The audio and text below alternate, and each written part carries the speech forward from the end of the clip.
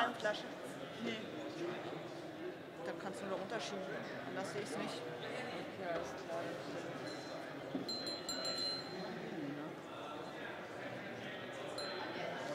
Allerdings.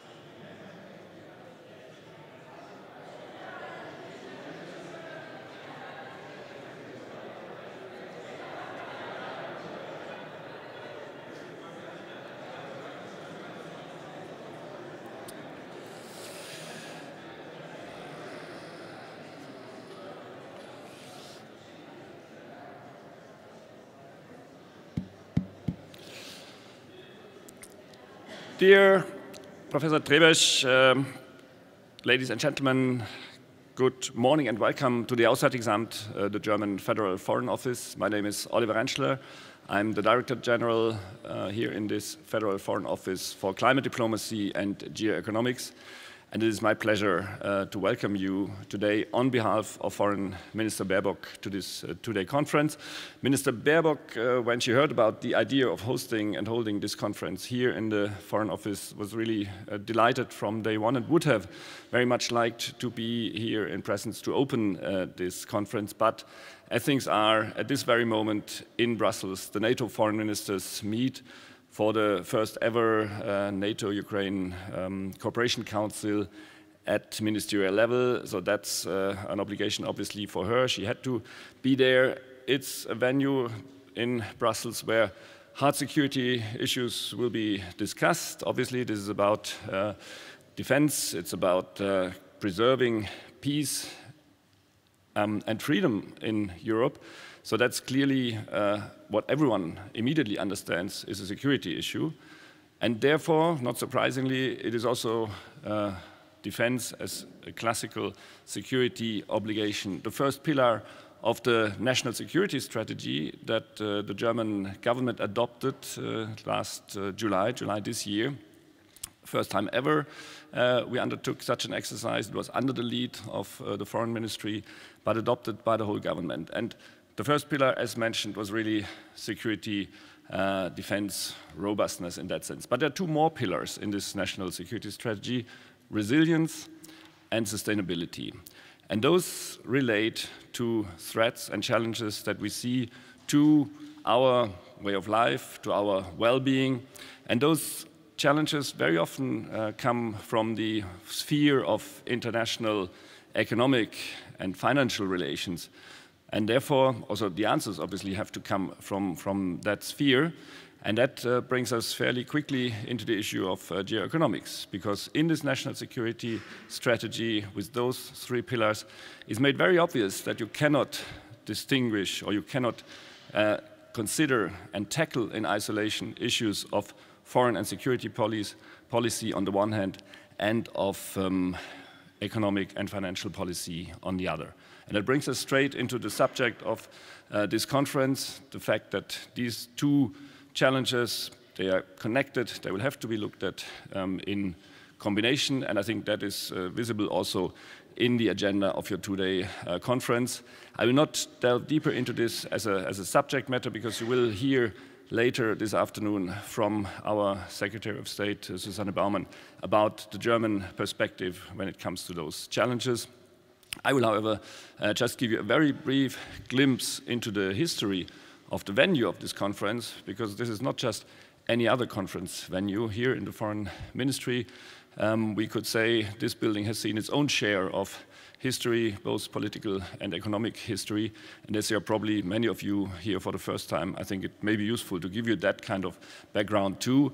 In 1990, or since 1990, this is indeed the seat of the German Federal Foreign Office, moving here after the fall of the wall. But before that, it really, and it shows in this building, it carries really layers from all stages of German history in the last century, including its darkest moments. Because first, this building was commissioned already under the Nazi regime in the early 30s and in the 1940s. It was really here that the Reichsbank at the time steered the financial effort, so to speak, to conduct the Second World War. Then after the war, the ministry or the building located in what then was East Berlin, the German Democratic Republic, was first hosting the East German Finance Ministry. And then after that, the Central Committee of the Socialist Unity Party, which, interestingly enough, also hosted here the Minister for Central Planning, so to speak. And in the office from where from which I'm working today, the Minister for Central Planning developed 5-year plans, the famous 5-year plans, so classic planned economy. That was another stage in that history. Then, after the fall of the wall, the first freely elected parliament in the German Democratic Republic moved here, the Volkskammer. And in September 1990, it is exactly in the room where we're sitting right now that this Volkskammer ratified the unification treaty for the two parts of Germany. So that's basically also, if you want, in a geo-economic moment, the moment when, at least for Germany, the separation was overcome, the Cold War ended, and as we all know, that gave a big push to globalization. So throughout these layers, you can see rich history in terms of political and also economic issues. But also maybe as a takeaway throughout all these phases of history, since more than 30 years now, this venue, this room, is used for the holding of international conferences by the foreign ministry of a peacefully united democratic Germany. So one of the lessons maybe is also Germany history can also take turns for the better. And I think at the outset of your conference, as you're dealing with so many problems and challenges, that may give the start of this conference an optimistic note. So before going into those kind of discussions, let me of course thank the masterminds of this conference. Professor Schularik, who's not yet there, Professor Trebesch, your teams, and to thank also those on our side, the BFAA, but also the organizational team here for hosting this conference, for setting it up, for, of course, also coming up with this most interesting conference program. It is for us, beyond the program and the, let's say, discussions over those 2 days, of course, also very good news that we now have you and also the CPR closer. I mean, as we all know, we're not, of course, promoting local content restrictions here. We are in touch with the think tank community also virtually, but it does make a difference to have you closer here, and we therefore very much welcome the opening of your branch here in Berlin, because day to day, the issues that you are discussing, we are also dealing with in the Federal Foreign Office. These are issues that are on our mind. We need to together, I mean, our department, climate diplomacy, geoeconomics, together with the regional departments, advise our political leadership to tackle those challenges in the best possible way. And of course, we always benefit from the exchange with the academic community and with think tanks, and we're therefore looking forward to this even more intense cooperation. But we're also very much looking forward to 2 days of fruitful exchanges. So with that, wishing you exactly that and interesting 2 days, I hand over to you, Professor Trebesch. Thank you very much and have a good time here.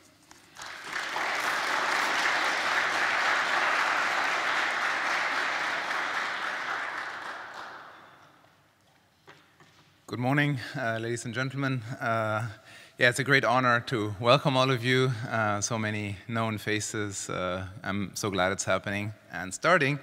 Let me just say a few words on why we organized this conference, and then, extend a thank you to all those who made it possible. So we organized this conference in light of pretty fundamental changes in the international economic and political order. The rise of new powers, we see the outbreak of external wars, we see that geopolitical and geoeconomic considerations increasingly dictate economic policy making, and as academics, as economists, of course, that's an opportunity, but also to some degree an obligation to shed light on the underlying mechanisms to address all the many open questions that economists have not been used to work on, to think about. And so this idea of this conference of the Research Policy Network is really to form a platform to bring together people who are interested in these topics from the different fields, be it theory, trade, international finance, economic history, and act kind of as an umbrella.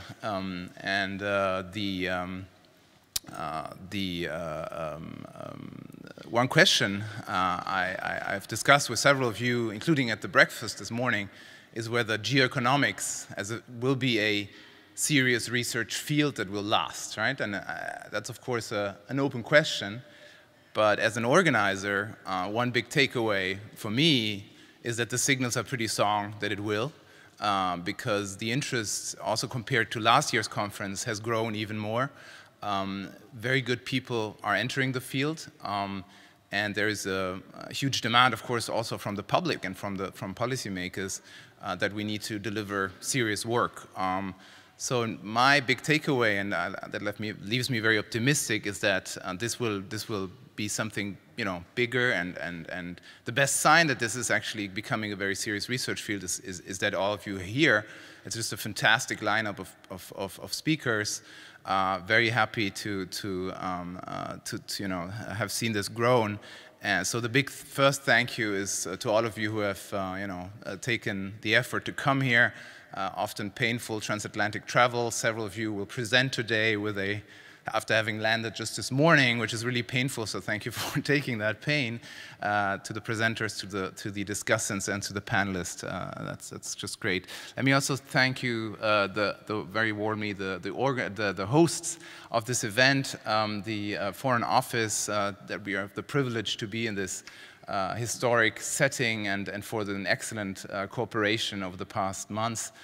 This has been very, very successful, and I'm very, very grateful for everything that you've done for us. Let me also extend very big thank you to the CPR. Again, second year that we're organizing this, and it's always a great privilege to work with a team. The leadership of CPR, these conferences just run super smoothly. It's just a great pleasure, and we're only extending the cooperation now with a joint research hub, research office here in Berlin. So exciting to see this cooperation grow even further. But it's just great to work with you. Yeah, so thanks a lot for that. Let me also highlight the cooperation partners, the academic cooperation partners. So Sciences Po has been involved from the start. We will also extend our cooperation with Bocconi University. Are planning a junior workshop in the spring in Milan, hosted by Bocconi, to, you know, support PhD students, postdocs, so the new generation entering in geoeconomics, and so we're very much looking forward to that and seeing, you know, this network grow beyond Germany and to not just France and Italy, but maybe also other countries. And finally, the biggest thanks, of course, goes to the entire organizational team. You've already mentioned that, but I've seen you know, so much work behind this over the past months, including cleaning up all the chaos I might have created here and there. So thanks a lot to the Kiel Institute team, to the CPR team, to the Foreign Office team, for making it all possible, that we have food and coffee for the jet-lagged, and also to the student helpers, you know, everybody who has just helped to make this work. And so let me maybe ask for a round of applause to all the helpers and supporters.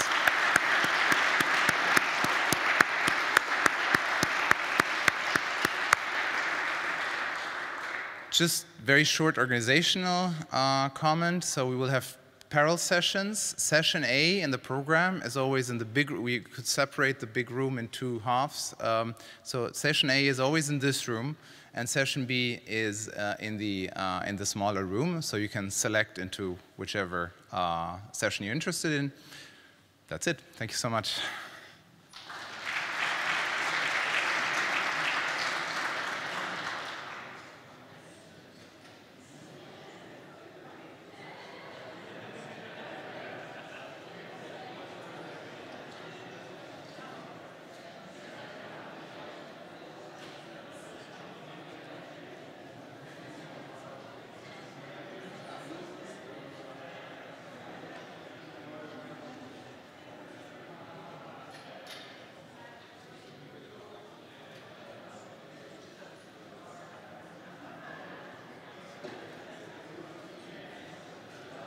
So session A is projecting influence, and the session B is geopolitics and industrial transformation. Please move forward, because one feels very lonely here. So please come in the front. Moin.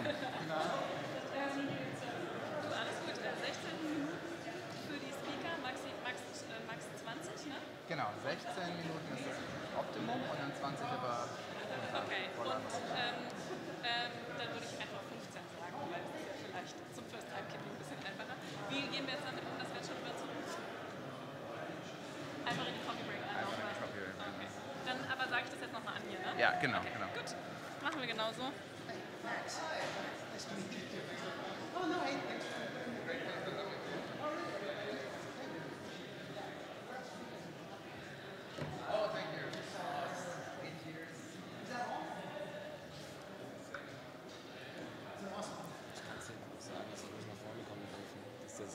Yeah.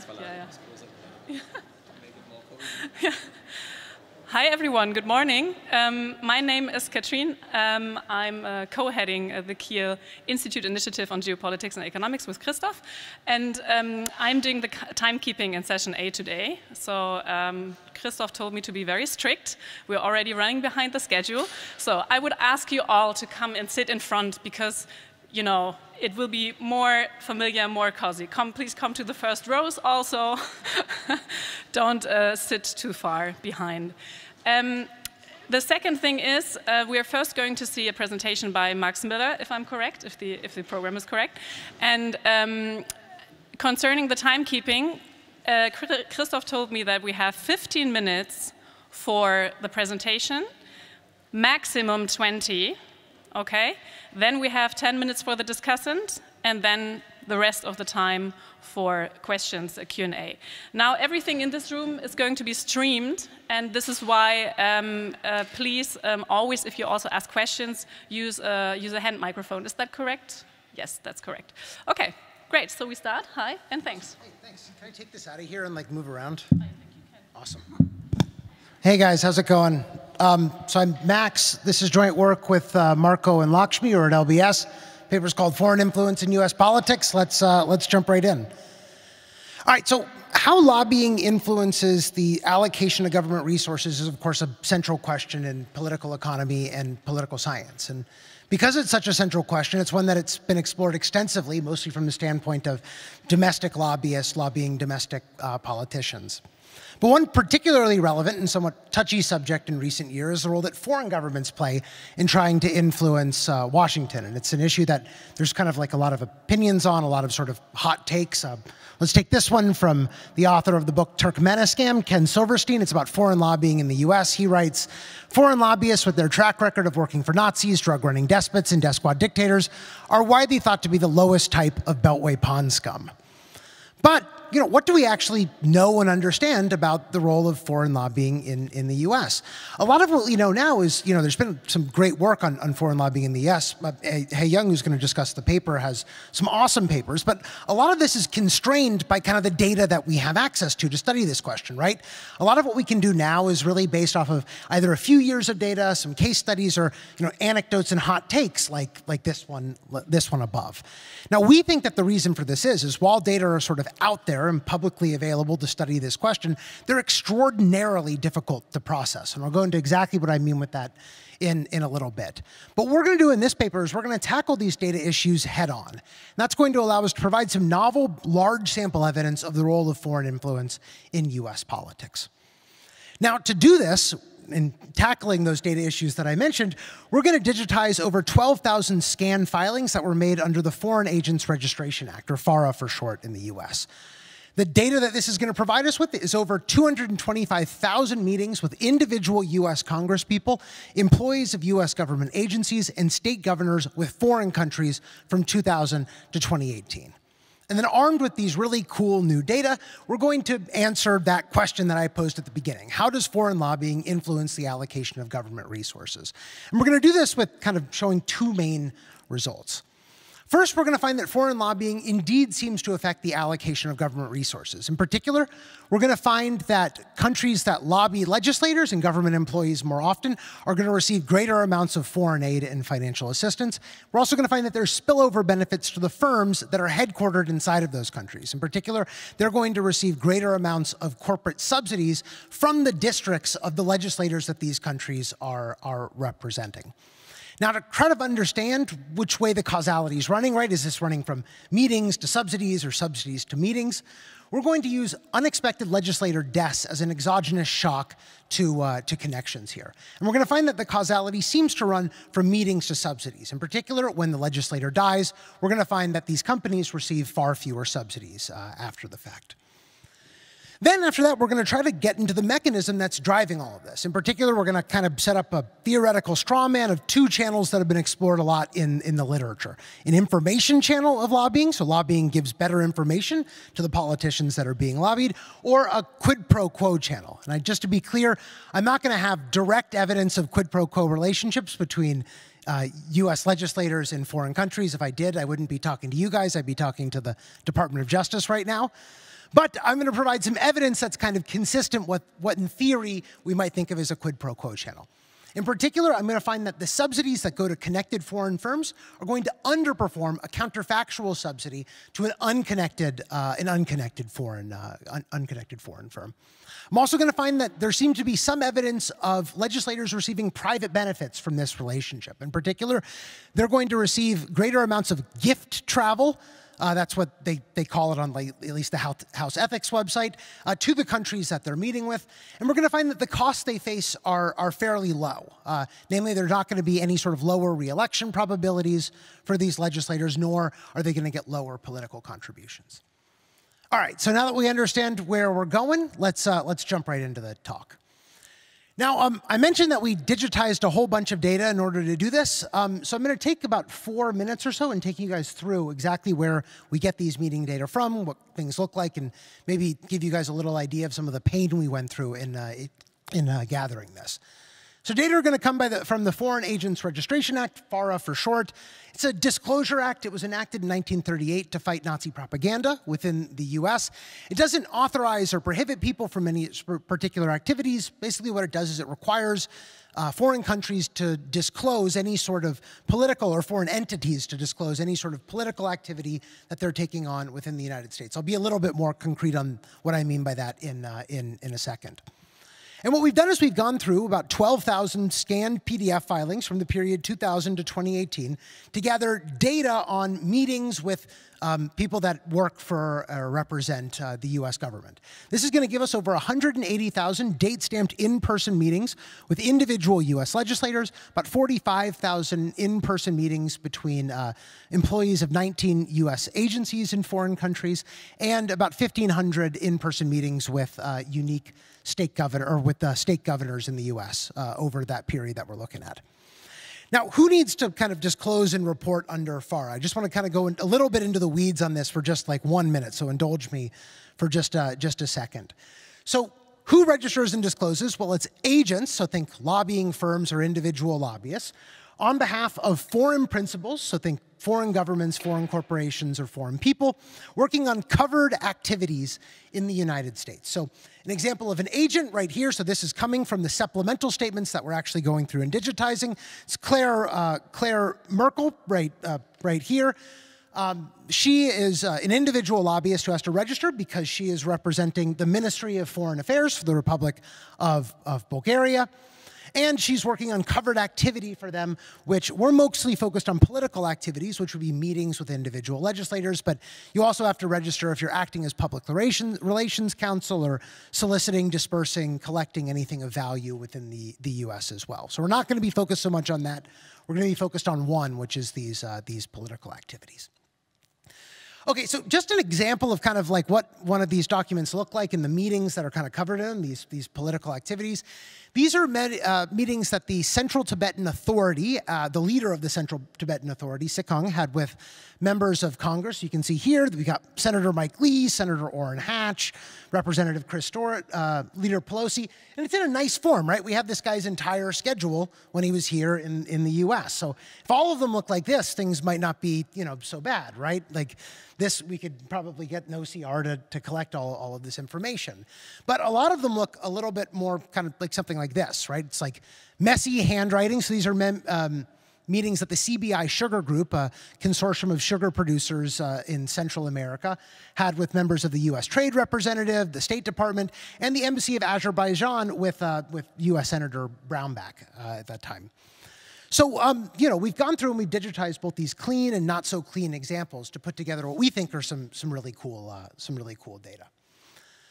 Just a quick word on enforcement. So FARA enforcement is kind of similar to that under the Lobbying Disclosure Act, which in the US is a popular source to study domestic lobbying within the US. In particular, if you violate FARA, you face prison sentences of up to 5 years and fines of up to $250,000. And this has some bite on the enforcement side. So there's been 13 criminal convictions out of 14 cases in the past 20 years. I think it's actually 30 years under FARA.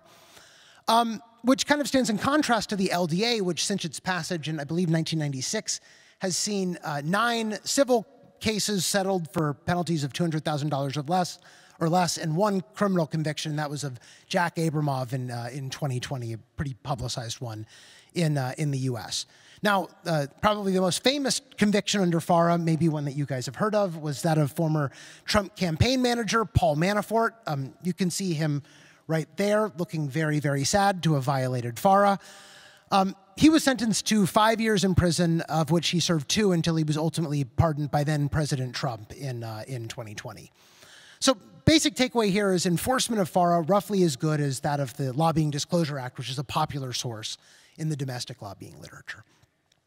We're then going to combine these data with a bunch of different other sort of standard measures from the political economy and political science literatures. I'll talk about them a little bit more as we kind of get to each source that we're going to use. And then one thing that we do in the paper is we have probably a list of way too many stylized facts that we go through. I'm not going to go into them in great detail today, but broad patterns we observe, maybe that you guys expect, is that foreign country representatives meet quite a bit with the Foreign Affairs Office. They meet around important legislation for that country, in particular important tariff legislation. And foreign country representatives meet with legislators across the ideological spectrum and across party lines. Again, all of those are in the paper. I encourage you to check it out, but I'm going to kind of turn our attention to the kind of meat of things and start talking about how this influences the allocation of government resources. So just to start off, I want to kind of look at kind of 2 sources of spending and how they relate to these meetings that we've collected from the data set that I just showed you. In particular, we're going to look at the foreign aid that goes to the foreign governments that are actually meeting with legislators and employees of US government agencies. And then we're also going to look at kind of potential spillover benefits to foreign firms through place-based subsidies. So the foreign firms are headquartered inside of these countries. They have US subsidiaries. Those US subsidiaries are the ones that kind of get these corporate subsidies. And we're going to relate these guys to the meetings that their home country are having. And then after that, we're going to talk a little bit about the mechanism that's underlying all of this, whether it's a kind of preferential treatment channel or a reduction of information asymmetries. Data on foreign aid is going to come from USAID. Data on place-based corporate subsidies are going to come from the Good Jobs First subsidy tracker data. All right, so just jumping right into kind of the results. Here, what we're looking at is 2 different things. We're looking at how foreign aid relates to the total number of meetings that foreign countries have with legislators, right? So this is aggregate foreign aid on aggregate annual meetings with legislators. And on the next one, we can get a little bit more specific. We can match foreign aid to particular executive departments, and we can see how executive department meetings correlate to the aid that those particular executive departments give. And in these, we've included agency by time fixed effects or time fixed effects at the top, and country fixed effects as well. So this is within a country and within an agency, or at least at the bottom, or within a year at the top. You can see here that there's not much of an extensive margin effect, so countries that are meeting with legislators aren't more likely to get aid, but there is some sort of kind of an incentive margin relationship. So the countries that meet most often with US legislators in the aggregate tend to get greater amounts of foreign aid. And for the executive agencies, they tend to be more likely to get aid from that agency, and the aid that they get tends to be larger. Again, this is agency coming from those, or aid coming from those particular agencies. Now, of course, this is kind of like, it's just like observationally looking at how meetings kind of correlate with various amounts of like different kinds of aid. But what we ultimately kind of like to do here is take a setting where we can, assign a particular outcome to, to individual legislators, right? So there's no individual legislator that has a great ability to impact foreign aid spending. For executive agencies, we can kind of get something, something going there, but we don't have great information on the actual employees that are employed by these executive agencies, right? We just kind of know their names, and that's about it. So what we want to do is kind of move to a setting where we can really kind of link spending decisions to a particular local area. And so that's one reason why, for the rest of the talk, I'm going to focus on the kind of corporate subsidy results that we have. The reason we like subsidies is that they're local, right? So we can link them to the particular area that a legislator represents, be it a congressional district for House of Representative members or a state for senators and governors. There's also some pretty good evidence that legislators have a bit of discretion on this, right? So they have a kind of mandate to try to attract high benefit firms to benefit their constituents. At least if you look at kind of, you can't see this at all, but if you look at news articles, this is a news article from the Mississippi Clarion Ledger, which is talking about the building of a manufacturing plant for the Yokohama company within Mississippi. Legislators are noted as having, quite a bit of an effect on whether companies decide to invest there. So at the bottom of this report, it's talking about Senators Cochran and Wicker being available for meetings with the Japanese tire company basically whenever they want. They really portray them in this article as being on call for these guys, which is kind of evidence for us that there's some ability for legislators to kind of drive this decision or negotiate these subsidies.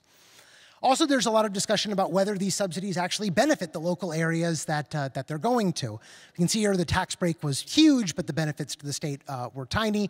And we'll get into kind of, whether we see evidence of that in a little bit later on in the talk.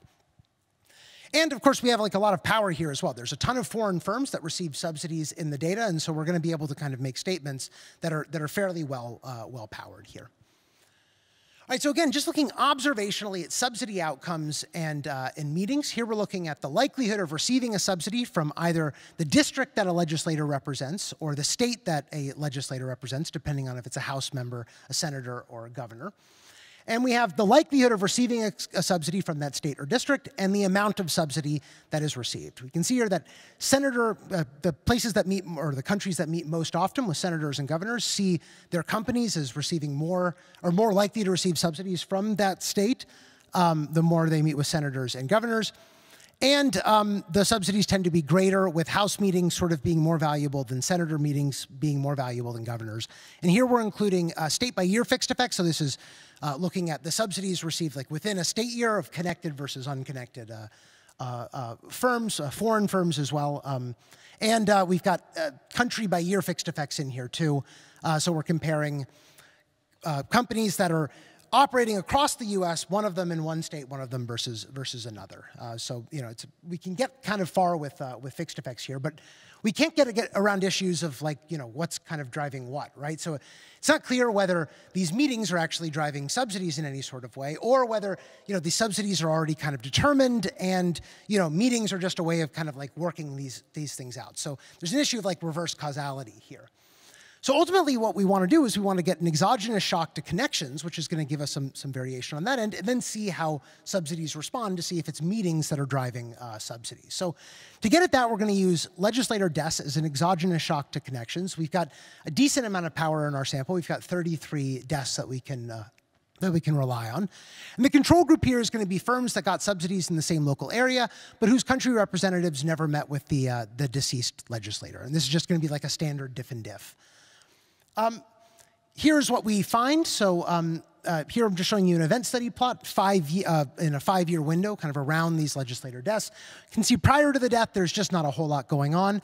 Then once the legislator dies, the year after, connected foreign firms are substantially less likely to receive subsidies, and the subsidy amounts that they receive are substantially lower. So this, in our mind, provides some evidence that the causality runs from meetings to subsidies and not the other way around. All right, so with the last few minutes that I have, I want to talk a little bit about the mechanism that's underlying all of this. And namely, I'm going to kind of think about this through the way the rest of the literature has thought about lobbying, which is whether this is driven by information or it's driven by kind of more preferential treatment, quid pro quo arrangements. An information channel basically says these connections exist to provide better information to legislators, so ultimately lobbying is a good thing because it gives better information and more informed decisions. So the prediction that these models kind of make is that more informed spending equals better outcomes. On the flip side, it could be that quid pro quo, or that these sort of connections exist to benefit the legislator and not necessarily the legislator's constituents. And so the prediction there is that you don't get outperformance of spending for these sort of connections, and that lawmakers should get personal benefits. So in order to get at this today, I'm going to merge the Good Jobs First subsidy tracker data with the National Establishment Time Series, which allows us to track employment after these subsidies are given out. And we're going to examine jobs that are created pre and post giving these subsidies. Now, jobs are kind of a key outcome for subsidies here. Like a lot of people, when they get subsidies, they talk about how many jobs they're going to create for the constituents of the area that are getting them. So we think this is kind of a natural outcome to look at. So here we can see that when companies get subsidies, they tend to create jobs. So this is looking at log 5-year employment growth after subsidy receipt. In general, subsidies do seem to create jobs, or at least be associated with more jobs. This is doubly true for foreign companies. So foreign companies seem to have like a higher bar that they need to clear. But for connected foreign companies, there's actually no evidence that they outperform kind of domestic or other foreign companies at all. In fact, they actually create fewer jobs relative to kind of a foreign counterfactual. And this is true within a state year, within an industry year, and even within a particular firm operating across state lines or district lines. We can also do this as kind of like a linear projection, right? So we can see like when this underperformance starts, and we see that it starts basically right upon subsidy receipts. So right after getting these subsidies, connected foreign firms almost immediately underperform unconnected foreign firms in the number of jobs that they create. So yeah. I'm running low on time. We also find that there's substantial private benefits to the legislators that are meeting. They're more likely to get privately sponsored trips to the countries that they're meeting with. This is called gift travel by the House Ethics Office. We also find that there's not large evidence of them facing costs, so their political contributions aren't very much lower, nor are they less likely to get reelected in the following election cycle. We've got other benefits and costs, but I'll just kind of leave that be and conclude. So what I've shown you today is results from a novel comprehensive data set, which we hope can be used to study foreign lobbying when we kind of make this data publish, hopefully after, or make this data public after getting this published. We've shown you that connected parties seem to receive more government resources, and the results are consistent with a kind of quid pro quo theoretical channel. And we think that this data set is really cool, that it offers the opportunity to test theories of political economy and public finance. We've got tons of passive future research we'd like to explore with this, but mainly I'd like to thank you guys for listening. Thank you all for your time. I look forward to your questions and comments, and I look forward to Hae-Young's discussion. So thank you.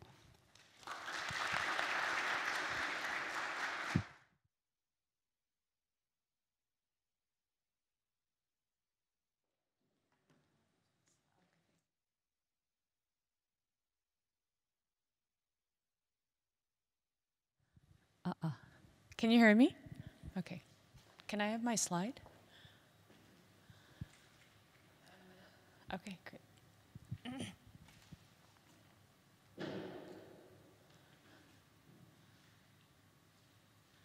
No, it's not the start. Can you go back to the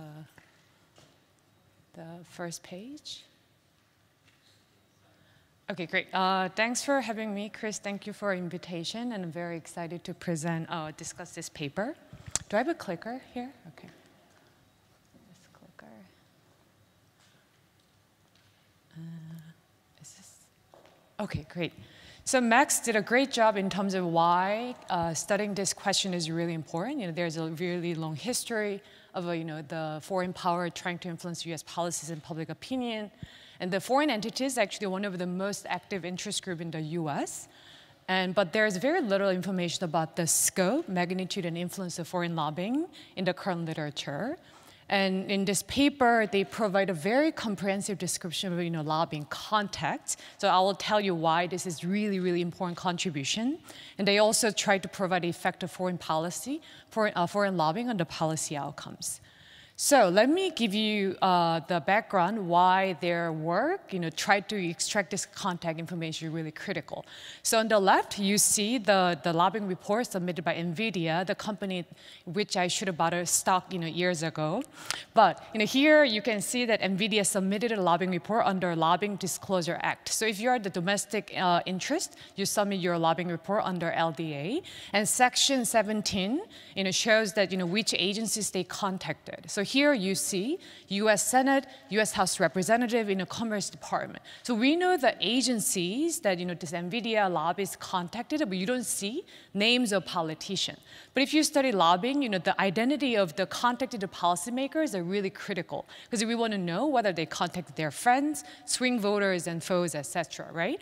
On the right side, you see the lobbying report submitted by German state, the Reinhardt and Pfalz. So I didn't know that actually, that this state is very active in lobbying, because I know this, state as only wine producing country, which I visited last summer. But I learned that, U.S. Army is based in this state, and then they actively also submit a lobbying report. So here you see, if you look at the third column, it tells you exactly the identity of the politicians and bureaucrats contacted by lobbyists representing this German state. So that's what exactly the Max and his team tried to collect this information.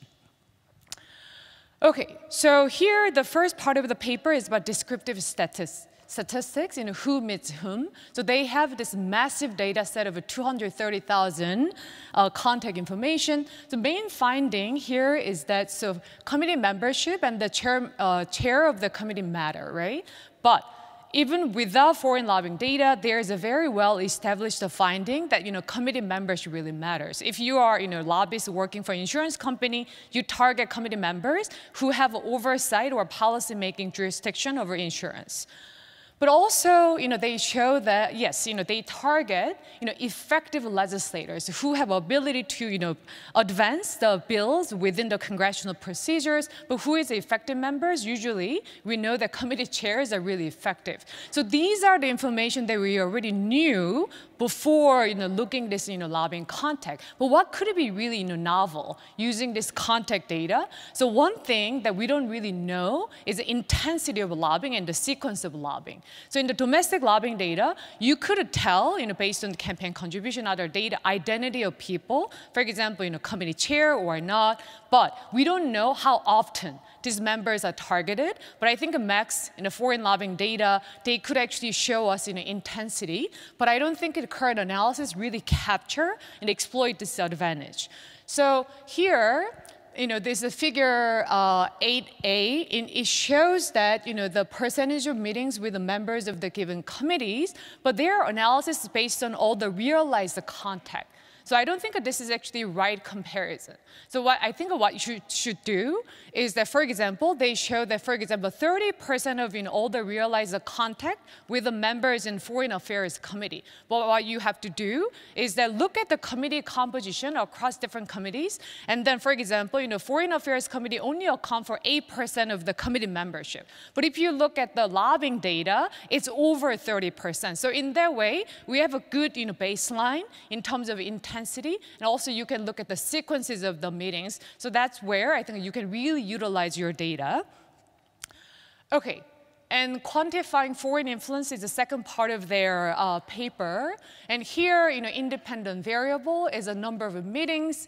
And so one thing is that, you have a really rich data set. So I use not only number of meetings, but number of meetings with the committee chair, number of meetings with the relevant committee members. In that way, you can have a more rich, you can use your rich data set. And also, I think one idea is that, a lot of people, including me, use, lobbying spending data, right? But you have this contact data, either run the regression with just lobbying spending and compare the result with the regression with the lobbying contact. So that if the results are different, I think that could be really interesting, that you can use that as evidence why we really need to look at the lobbying contact, not just spending data, okay?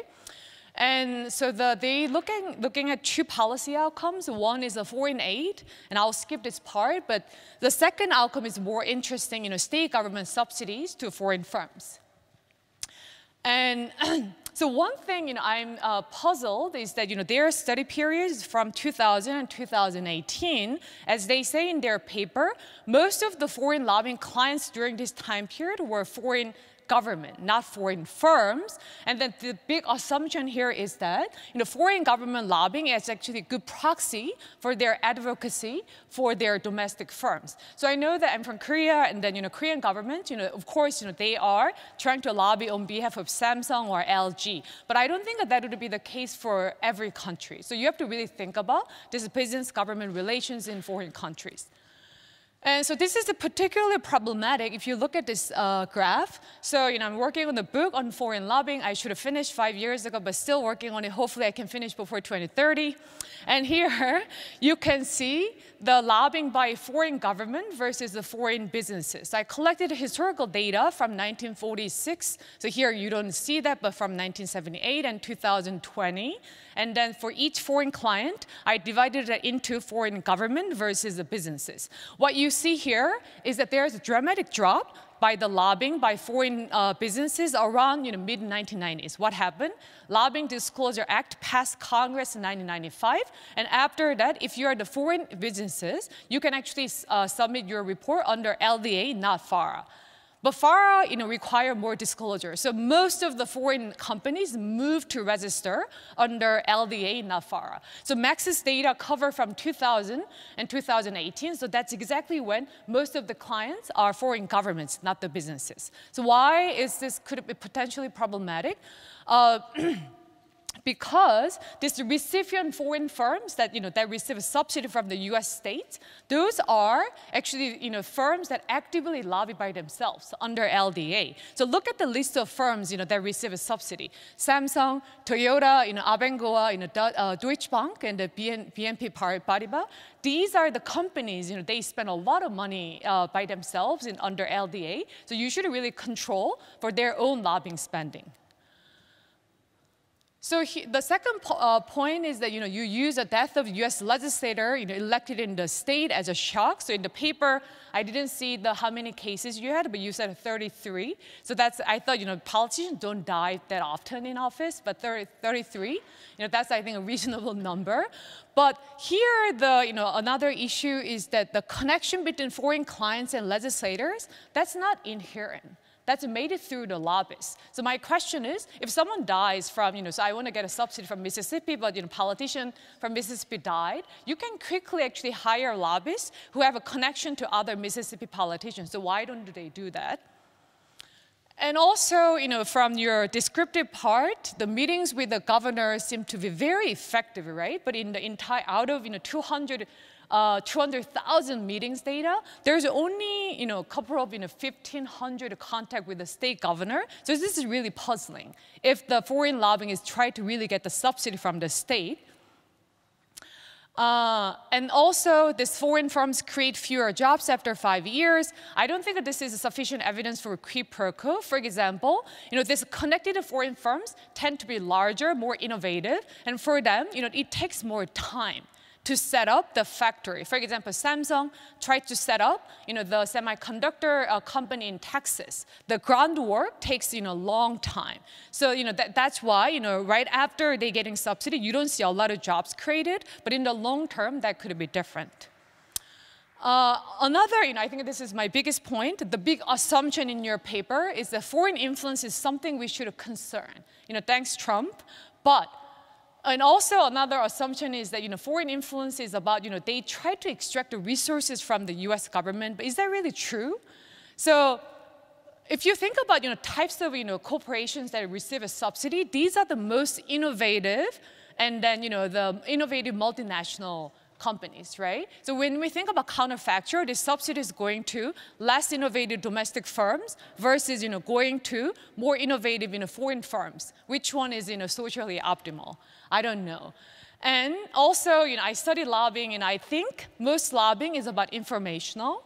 And this is really especially true in the US context because politicians, they are not very interested in being informed about foreign affairs. So foreign entities, they need to actually use a lobbying channel to inform politicians. For example, so New York Times had a survey and asked people, American citizens, where is North Korea? This is the answer. And then only over 30% got it right. And this is a New York Times audience, okay?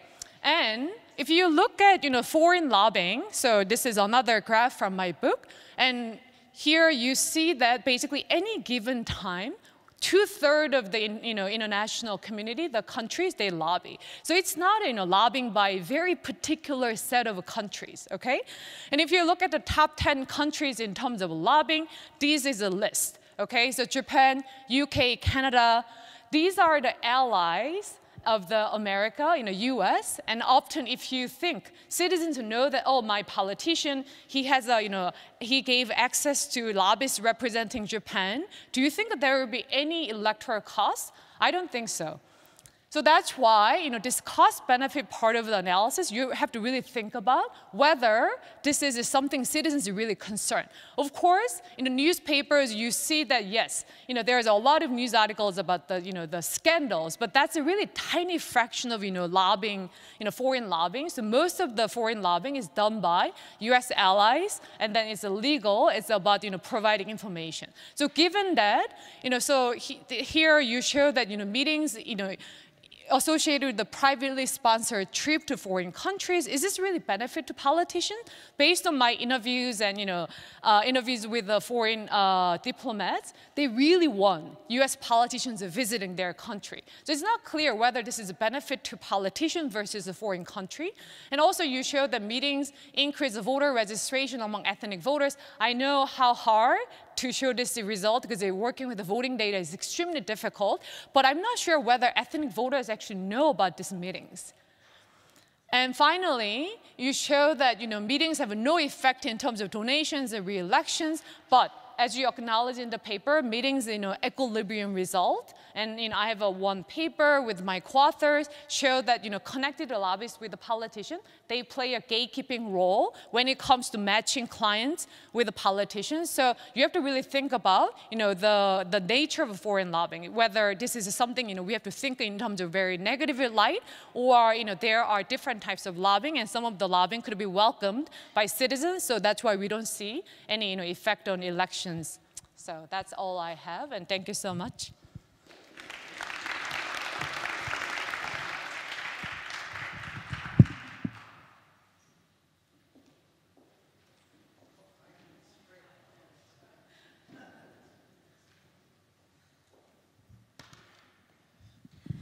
All right, thanks a ton, Hae-Young. Should I take like 1 or 2 minutes to just respond very, very quickly? And then I'll open it up. Yeah. Okay, perfect. So yeah, just going in, I love that graph from your paper where you show like the drop off in corporate lobbying activity right after the passage of LDA. I just want to point out that if foreign governments have like absolutely no purpose lobbying for the companies that are headquartered inside of them, then we shouldn't see any effect in the data when we look at subsidies and the meetings with these countries. So it shows that at least what these governments are doing are correlated with maybe the lobbying activity of those companies.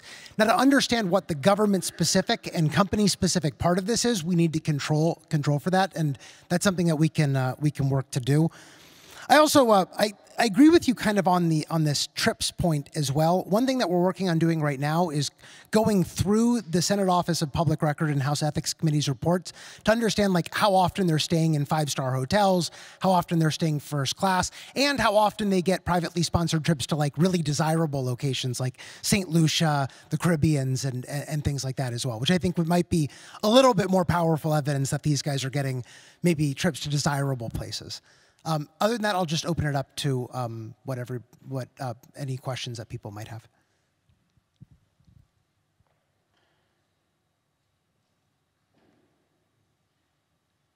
Yeah.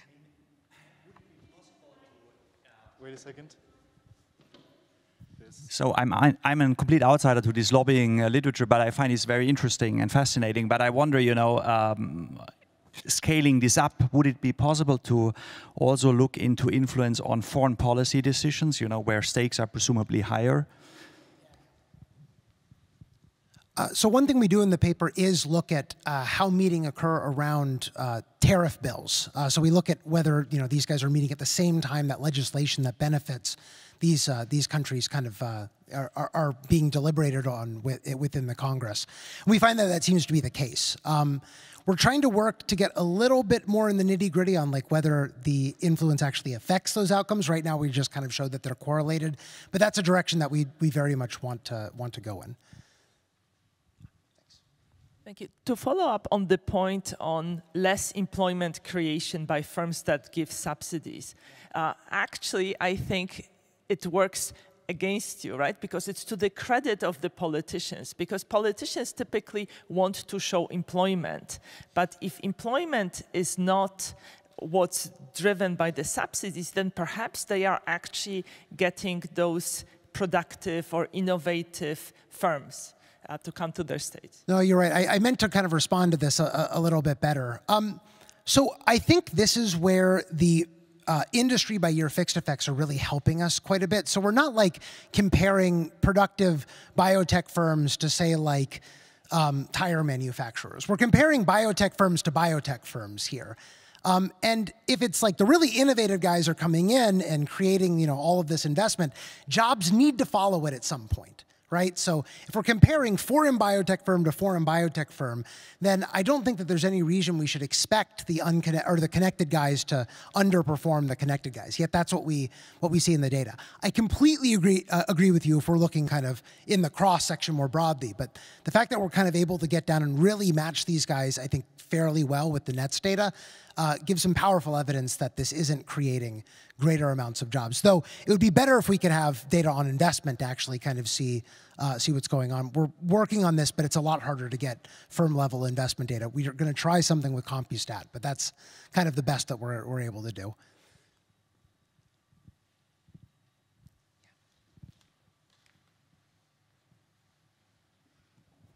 Thanks for that.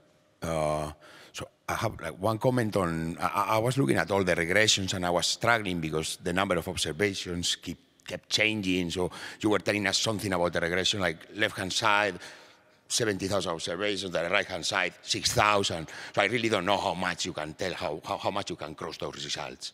So that's one.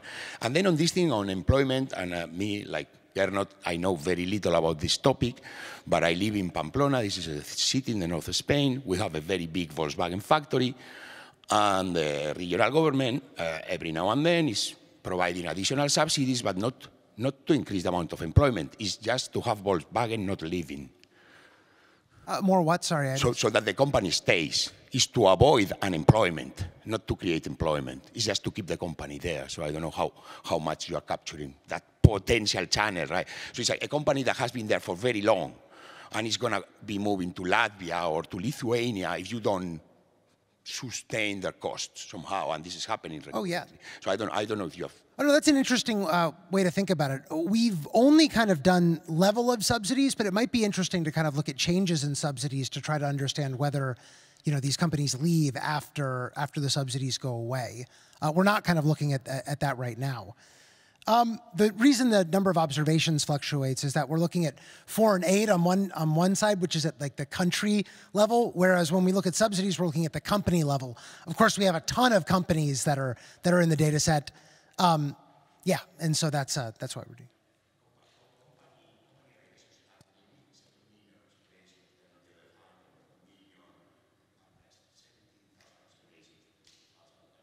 Yeah, I'll talk to you. I can explain why these are kind of fluctuating, but yeah. All right, I think I'm out of time.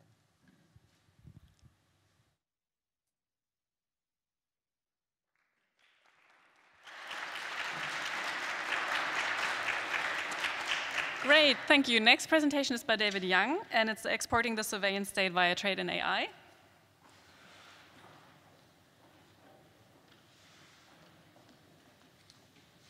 Thank you so much for having this paper in the program. Okay, so the talk today is going to be about international trade in facial recognition AI and how that's affecting potential spread of civilian states around the world. This is joint work with Martin Baraha from MIT, Andrew Kao from Harvard, who's a grad student here, and Noam Yuckerman from Oxford. Okay. So artificial intelligence has the potential to transform the next century and has already been changing many aspects of economic production in many of the social organizations. It has also been brought to many people's attention that the rising of artificial intelligence, in particular in the domains such as facial recognition, can challenge some of the political economy equilibrium that we're very comfortable with. It might undermine democracy. It might make government easy to survey its population. It might also make sort of control of the population easier. It can change the dynamics for business to interact with citizens through civilian capitalism, and so on and so forth. Okay, so the potential threat is very much emphasized, and we start to see the potential proliferation of such technology going around the world. In some of our own prior work, we have documented that the rise of facial recognition in China is in large part due to the large demand for such technology domestically, and the government sharing a huge amount of data to the firms that push these firms to the production and innovation frontier, that allow these firms to help local governments becoming more equipped with civilized population and maintain higher stability politically. Okay. So what we want to do in this project is that to the extent that these facial recognition AI technology can be bought and sold around the world, what's the implication of this for the rest of the world and how that's affecting global politics? Okay. I'm going to show you 3 facts from today's talk. This is going to come from sort of a set of new data we built together on global trade in facial recognition AI. Okay, so I should be clear, this is all about facial recognition AI, which is one of the most mature aspects of AI technology to date. Fact number 1, China has a competitive advantage in facial recognition AI. And this is not to be taken for granted. This is not true for many other frontier technology, but it's very clear in the domain of facial recognition AI, China dominated the global trade. Okay. Fact 2, weak democracies and autocracies around the world has disproportionately high demand for facial recognition AI from China. And this is not the case for facial recognition AI developed from the US or developed from other parts of the world. Okay, so there's an alignment between the political demand coming from China in where this technology was developed in the first place and the global demand for this technology that shares similar political regime. Third fact, the global demand in facial recognition AI from China, especially coming from weak democracies and autocracies, are particularly high when those countries experience domestic unrest. And that seems to become alongside with a broad range of erosion of institutional quality as the country starts to import and start to use facial recognition AI technology from China. Okay, so I'm going to go through each of the facts in more detail. But before that, let me quickly introduce the data we built together for this project. For many of you who are familiar with working with trade data, service trade is notoriously difficult to capture, and in particular, service trade in the frontier technology. So for facial recognition AI, we sort of built this from scratch, where we essentially went to companies who are engaged in facial recognition AI production and look through all the deals and all the contracts that this company has engaged in the last 5 or 6 years or so. Okay, we did not start from absolute sort of zero. We start with the content report, which goes through a lot of the high-profile cases in facial recognition AI global trade, and that capture a lot of the important sort of examples and give you sort of who's the importer, who's the exporter, and what time these deals are happening. Okay, the content report is not complete, so we supplement this data with hope sort of as comprehensive as we can, where we go through every single company around the world who have made some production or innovation in facial recognition AI, went through every single news report and every single press releases of the companies themselves or third party that describe any deals that involve that company and another entity that's outside of the company's headquarters. And we're going to use those descriptions as a way to think about sort of a potential export of these products.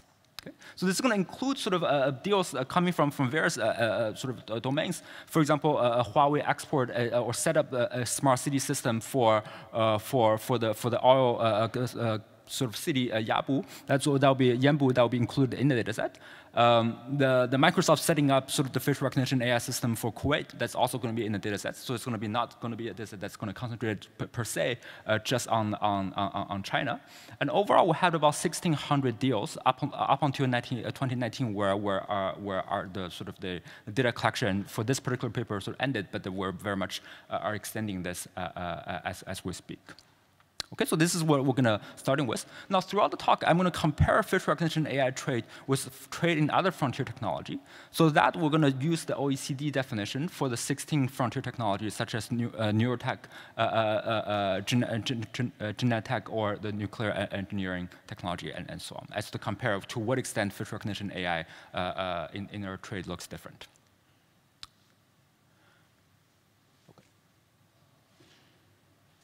Fact number one, which will come in a second.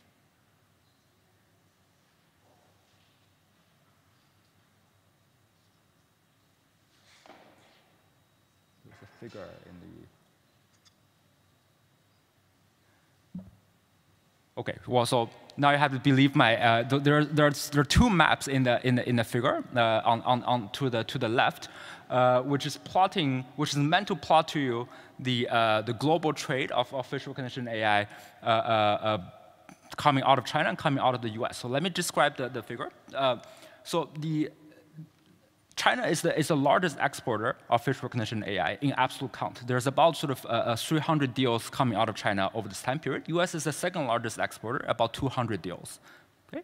And if you were to measure sort of this compared with other frontier technology and compared to other countries who are exporting, which we're going to do in a second in the regression, you're going to start to see that sort of facial recognition AI really stands out as the one that China dominates. Even though China is a global powerhouse in trade, it has not do very well in the frontier technology sector, but facial recognition AI is the one that really stands out. Okay, so that's what this regression is showing you. If you were to focus on the interaction term between facial recognition AI and China, that shows you the disproportional share of China capturing facial recognition AI trade. You see a strong positive coefficient. The overall AI trade is the negative coefficient. That's suggesting AI is still a very young technology relative to the other frontier technologies. So there's little trade going on in AI in relative terms, but there's a disproportionately high amount of those coming from China.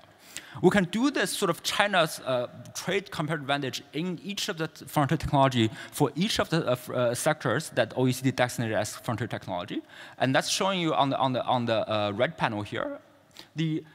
The far right of this panel is the facial recognition AI, where China has a disproportionately large positive coefficient, which will mean a large comparative advantage. The only other sectors, two other sectors where China has a detectable comparative advantage will be in the nuclear material sector and also in the steam turbine in the clean energy, which anecdotally one would suggest these are the two sectors where China are doing fairly well. But from a quantity perspective, these two are really dwarfed by the amount of advantage that China has in facial recognition AI. Okay? We're not going to take a strong stance on exactly where is the source of such a competitive advantage. It could come from a home market effect where these are technologies that's heavily demanded domestically, and hence China pushed the frontier forward because of domestic demand, and these companies are receiving data, receiving government subsidy, and so on. It could also from a pure industrial policy perspective where these are the companies and these are the sectors that will receive a huge amount of government subsidy over the years. So that's fact number one. Fact two, so now you actually do see the map. So this is the map on trade. Again, I'm not color coding the deals. The top panel is the exporting coming out of the United States, and the bottom panel is the export deals coming out of China. The blue arrows are the importing countries that are mature democracy. So the countries that are very sort of secure in the democratic institutions and so on. We're using the policy score 7 as a benchmark, which is fairly standard in the literature. The bottom panel is coming out of China, and the red arrows are the importing countries that are weak democracies, fragile democracies, or autocracies. Okay? So if you look at the US, you see a split of 70% of the US exporting of the facial recognition AI are going towards mature democracies, and 30% goes to weak democracies or autocracies. That's in part reflecting these are fairly expensive technology. Only mature democracy has the capacity to purchase it, and this is sort of essentially true across all the frontier technology. But if you look at the share in China, you start to see about 50-50 to 45-55 split, depending on whether you count the deals or count the number of countries who are buying. 55% of the China's facial recognition deal are going towards weak democracies or autocracies, and only about 45 to 50% of the Chinese deals are going towards mature democracies. Okay. Again, we can do this a bit more formally and compare this with all the other frontier technology, compare with all the other exporting countries, and you see that in this particular panel, China has a strong sort of exporting biases towards the destination that are weak democracies and autocracies, and this is not the case for facial recognition exports coming out of the U.S., where the U.S. is exporting relatively all the other frontier technology that the U.S. is exporting. There's no strong sort of autocracy bias for U.S. export. Okay? In fact, we can do this for every single sectors again. And in this case, again, the facial recognition AI is the one on the right panel, where the positive coefficient will mean how much autocracy bias there is for China's export. And facial recognition AI is the only frontier sector where there's a disproportionately high amount of autocracies and weak democracies importing from China compared to the rest of the world, compared to all the other frontier sectors. Okay? So that's fact 2. Fact 3. When do these weak democracies and autocracies buy AI, facial recognition AI, from China? Well, we can think about sort of the initial push for a lot of the Chinese facial recognition AI firms to receive large government sort of procurement contracts and large government data is in response to local unrest in China, and do this similar exercise globally, and think about when importing countries experience large domestic unrest, does that stimulate those countries to start to purchase AI, facial recognition AI from China? So we're going to use the event study specification and controlling for country fixed effects, controlling for year fixed effects, and think about leading up to a major unrest and following a major unrest, whether there's an increase in the country's purchase of facial recognition AI. Okay? This figure is showing you the results of weak democracies and autocracies. Leading up to the major rises of a local domestic unrest, there's no sort of preemptively purchasing of facial recognition AI from China, but about the time where the unrest occurs, within a year, you see a large increase in the number of purchases of facial recognition AI coming from China. Given these are service contracts, you don't need to keep on purchasing some years and years, so the coefficient drops sort of about a year afterwards. That's not the case for mature democracies. When mature democracy experience local unrest, they don't purchase facial recognition AI as a potential way to curb future unrest. Okay, that is shown in the bottom panel here, where you don't see sort of a similar increase in the purchase. Okay, so what does all mean? Sort of putting these facts together. The first one is that this would suggest there is this parallel between a strong autocracies such as China is pushing this frontier in this technology because of their demands for domestic political security, and that demand is being met similarly around the world, and in particular through the technology that's being traded around the world. Okay? And we're not going to suggest that sort of AI is itself leading to erosion in institutional quality, but that seems to be the case where, as countries are weak democracies and autocracies purchasing facial recognition AI from China, that's come together with a broad sort of package of institutional quality, especially electoral qualities during the elections for the weak democracies, for example, where these qualities are being eroded. Okay, so this is what's shown in this top panel, where as the countries are purchasing more facial recognition AI from China among the weak democracies and autocracies, the institutional qualities start to erode. The silver lining of this, perhaps, is that now, as sort of about 50 countries who are buying sort of facial recognition AI from China are also mature democracies. As mature democracies are buying facial recognition AI, even if that coincides with local domestic sort of unrest or local domestic sort of turbulence, it does not sort of coincide with a broad erosion of institutional quality. So there seems to be enough institutional checks, at least stands today, where these technologies are not yet being misused or sort of coming together with a broad stroke of institutional quality. And that's also seems to be the case where if you buy a facial recognition from the US, which is the second largest exporter, you don't see sort of a coinciding broad scope of institutional quality erosion. Okay? Now, to the extent that China is the largest exporter, to the extent that China is exporting proportionally a disproportionately large share of the facial recognition AI to autocracies, that do pose a potential sort of worrisome case where the autocracies that's being stabilized in China because of this, the AI technology might beget a more stable autocracies around the world. Okay. Now, from a sort of a conceptual or academic perspective, what this also is potentially worrisome as we think about sort of the post-World War II order and the sort of the conventional wisdom of international trade integration is that we typically think as the world connects together through international trade, the liberal institutions start to spread because of the trade integration. Now, to the extent that now you have a trade power start to rise that's not a mature democracy, and there are technologies that are not aligned with democratic values and democratic sort of institutions start to get traded around the world, that might start to at least put some marginal challenge to this strong trend of global integration through trade and the spread of international liberal values. Okay. The final point I want to make is how do we think about sort of AI, and if we just think about sort of AI as a potential worrisome technology from a political economy perspective, how do we think about the regulation? Okay. Now here we need some more conceptual clarity on exactly what part of AI we're mostly concerned about. Broadly speaking, we should think about AI as a potential technology that generates global externalities. Now, it depends on what part of the externalities one worried about the most, we're going to have very different trade regulations. If we worry about AI because the AI is how the AI is being made we find sort of unethical. For example, China is using a huge amount of data that's not ethically sourced. That's how the Chinese AI technology is being pushed to the frontier. Then we should think about AI technology in a similar vein as we think about products made by child labor. It's not about the t-shirt that we don't like, but it's about the process of t-shirt being made that we don't like. Okay?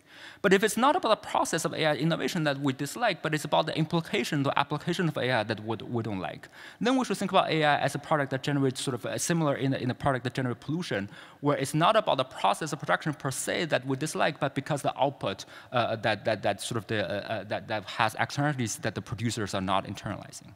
Okay? The third potential conceptual way to think about AI regulation, which is very much, I think, behind the way the US government is being thinking about AI at the moment, is that AI is a dual-purpose technology. It can be used for civilian purposes, but it also can be used for military and political purposes.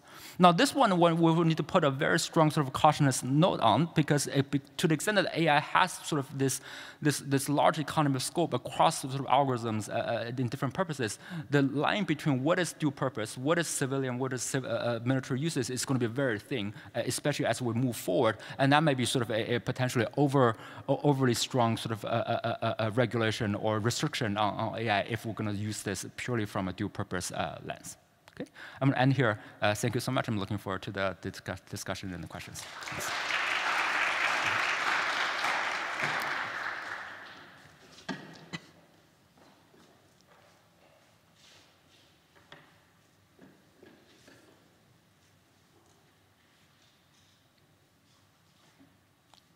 Okay, so thanks, David, for the great presentation.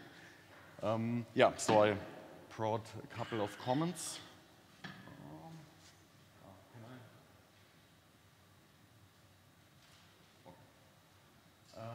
So first slide, as usual, is a summary, so I won't bore you and go through it again. Just let me highlight that there's sort of a fourth fact that is not highlighted in the abstract. This was the final part that David presented. So this co-determination of AI imports from China and the worsening of institutions. So let me foreshadow a bit the main points of my discussion. So first, I will challenge whether the first fact is reflected by the data that China has a comparative advantage in facial recognition AI. So I understand, of course, the great trade patterns that have been presented, but this can also be driven by politics and not by a comparative advantage. I come back to this in detail later.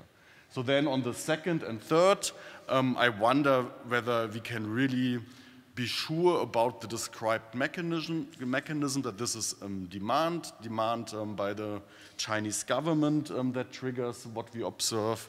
It might also be that the countries that import AI technology want to avoid Western technology, as it's the case also in the West that some Western countries avoid Chinese technology. And then this hidden fourth fact, this co-determination of Chinese facial recognition AI deals and the worsening of institutions. There, the obvious problem is causality, and I also will come back to that. So,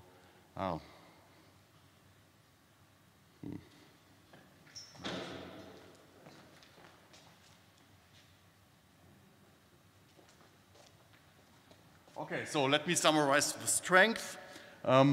First of all, it's a very important topic. We need more research on that. Second, it's a great data collection. So you had a starting point, but essentially it's your data construction. So it's a great contribution. And it's very well written, and it was a very interesting read.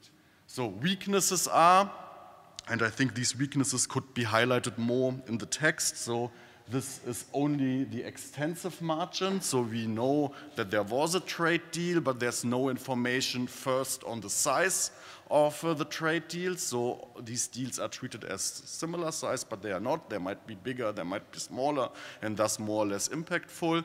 But also the exact technologies might differ, and the degree to which we should be concerned about AI face recognition technologies. Endogeneity is a concern, so I found the treatment of the third fact most convincing. But in particular in the last part, when it comes to the co-joint determination of the worsening of institutions and the imports of AI facial recognition technology, I think this somehow is a major limitation of the paper. Is it really causal? If it's not, this is more a commercial story, that China has an advantage in accessing markets in non-democracies or in weak democracies. But if the final part, the worsening of the institutions, is indeed causal, then there's also a big political message attached to the paper. And there's of course a lot of discussion of the mechanisms, but there's not really carved out whether it's actually demand by the Chinese government, whether it's demand by the countries importing, whether it's supply, whether Western countries do not want to export these important technologies to certain countries with bad institutions. First, on the theoretical considerations underlying the paper, I wonder whether your considerations wouldn't apply to all surveillance technologies, and it would be great to hear more about that. In the final part of the paper, which has not been presented here, you show that you get similar results for arms imports. So I wonder whether you could even go back, make it a bigger contribution that not just refers to AI, but also refers to surveillance technology more broadly. And then it would be great to link it more to the commercial peace and democratic peace theories, in particular, as you highlight in last sentence in the abstract and also in the conclusion, that this might challenge the view that trade leads to more liberal institutions. So then on data, I think it's very well described how you constructed the data and also convincing your approach. Nevertheless, you could do a bit more on data quality. So you could analyze instances without a press release to learn more about whether companies might have an incentive to hide these deals. And I would like to see also a bit more about variation that you actually have. In particular, there are not many trade pairs between autocracies. At least they are not ranked among the most important trade relationships. Okay, we can always discuss about the democracy variable. Maybe let's jump over that. So I criticized a bit that we do not learn much about the mechanism. So one way you could explore the mechanism is to look at the heterogeneity of the political unrest. So the GData has great information on the actors involved in the political unrest, and you could exploit this information whether there's a government involvement or not. On the method, 2 brief points. I would like to see that your results also hold in the strictest possible specification. So the regressions often lack fixed effects, and this then you would limit concerns of omitted variable bias, so exporter-importer fixed effects, for example, in the first one. Then when I started reading, I thought, how would I estimate this? And I would suggest that you run triple diff and diffs where possible. And this is in particular applies to the second and third. Okay, let's come to the comparative advantage, and this is, I think, your first fact. So what is my concern about that? So what's the definition of the comparative advantage? Comparative advantage is an economy's ability to produce a particular good or service at a lower opportunity cost than its trading partner. So if you just define this in commercial terms, I'm not sure that you can really come to this conclusion. So here we are at the Geoeconomics Conference, so the interplay of political considerations and economic considerations. So if countries avoid these sensitive technologies, for example, from Western country, then this has nothing to do with comparative advantage, then this might be entirely driven by political considerations. So given I have 1 minute left, I jump over this point and come to my final slide. What we learn in the paper, and this is what I was most puzzled about, is this an autocracy effect or a China effect? Is it related to market size? Then it's not an autocracy effect. Or are what we find that of weak democracies and autocracies import more from China, and these joint determination with worsening of institutions, is this a sort of an autocracy effect? And the good thing about the data set that the authors constructed is that it covers not just China, but it also covers Russia, for example, which I think ranks 3rd on the list of exporters. Also, by now, weak democracies like India are covered. So I would highly recommend to enlarge the analysis and repeat it for autocracies more generally, excluding China, to see whether we can learn something about autocracies more broadly. So as time is up, thanks again for the paper, and I look forward to the discussion.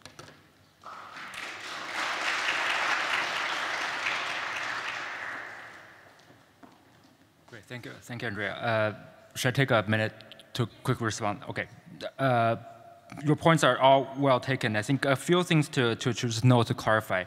I think the way that we view sort of our measurement of comparative advantage is that measuring sort of relative to other trade sector and relative to all the rest of the world, this is the sort of the standard definition for empirical sort of measurement for comparative advantage. So that, I think, would show that there is a comparative advantage. It doesn't tell us anything about where the comparative advantage comes from. So I think that's the point of the comparative advantage. Could come from domestic political advantage. It could come from domestic economic advantage, and so on. So that will have no way of teasing out. Our sort of maybe strongest evidence on this is coming from our previous work, which is we see that sort of domestic firms in China, facial recognition firms in China, as they start to receive procurement contracts with Chinese government in providing facial recognition AI services to the domestic police department, and hence receiving a huge amount of facial data to the firm. Immediately, these firms start to upgrade their algorithms and become more accurate in the algorithm's performance. And these are the firms actually are the exporting firms. You don't need that many firms to be at the frontier to export, and about 10 or so exporting firms are the ones that start exporting almost precisely after a year or so after they receive a huge amount of government data. So I think just in some part, the domestic push in huge amount of input in the technology that's being provided to the firm, and then push this firm to the frontier is a big part of the reason of the comparative advantage. But we're not going to say so very definitively for this paper. The second thing I want to mention is that we don't, as you point out exactly, we have very limited way of knowing sort of things beyond the count of deals, because not all deals record the actual sort of size. In part, it's because these are very customized services, and it's hard to sort of standardize them and based on unit price. To the limited extent that we can do, we actually see sort of that the facial recognition AI services from China are more expensive in absolute term, even if we control for some observable traits of the technology or services than the counterparts from the US. So it's not necessarily the story of this is technology where the Chinese products are cheaper. In fact, this is more expensive in part because they're more accurate and much more capable doing more things, and yet sort of the poorer countries or weak democracies are buying them disproportionately. Let me end here, and then we can take more questions, and there's a few more I want to, clarify. Great. Thanks.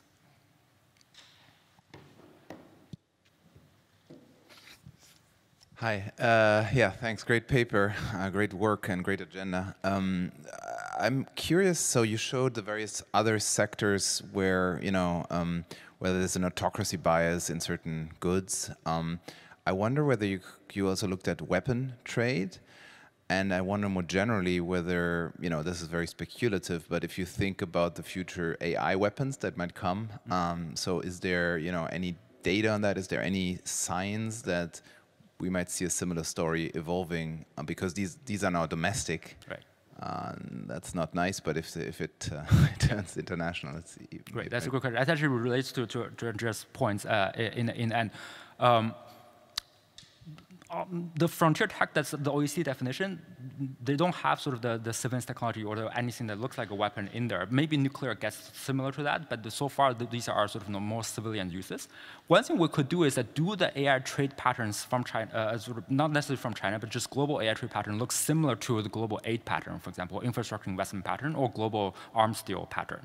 And in that sort of comparison, it looks like the AI sort of trade deals pattern is look much closer to the global arms deal than China's infrastructure investments or China's aid pattern per se. And that would suggest sort of in part there is this geopolitical or geoeconomic sort of incentive behind this. So that's the point number one. Point number two is that reading a lot of the stories on the actual deals, it does seem to be that many countries stumble upon China's AI capacity, sort of not in a very explicit way, in the sense of they purchase a system that manages the city's sort of traffic control system, and then realize there's a module in the traffic control system that allows to also manage the crowd and so on. So in some senses, there's a lot of initial demand that maybe purely coming from better urban management, which was the initial way that the system was developed, and then because the module has sort of the political control module, that gets sort of closer to the arms or the weaponry version, which I think that is the nature of the dual purpose conceptualization behind it from the US perspective.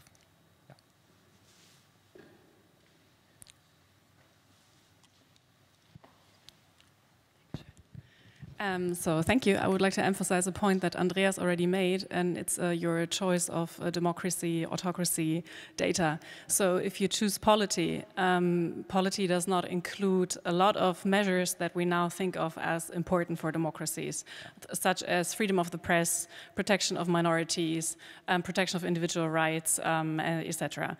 So if you choose polity and if you choose a threshold on polity compared to others, you might contain a lot more autocratic or more autocratic states within your perceived democratic states. So that might change a lot of your outcomes. So I would really urge you to use another measure, and I would suggest the Varieties of Democracy Index for that. Yeah, no, thanks for the point. We did sort of the exact threshold we did for the polity sort of doesn't quite matter. The 7 is the one that's but it's one has to pick a measure. But we definitely can do more with many other measures where polity score is known to being unidimensional in some cases. Now, one thing also I want to maybe add on top of that is that there's something that PolicyScore will not be able to capture, but you can eyeballing it from the figure that I showed you earlier, is that there is a disproportionately high amount of China's facial recognition data going towards the Middle East. And that seems to be in part is because if you think about, there are some relative differences in how accurate your algorithm is in detecting sort of faces in different ethnicities. There's one ethnicity that the Chinese data has disproportionately high amount compared to all the other competitors, which will be data collected from the Uyghurs and from the Muslim minorities. And then that sort of seems to show up in the demand side, where the Middle Eastern countries are disproportionately high in their purchase of Chinese AI. In that. Even holding fixed the PolicyScore. I find this is a very compelling account. I just would like to hear a little bit more. Is this facial AI software stuff, is that a homogeneous good? You alluded a little bit to that, but I would think that, you know, as you said, you know, depending on how you use this, the Chinese products may be better suited for certain industries, but you don't look at this, or is it sufficiently homogeneous, you know? Yeah. So that's a great question. I mean, so it relates to the earlier ones where, you know, I can only say this anecdotally, where even within facial recognition, it seems to be, even for fixing the Chinese facial recognition AI, they can do better on some ethnicities than the other, maybe because of the baseline sort of the data quantity that's relatively different. The second thing that I sort of went through very quickly in the end is that now we're not going to be doing sort of technology trade by technology trade comparison of the facial recognition coming from China versus US, but it does seem to be the case that even for the countries that have similar sort of level of baseline political institution and import facial recognition under the same local political circumstances, importing AI from China versus importing AI from the US, importing the facial recognition AI from the US doesn't seem to be coincide with future political unrest, declining or institutional erosion. So it seems to be that the technology could be all out there, and there's a need for domestic sort of institutional checks in using it, and sort of the sellers of the technology may also have restriction on what features gets opened up to the buyers in that sense. I should say that to the best of our knowledge, there's no ban on the U.S., for example, in exporting the facial recognition technology to the rest of the world. No formal ban. The only company that sort of itself imposed a self-imposed ban to say we're never going to export facial recognition to any of the autocracies were companies who never export in the first place. So the companies who do export never impose a self-ban on that. That's good. Okay, great. Thank you very much.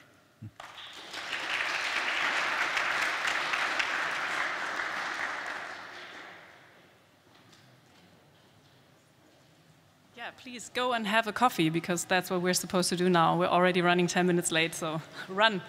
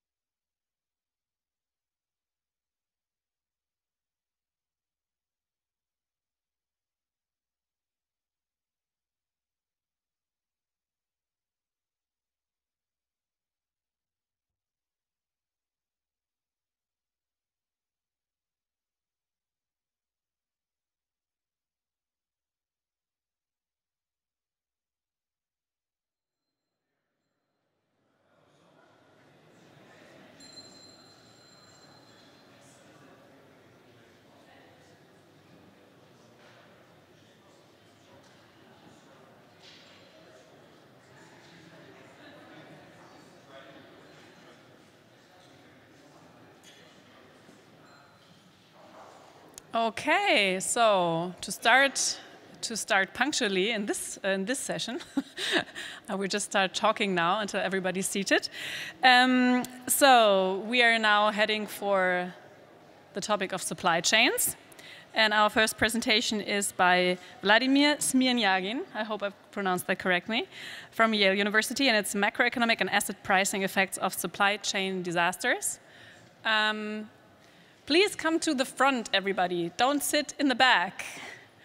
We want to see your faces. Please come to the front.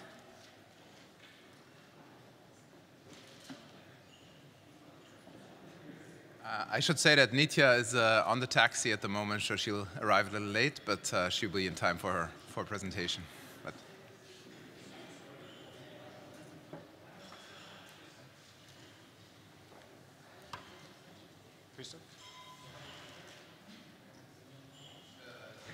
yeah.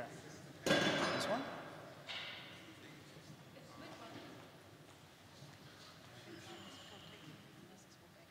Okay. Do I have a pointer? This one. No pointer. Okay.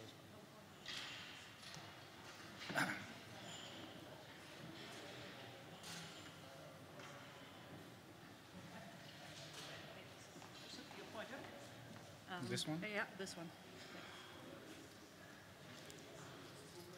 No, okay, it's fine. It's fine.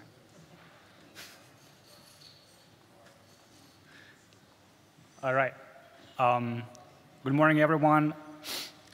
Thanks to organizers for the invitation. Thanks for the Federal Foreign Office for hospitality. I'm at UVA right now, not at Yale, but this work is joined with Ali Savinsky from Yale. And the working title of the paper is Macroeconomic and Asset Pricing Effects of Supply Chain Disasters. First, there is a disclaimer. I'm going to show you some results which are based on the confidential administrative data from the census, and all of the results have been reviewed and they don't contain any sensitive information. All right, so what is this paper about? On a high level, we're interested in macroeconomic and asset pricing effects of microeconomic disasters which happen to firms. And broadly, this paper is comprised of 3 parts. So in the first part, I'm going to show you some data which is on the cross-sectional and time series properties of employment changes. So specifically, I'll show that the distribution of employment changes have heavy tails. And also, I'll show you that the large shocks are more transient as compared to smaller employment declines. Then I'll show you the model, which is the general equilibrium production economy with heterogeneous firms. And I'll use this model to assess the role of microeconomic disasters as well as their persistence. And in the third part, there will be an application to supply chain disruptions. So I will think about supply chain disruptions as one specific time of the shocks, big shocks that firms can experience. And to this end, we will leverage some novel data on the universe of the seaborne US imports. We will measure supply chain disruptions using that data, and we will use that data to document that the probability of supply chain disasters has risen over the last several years, and we will use the model to say something about what does it have, what implication does it have for asset prices. Okay, so I'm going to use the longitudinal business database, which is the golden standard data to study firm dynamics in the United States. This data covers the time period since 1976. And this data set is at the establishment level, so we'll roll it up to the firm level and look into the employment changes across firms. This table down there demonstrates some concentration statistics. So the first line corresponds to the data. For example, the first number says that 44% of observations have an employment change of less than 5%, and that number on the right-hand side shows that approximately more than 2% of observations have employment change, which is 3 standard deviations bigger or smaller than the mean. If you look at the normal distribution with the same variance as in the data, you will actually see that the thickness of the tails will be 7 times smaller than what we see in the data. So those very large employment declines or increases are much more prevalent in the data than what the normal density implies. In this slide, I'm looking into the time series properties of employment changes. And I'm going to show this using the following graphical construct. So in the interest of time, let's focus on the median firms. On the horizontal axis, I have employment changes from T-1 to T. And then on the vertical axis, I have the log change in employment from T to T+1, from T to T+3, and to T+5. On each panel, you can see two lines, the solid horizontal line as well as the dashed diagonal line. And the closer the dots are to the horizontal solid line, the more persistent the shock is. And the closer they are to the diagonal dashed line, the more transient they are, because following the employment change from T-1 to T, they recover over the next several years. So I can say many things about these panels, but one thing which I want to mention here, which is important, is that bigger shocks, both positive or negative, they're more transient as compared to smaller employment changes because they're more clustered around the horizontal black line. Okay, so I only have a few minutes to cover the model, so let me give you a flavor of the framework. So that would be a general equilibrium model with heterogeneous firms. They operate the production technology, which is on the top. They combine capital K and labor N, and that Cobb-Douglas piece is scaled by 2 exponents. The idiosyncratic productivity Z, as well as the aggregate productivity shock X superscript Z. The model will have quadratic and non-convex capital adjustment costs, which will allow the model to capture the lumpy investment rate distribution. And importantly, the stochastic process on the idiosyncratic productivity has the following form.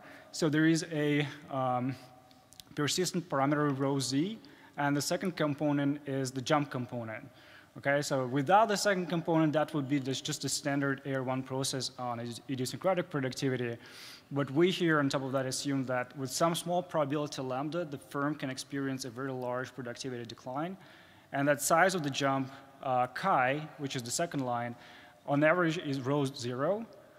However, we allow the size of the jump to be a function of the state of the economy. So if the firm receives the shock in a bad aggregate state, the size of the jump will be bigger as compared to the situation when the shock occurred during good aggregate times. So the household side is pretty standard. That will be a representative consumer owning all the firms, consuming C and supplying inelastically labor. And to be successful on the asset pricing side, we would have the external habit formation as well. Just a couple of Bellmans.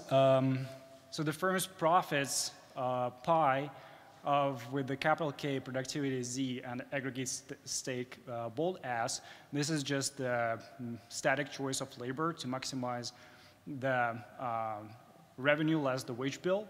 The value of the firm at the start of the period, that's the flow profits plus the second component.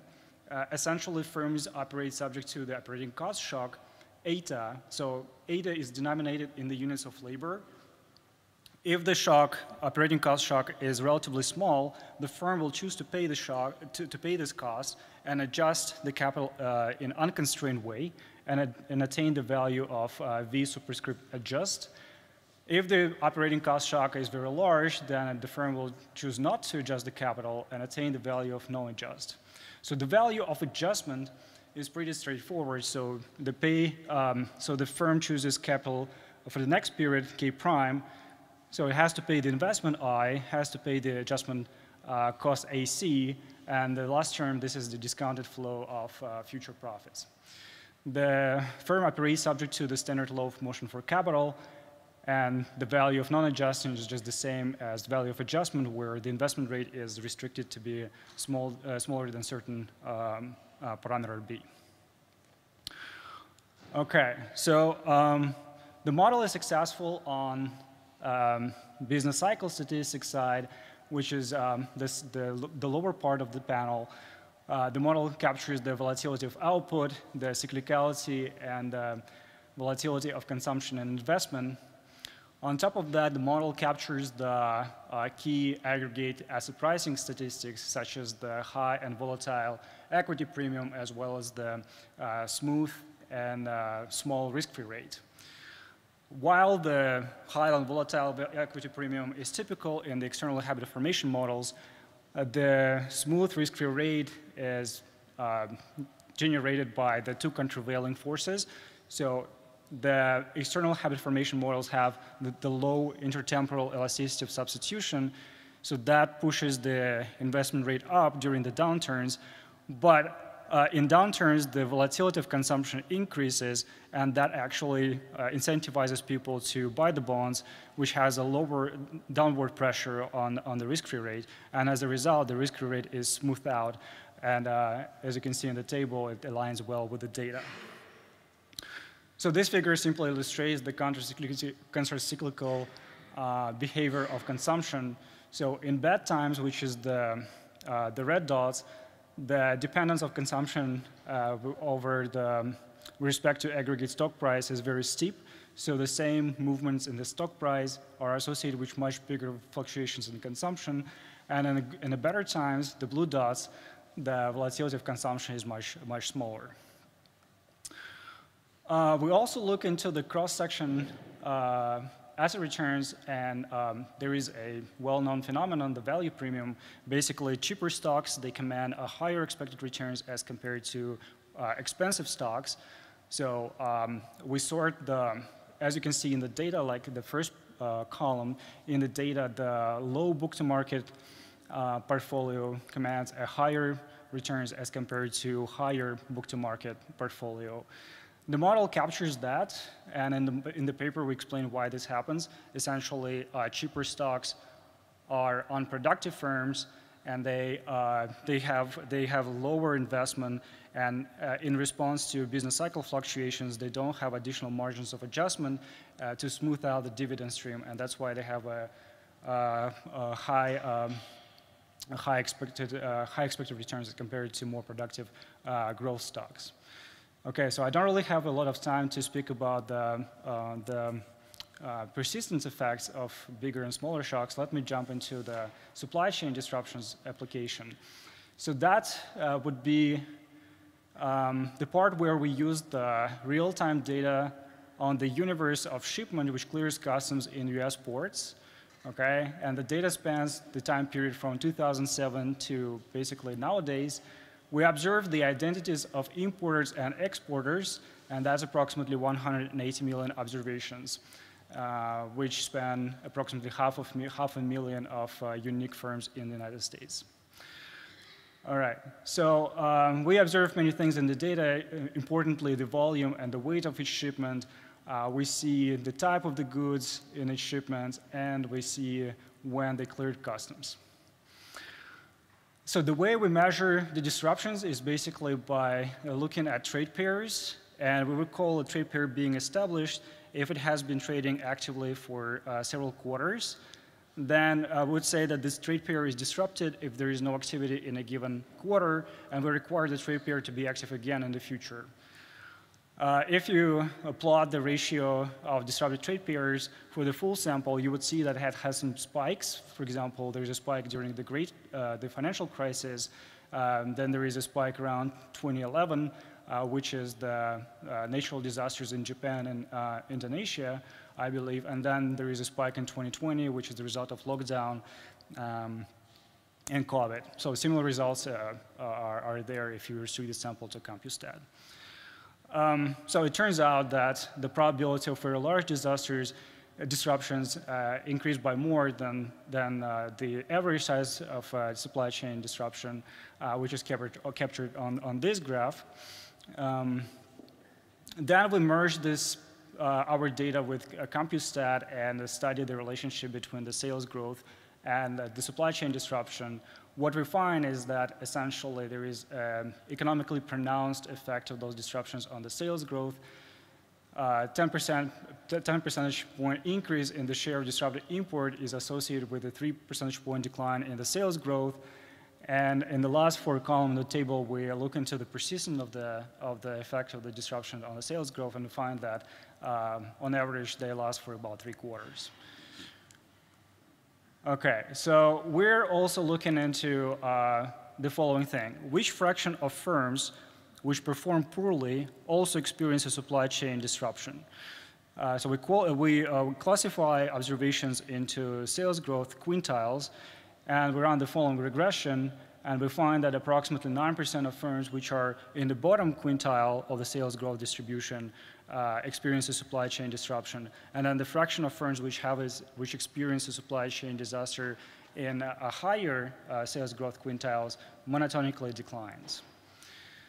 Okay, so in the remaining 1 or 2 minutes, I'm going to tell you what we do with the model to capture that. So in the model, we have the Poisson arrival rate of the downward jump, lambda, which is the baseline value of that is 1.1%. And we break this down into 2 parts, the one which is attributed to supply chains, lambda SC, and the other part is the lambda other. And we used just 2 numbers out of the entire empirical exercise to recalibrate the probability of the Poisson arrival rate of those jumps. So specifically, we use the information on the share of firms with very large disruptions, which is approximately 9%. And we know that over time, the fraction of trade pairs being disrupted increased by approximately 80%. So we use these 2 numbers to recalibrate lambda. And in the model, this very massive rise in supply chain disasters basically gets reflected by approximately 7% rise in lambda. Then we take the model, we have a new parameter value for lambda, and we look into the implications of that increase for the cross-section of asset returns. So in the aggregate, the effects are muted, which is not surprising probably, but in the cross-section, we find that the value premium increases by half a percentage point, which is a 10% rise relative to the baseline, which we believe is pronounced. Okay, so that's basically what I have. I want to mention that we're currently working on the model where we would have a more meaningful measure of supplier capital, and we plan to model that using In the Spirit of Shopping Time by Aguiar and Hurst. So basically, firms optimally invest into supplier capital, which allows them to produce more stuff. And that will allow us to disentangle the direct effect of supply chain disruptions from the re-optimizing behavior of firms. So we would have a better notion of what is the direct effect of disruptions on firm performance. So yeah, that's what I have, and thank you very much.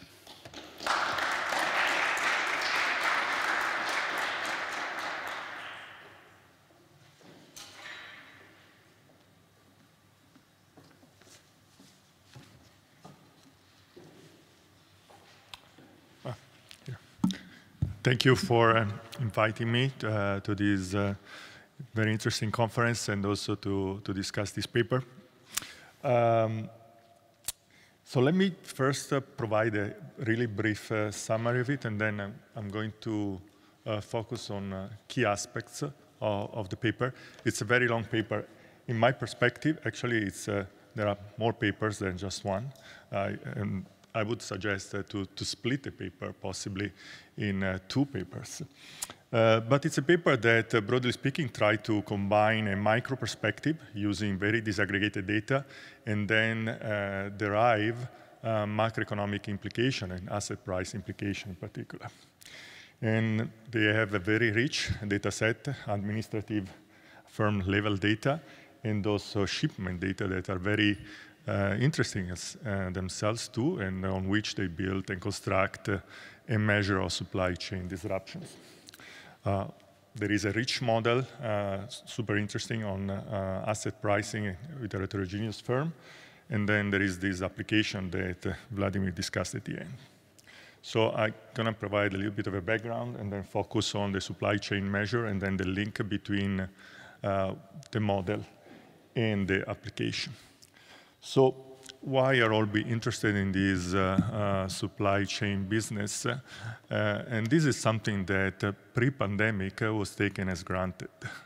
No one actually paid that much attention to supply chain. It was just a feature of the world economy and the way it operates from a production point of view.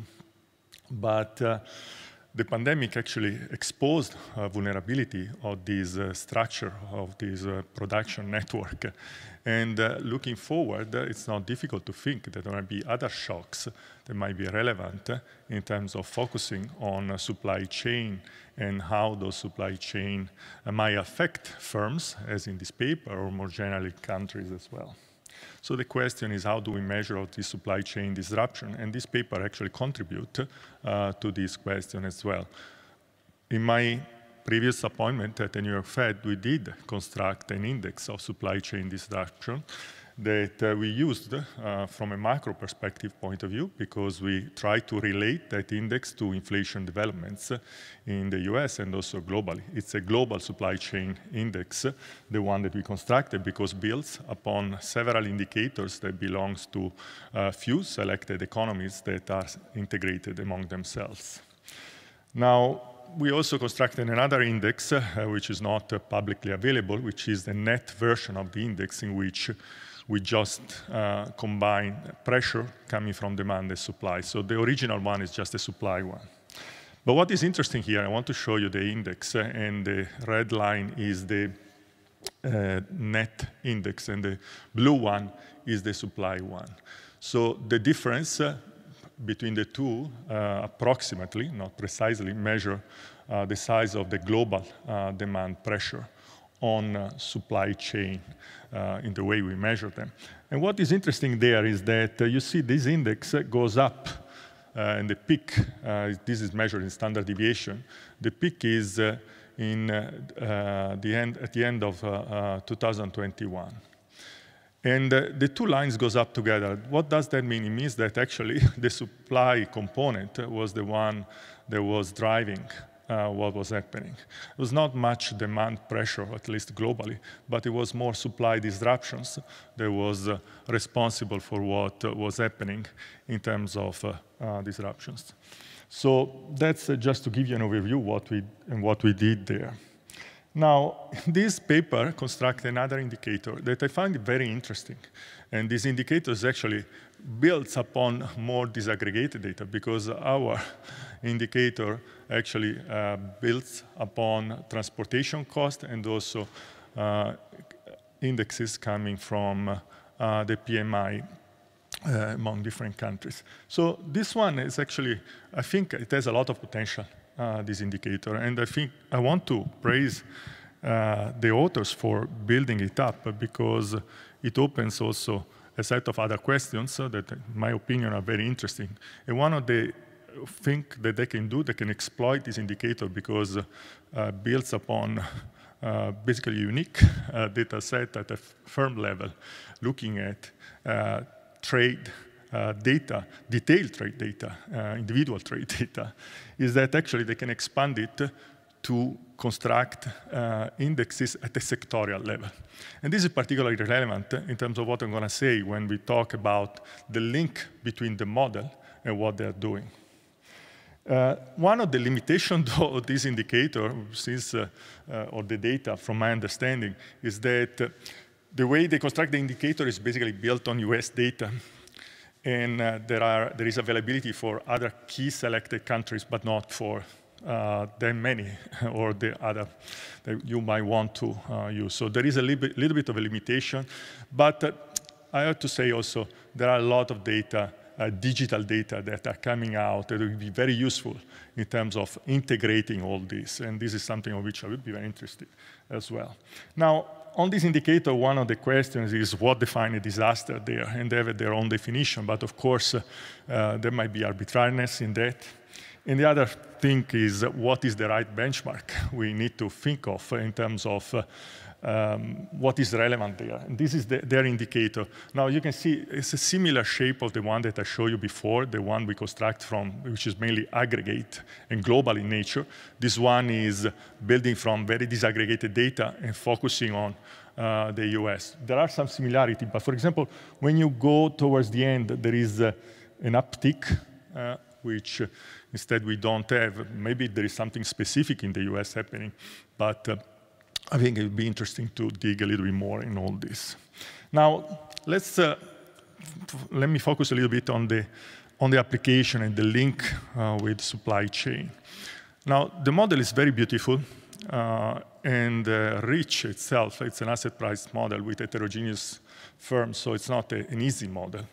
And the heterogeneity comes from different sources, but the key aspect there is an idiosyncratic component that captures disaster through that jump, which is a Poisson model jump in the shock Z there, okay? Otherwise, you have a standard production function, but there is an aggregate shock, and then this idiosyncratic shock that also depends on aggregate factors.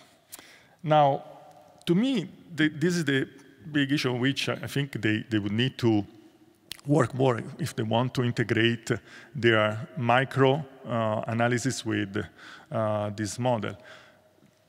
The model, the way they capture the supply chain disruption is through the shock. But when we think about supply chain, most of the time we think about integration among firms at the level of the production. And here, there is not such an integration, and I think that aspect is particularly relevant. Why that aspect is particularly relevant? Because indeed, one of the things that is crucial when we think about supply chain is the spillovers at the level of their analysis across firms. For us, was the spillover across countries. But these are important aspects that I think are needed to be captured in terms of thinking about this issue of supply chain disaster and what's happening at the level of the sales or return at the firm level. Now, this becomes super interesting, especially when they look at the empirical application, because there as well, what I would suggest that would be interesting to build from the data and also think in terms of sectors. Because if you have this matrix of interaction among sectors, also you can measure possible spillovers across different firms belonging to different sectors. So this is basically my main view on the paper. I think overall what I would do is to try to reshape a little bit, because currently it's a very long paper with a lot of information. Maybe focus on the application in one and dig a little bit more in terms of the modeling by developing the interaction among firms, and then apply it also empirically, exploiting the potential of your data set in terms of building up more sectorial dimensions and see how those combine together and spills over. Okay, so thank you very much.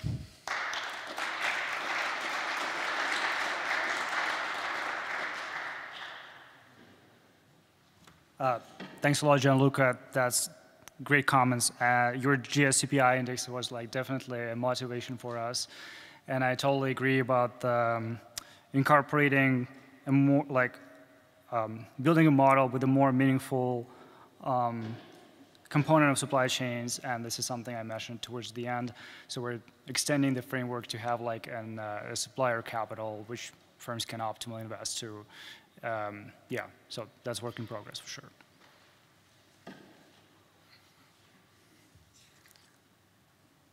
Yeah.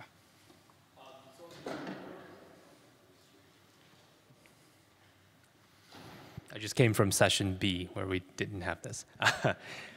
So on the empirical side, I was wondering if, how exactly you defined supply chain disruption, and so is it the case that anytime I lose a supplier at all, that's kind of what you code up? And if that's the case, is there a way to kind of think about creating more exogenous, perhaps of an instrument? So one of the recent papers on supplier churn by David Bakai comes to mind, where they define kind of a notion of kind of supply chain, a supplier disruption is kind of losing access to a supplier when the supplier kind of exogenously goes away. So that's like kind of something that's not endogenous to the specific firm itself. So I wonder if you could kind of experiment with different ways of constructing similar measures in the data. Yeah. Excellent. So first of all, so the way we did it in this paper, and to be honest, the paper has not been updated for quite some time, but the way we did it before was we say, imagine you only see basically the trade patterns across trade partners, like it's 1 and 1, like one importing US firm, one exporting foreign firm. And we wanted to come up with a metric which was simple enough for us to sort of measure. We don't claim we measure all the supply chain disruptions in that paper, but we're looking into what we call established trade pairs. So they have been trading for consistently for some time.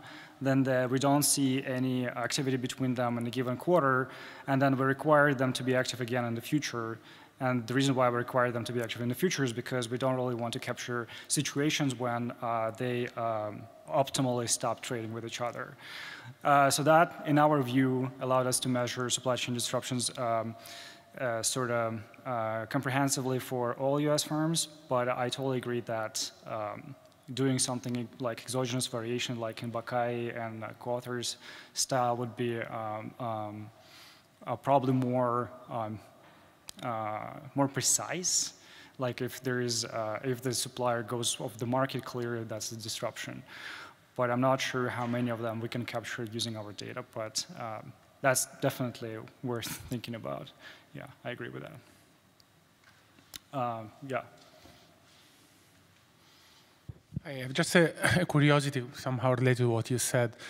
Your data are great at just shipment, so I wonder, since you have shown something about some matching with Compustat and such, so how it's representative, let's say, all the trade with Mexico and Canada, for instance. Say it again, sorry. All the trade with Mexico and Canada, I guess it's not in your data, no? So it's not shipped. So we have the universe of shipments which clear, seaborne shipments, which clear customs in US ports. So if they come from Mexico or Thailand or China, they're there. Okay. So we don't see shipments coming from, say, France to the UK. That's we don't see. But everything which clears customs in US ports, we see. Ah, cool. No, I thought it was only the by sea. Okay. Mm.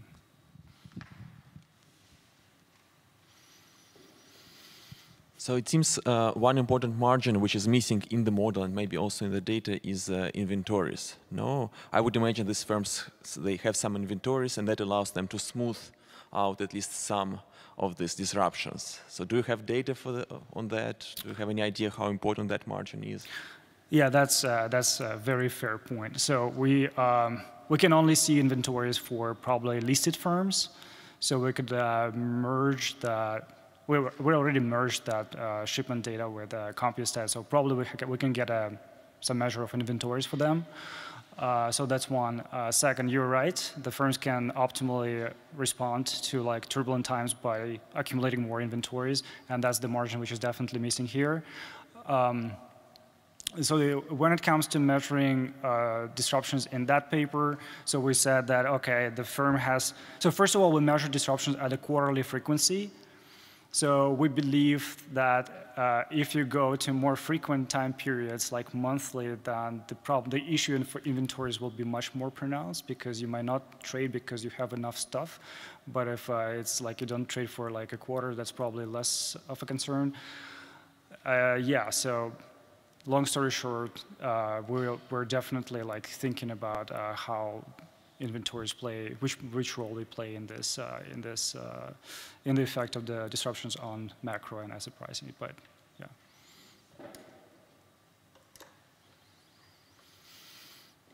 All right. Thank you very much.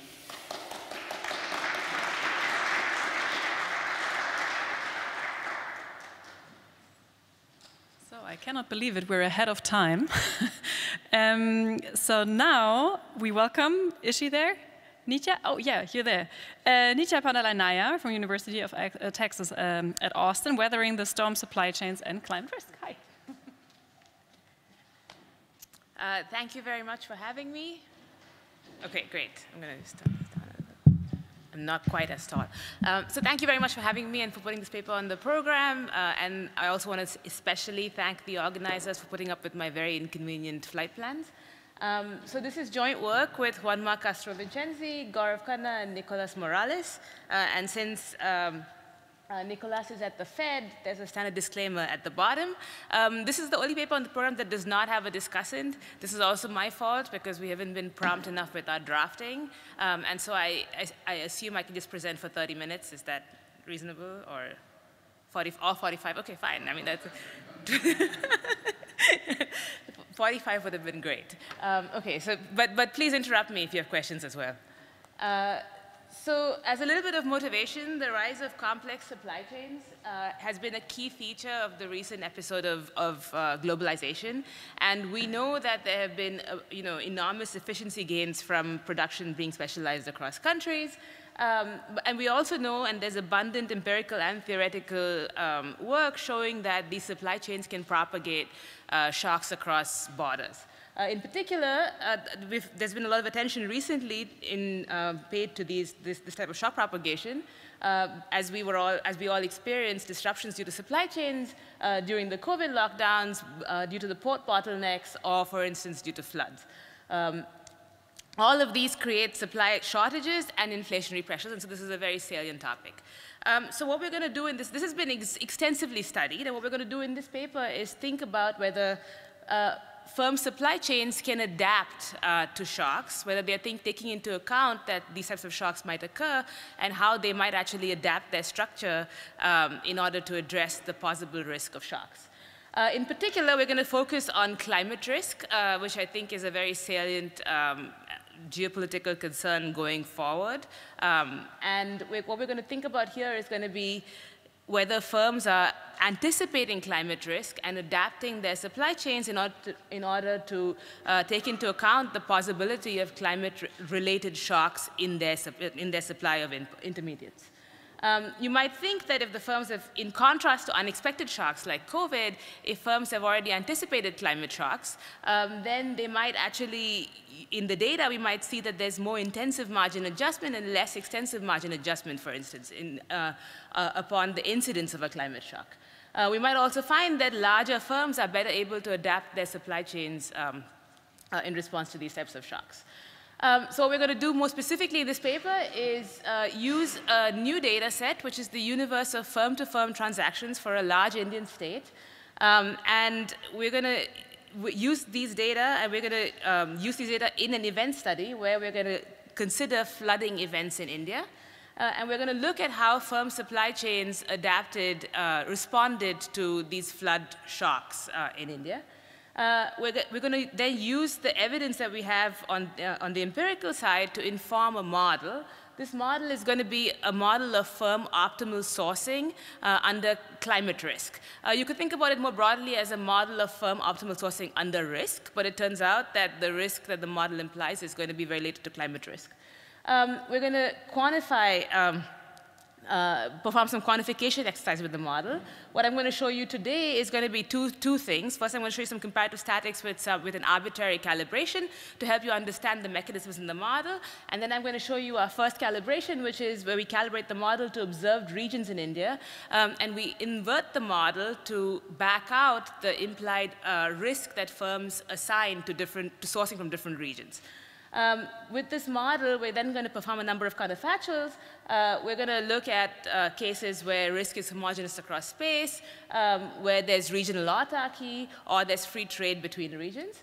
And what we're still working on, and which I was hoping to have today, but we won't have today, is also a study of whether the resilience choices of private firms deliver a resilient aggregate network or not.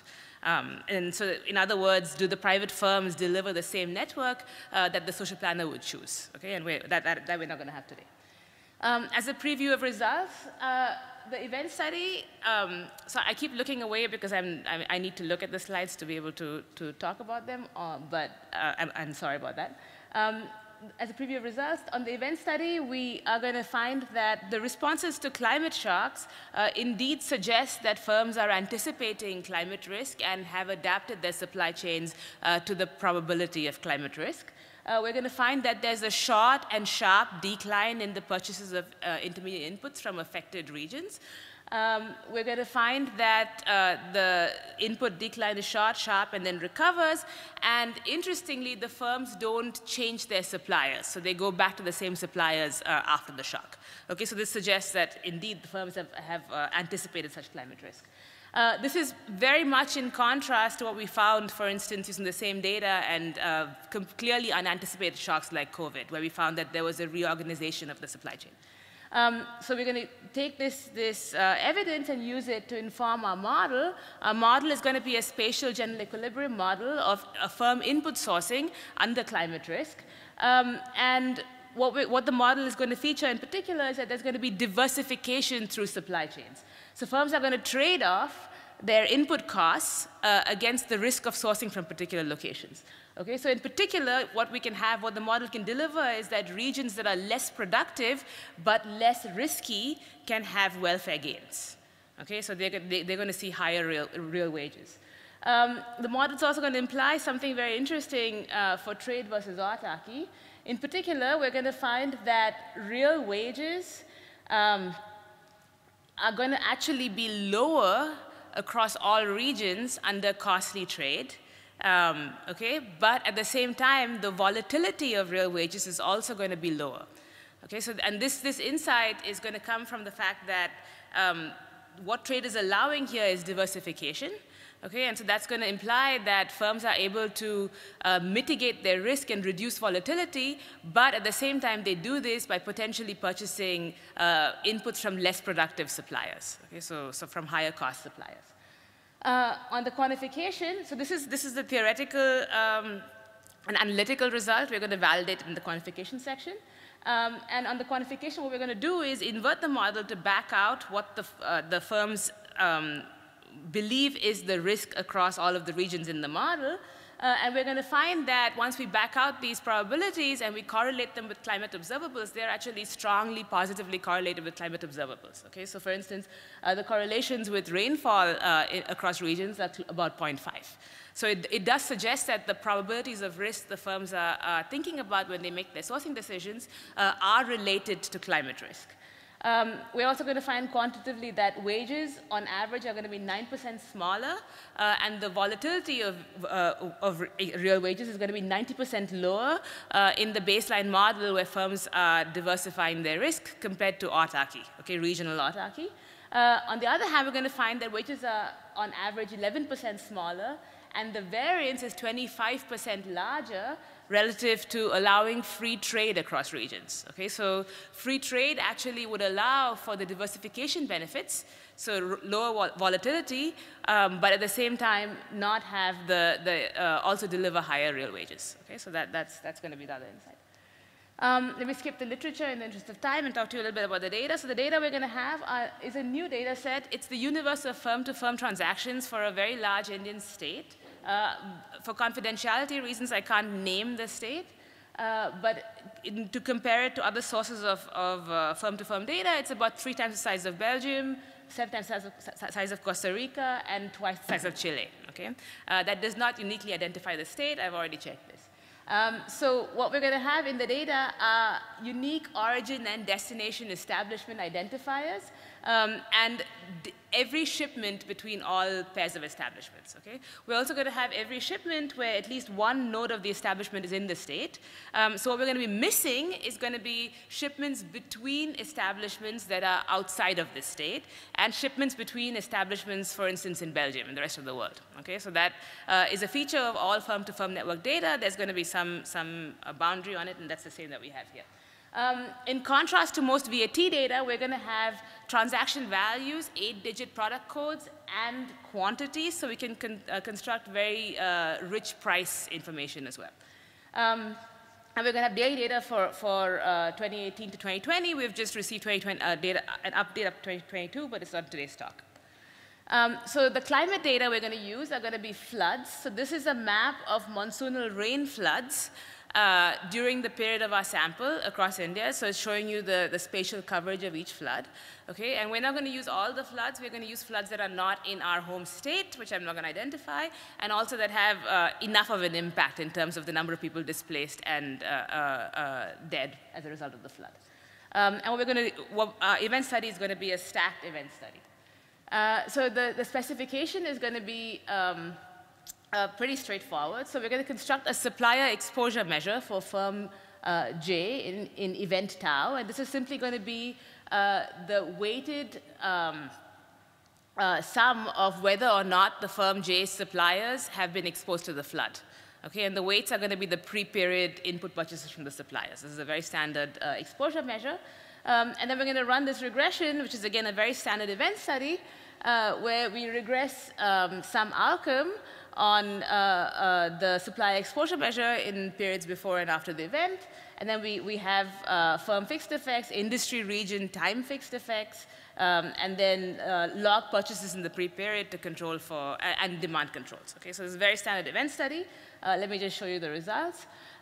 So what we can see here, this is, before I get to the main results about the buyers, this is just to show you that firms hit by floods are affected by floods.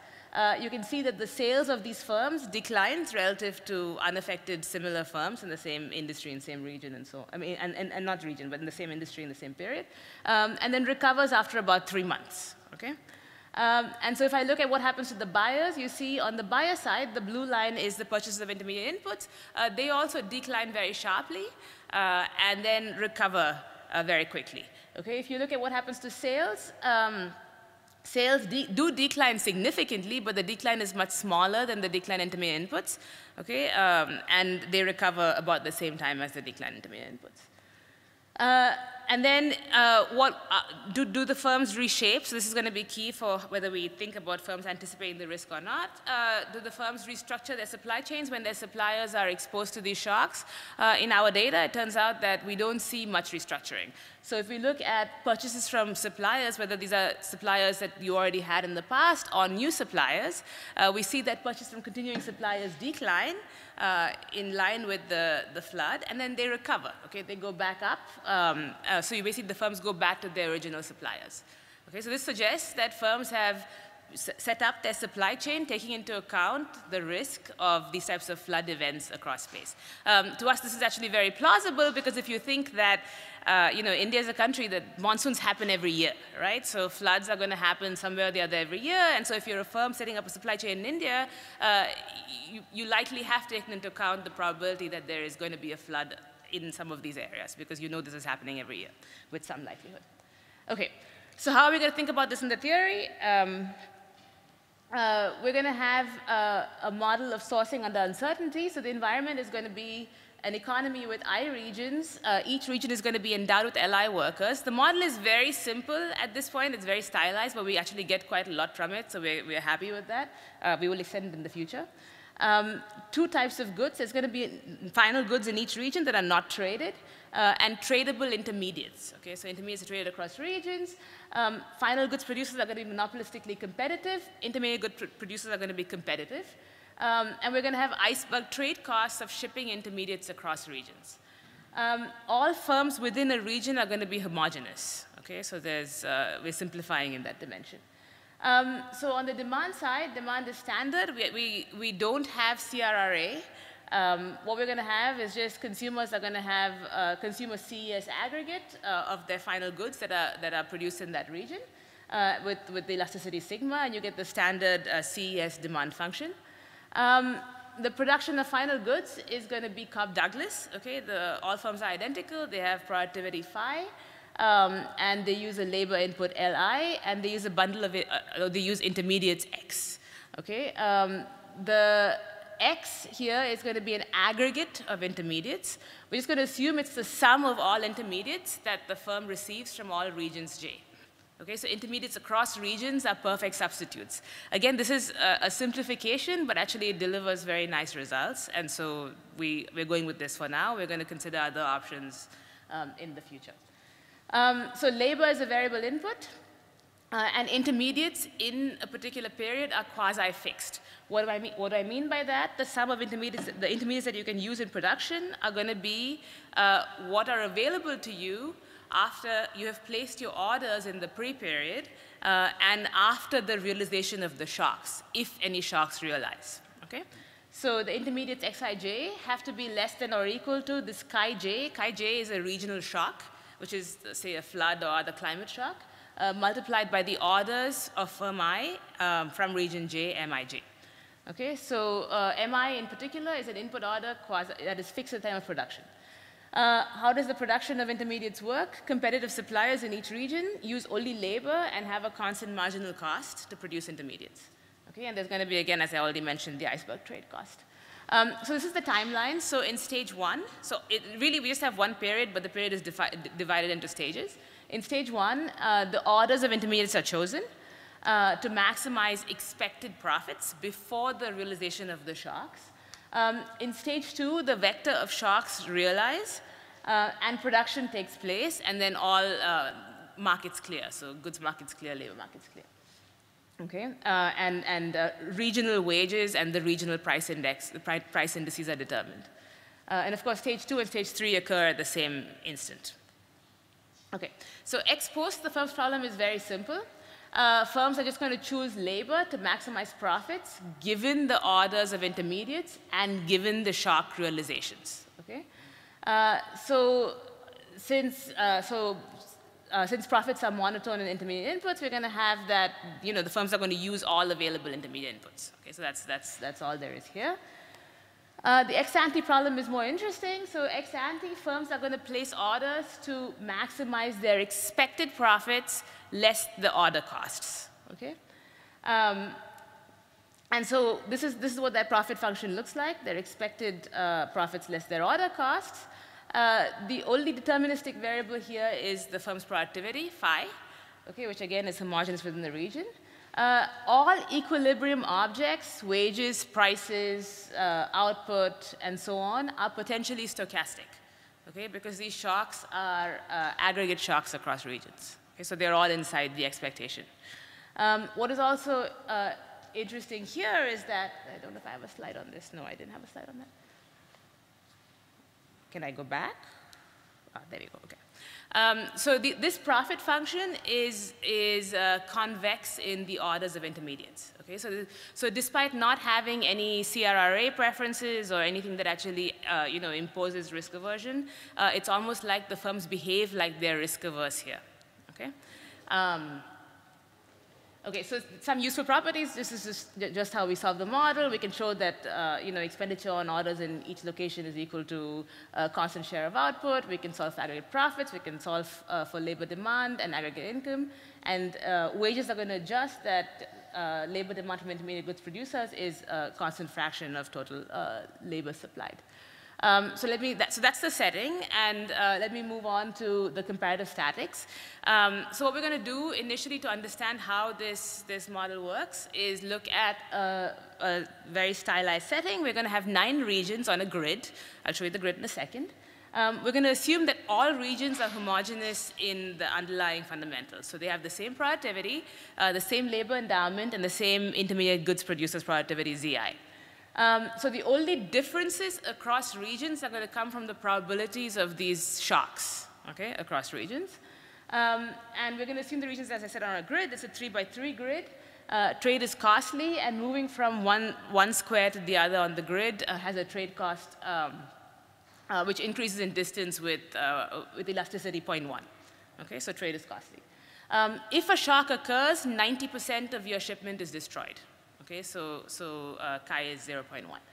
And we're going to look at 5 experiments. We're going to look what happens if there's no risk, homogeneous risk, so the same shock probability across space, heterogeneous risk, which is equal to that same average shock probability, contrast that to autarky, and contrast that to free trade.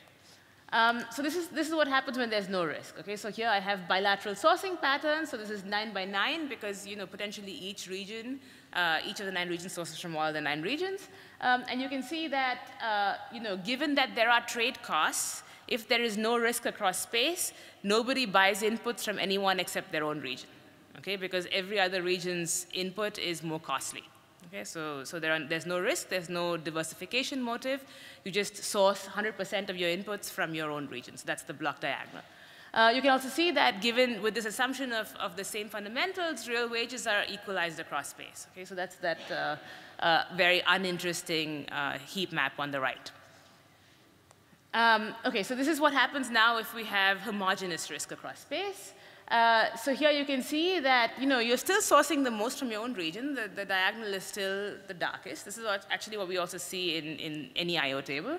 But now there is more sourcing from regions that are not the own region, okay, to diversify the risk. And all regions source relatively more from regions that are closer to them on the grid. Okay, so that's why you get this interesting heat map pattern. On the right, you see the 3x3 grid, and I'm showing you real wages, expected real wages. And you can see that the central region, okay, it has the highest expected real wages here, because they get the most sourcing. Regions that are relatively more remote, so regions 1, 3, 7, and 9 that are relatively more remote have the lowest expected real wages because risk is homogeneous across space and they are far, so that you pay trade costs, okay, so they get the least sourcing. Okay, so now here's my heterogeneous risk geography. I'm going to thank my co-author for this. This is not me, but he thought this would be a good way to visualize what is going on. So we're going to assume that this is what risk looks like across our 9 regions. Okay, so you have 2 deserts. They're very dry. Probability of flood very, very low. You have 4 rainy regions, okay, so with a higher flood probability. Then you have a river going through the 3 regions in the middle, and those have the highest flood probabilities. Okay, so now my central region has an extremely high flood probability. So this is what it looks like if I don't put up a cute picture. So the central region now is the riskiest region. Okay, so it has the highest probability of floods because it's surrounded by 4 very rainy regions. And regions 3 and 7 are the safest regions. So if you look at bilateral sourcing patterns, now you'll see that there's a lot more variation in sourcing across space. Okay, so it's still the case that the diagonal is the darkest, although now for region 5, it has become noticeably less dark for the risky region. And you can see the other regions are sourcing from a much broader range of regions because everybody wants a little bit to source from region 3 and region 7, for instance. So what is the trade-off here? The trade-off is that firms trading off the increased costs. Okay, again, the fundamentals are the same, but you're paying the trade costs, so it gets costly to source from regions that are far from you, against the climate risk. Okay, so you want to try to source from regions 3 and 7 in particular because those are very low-risk regions. Okay, so this is what real wages look like. So now you see that this is there's a lot of spatial variation in real wages. You can see now that the safest regions have the highest expected real wages. Okay, and the riskiest region has the lowest expected real wages. And the channel here, that the reason that these regions get the highest real wages are going to be because there's a lot of labor demand for their relatively safe inputs. And they also see a lower price index of their own final goods because they can source from their own region without paying any trade costs. Okay, so I'm going to do a welfare comparison here between homogeneous and heterogeneous risk cases. And what you can see is that the riskiest region, the riskiest locations are going to have the lowest wages relative to the case where risk was homogeneous across space. Okay, so we think very interesting. Whereas regions 3 and 7, they actually have higher wages in the heterogeneous risk case relative to the homogeneous risk case. Okay, so now what happens if we instead have autarky? So we still have risk that's heterogeneous across space, but we don't allow trade. Okay, so we're raising these trade costs to infinity. You can see that the sourcing is now back to the diagonal. Everyone has to source from themselves, and they cannot, diversify. But I'm maintaining these probabilities that I had in the previous exercise. So this is what expected real wages look like. The pattern actually is very similar. Okay, so you see that, again, regions 3 and 7 have the highest expected real wages because they have the lowest shock probabilities, and they source from themselves. Okay, so and region 5 has the lowest expected real wages because it has the highest shock probability, even though it's sourcing from itself. So why am I showing you this? Because I want to show you the welfare comparison between the costly trade case and the autarky case. Okay? And on the left, I have the ratio of expected real wages, and on the right, I have volatility, the ratio of volatilities of real wages. And forgetting about the details, what I want to point out on the left is that even region 5 is less than 1. Okay? So under costly trade, expected real wages are going to be lower for all regions relative to autarky. Okay, so why is that? That's because in this very stark example, we have the same fundamentals across all regions. Okay, so there is no source for traditional gains from trade, right? So the only motive here for trade is a diversification motive, okay? So when you diversify, you actually source from relatively more costly regions, and so your real wages decline. Okay, so that's what's happening here. On the other hand, the benefits of diversification is that the volatility of real wages is uniformly lower under the costly trade case compared to autarky. Okay, we think this is very interesting, and this is something that we think is a novel result that hasn't been had before. Again, we're not actually putting in any risk aversion here. This is coming, so in a sense, at this stage, the change in volatility doesn't have a direct welfare implication for the consumer, but it's something that we might want to think about.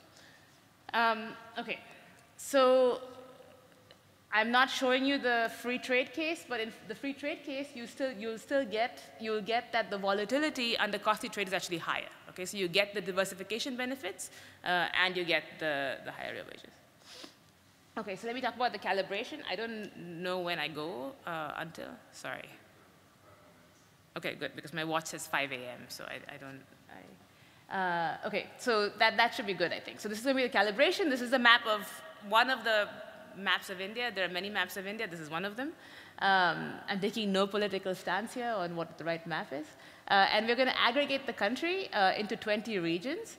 We're going to calibrate the regional labor endowment using the annual survey of industries, regional productivities using soil residuals by region and industry, iceberg trade costs using our shipment data, and then what we're going to do is, and the labor shares, these are all standard, the demand elasticity is standard. We're going to invert the model to back out the probabilities of the shocks across regions. Okay, so we're not going to calibrate the shock probabilities across regions.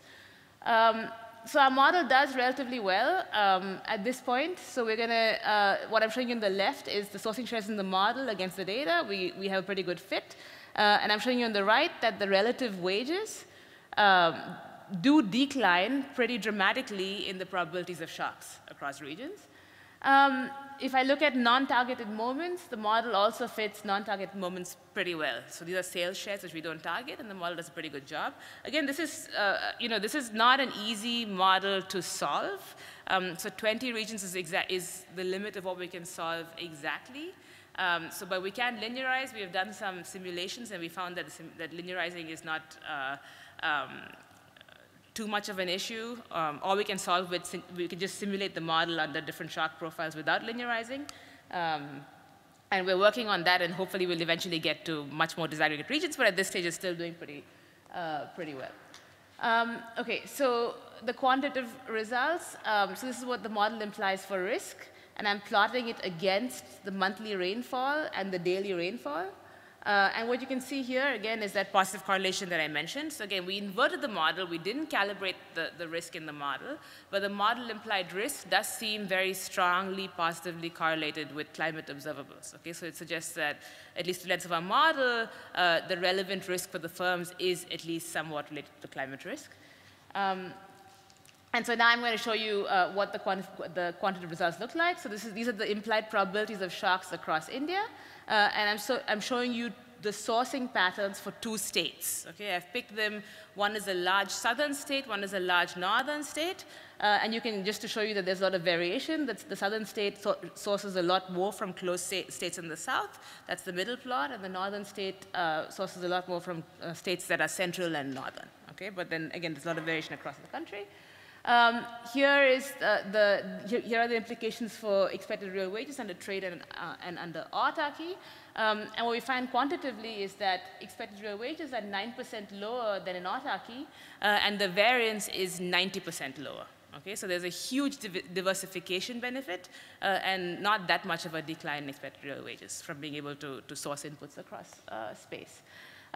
So here I'm going to do the free trade exercise where I eliminate trade costs between regions. And here we find that expected real wages are 11% lower with costly trade than with free trade. And the variance is 25% higher. So there are gains from eliminating trade barriers as measured in the data with our shipment data. for India. Okay, so I'm going to stop here. I think I'm just on time. So this is still very much work in progress. We have a lot of things we want to do, but we think what we have is already hopefully interesting. So we're finding that climate-induced shocks, which we know are likely to become more prevalent, seem to be, firms seem to be taking this into account when they set up their supply chains. Okay, and what we are finding is that these higher shock probabilities, or regions that have higher shock probabilities, could very well see lower wages in the future. But also allowing firms to set up their supply chains taking into account these shocks implies that they can diversify, and that diversification can lower the volatility of wages across all regions. Okay? What we're going to do in the future, or what we're doing now, is adding in more regions, as I said, simulating the model, adding in an input loop, and also inventories to preempt a question that I'm sure is going to show up. We have a way to do inventories. I just don't have the results here yet, so we're going to do that. And then, as I already mentioned, we want to think about whether there would be an externality that we could introduce, some kind of congestion externality that the planner could solve, which would mean that the private firm choices of the network differ from the optimal network, and there's a role for policy. But thank you. I'm going to stop there.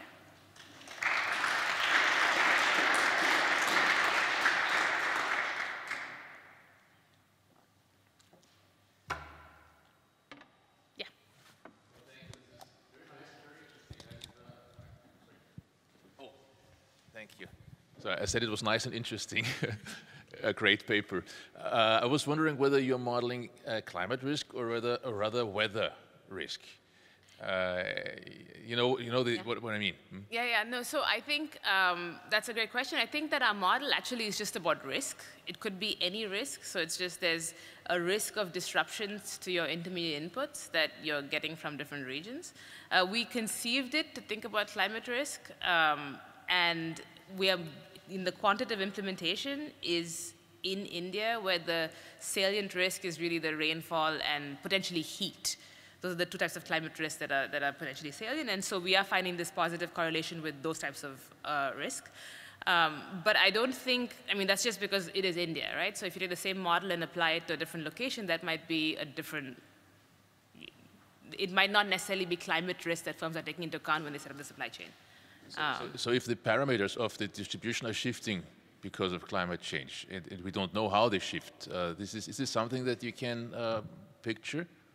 The distribution of the climate shocks? So that means or variances are not constant? Yes, I think what we would have to do then is, right now okay, that's a slightly different question. So that what we're doing right now is just backing out the distribution of shock probabilities in India. We could do that, say, by year and look at whether the distribution of probabilities implied by the model is changing. Okay, so we're not taking a stance on what that mean and variance is, but we could do it by, not even by year, we could do it by month. We have very detailed data, right? We could do this period by period, and we could look at whether the model implies a distribution that is changing or not. We have the ability to feed in the probabilities. So we can also say there's an external source that gives me the distribution of probabilities, and this is changing, and how will firm supply chains adapt? That is one of the counterfactuals we're thinking about doing eventually, that we change the probabilities from what we see and provide implications for the distribution of real wages, if that makes sense. So the model inversion that you carry out, you're backing out, I guess this is related to your question. Are you backing out all kinds of risk and loading that onto what you consider risk? So kind of things like supply chain disruption risk? We just have risk. Right, so it's whatever you infer from the sourcing patterns. Yes. And so that's why maybe I didn't explain very well, but what we did is take the model implied risk and just project that on climate observables to see if there was a relationship. There didn't have to be a relationship, but there was a very strong relationship. And how much of the model implied risk can climate risk But the correlation is explain? about 0.5 with flood, with the rainfall data. I wouldn't do much more than that yet because we are still doing only 20 regions. So this is 20 risk points. Right. What we're working on when we simulate the model is going to be do districts in India. Okay, and then there's like several orders of magnitude more districts in India. That's going to give us a lot more measures of these risk probabilities at the district level. And then we could, do something more formal, like running sort of horse races of what the risk the firms are taking into account are in a regression environment. But I think that's already really cool because I guess my question was going to be around, I guess there are other motivations to trade. For example, there's love for variety effects. And so maybe one way to interpret what you're finding then is that actually there's kind of a huge role, you're basically finding a huge role for this kind of risk diversification behind the sourcing patterns of Indian firms, right? Yes. So it's not really about maybe as much directly lowering input prices, but like maybe a huge part of it is about risk. Thank you. Is that the right you way said to think I about didn't say it, but thank you. We're gonna use that potentially. Okay. But yes, I think we do find an important role for that.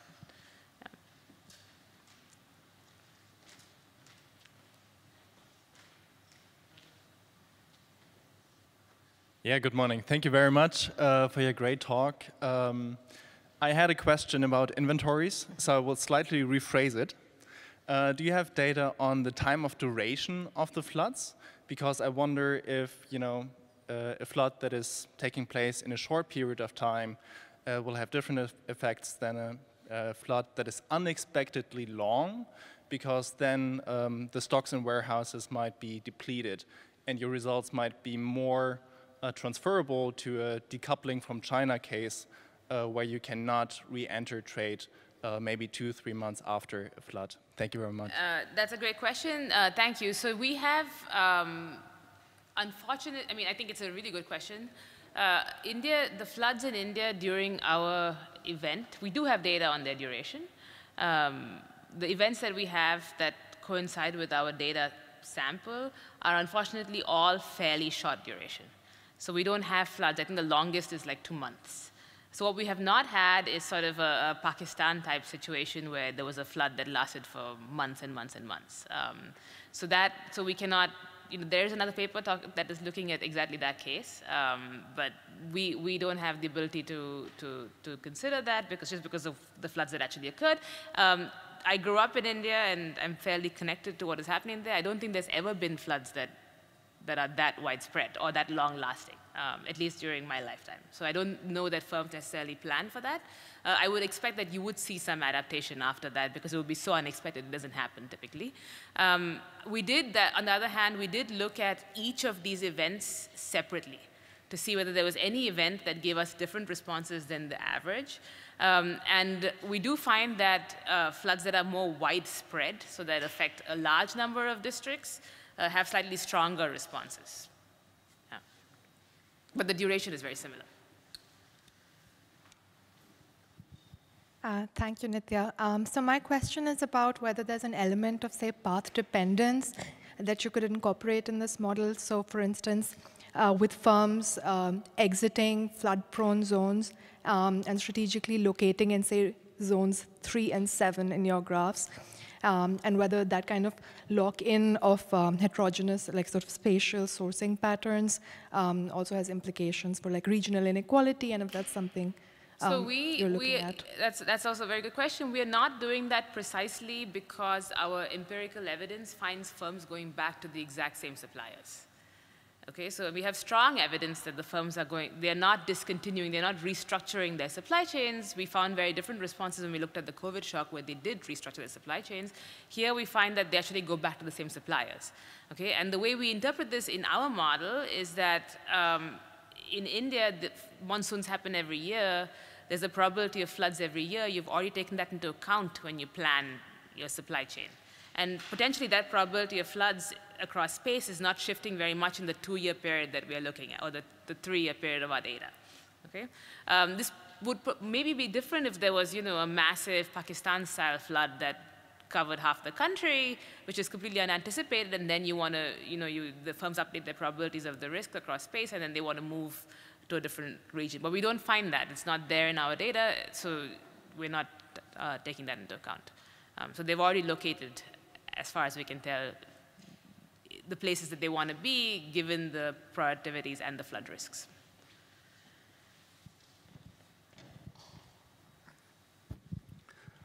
Congratulations for your work and for the design of the model. One assumption is the fact that intermediate goods are perfect substitutes. So I think it's very important for the results. And are you going to explore other assumptions concerning that? And do you have today an intuition about how it's going to affect the results? It's a very difficult question. No, I mean, that's a great question. I think the next step that we want to have actually is going to be a bundle of intermediate inputs that are Leontief across products, but perfectly substitutable within a product. And why is that? Because our data are HS8, like they're very detailed product codes. So we think it's very reasonable to assume that the substitutability between,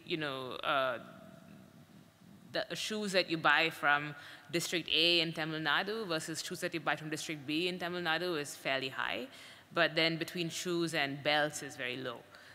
So we want to exactly go down that route that makes the model a little bit more intractable, as you might imagine, and so we have to be a little careful about that. What would happen if I allowed less than perfect substitutability? So in this setting, it would actually amplify the effects. Because if now you're diversifying because you can substitute across, well, no, that's not true. I want to be very, it can go both ways, okay? So this is a quantitative question in the end. I have to check in the yeah. Other questions? Okay.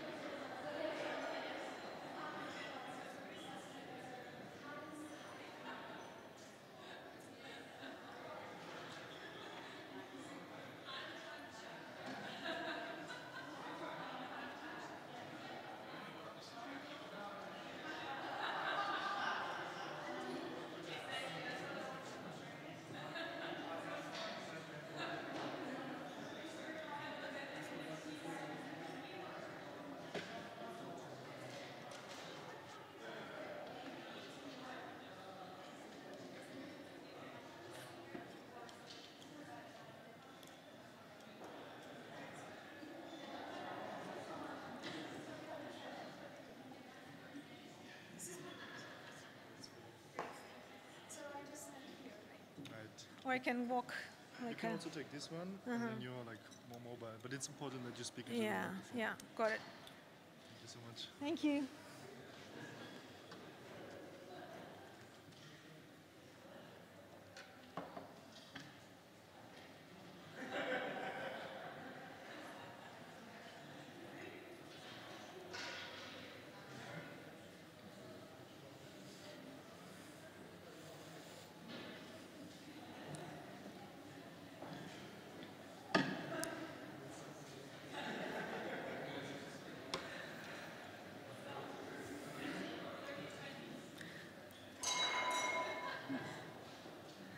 So oh, okay. Okay, I'll do it. Perfect. Okay. It's good, yeah. Okay, well, hi everyone. Thanks so much for having me in this amazing venue and amazing conference. And while we're digesting our lunch, I would like you to imagine that you are a part of a sanctions task force in EU, and you're charged with the task of designing a perfect sanction against a country that breaks international law. You will be joining a long history of this policy, starting from ancient Greece, going through wars in the Middle Ages, Industrial Revolution, Napoleonic blockade, a policy for which the League of Nations was in part created, and the policy which we have gathered here to discuss in part as well. If you were to follow the history of sanctions, the go-to policy would be a comprehensive embargo against the country that you're trying to deter or coerce. But then you're faced with a criticism that your full embargo could impose humanitarian consequences against the ordinary population in the targeted country. And that, in fact, was the criticism that US has faced after sanctioning Iraq, after Iraq invaded Kuwait. So you come up with the idea of smart sanctions. Smart sanctions is where you target only specific firms and specific people in the targeted country, the elites. You make them split or make them put pressure on the targeted government, and you spare the ordinary Joe. So that sounds like a really smart policy, and in fact, US has 70 countries under such targeted sanctions right now. What I'm going to look at is the textbook case of smart sanctions that were imposed on Russia after Russia annexed Crimea, but before the full-scale invasion of Ukraine, where specific firms and people were targeted in several waves, and I'm going to look at the effects of these sanctions. I'm going to argue that even if you target specific firms and people in the economy, you won't be able to avoid collateral damage because the types of firms and people that are chosen, the elites, they will be significant in some way. For example, you could be targeting most central and productive firms in the economy, and then in hurting these firms, you will be hurting the aggregate economy because you will kill the most productive firms.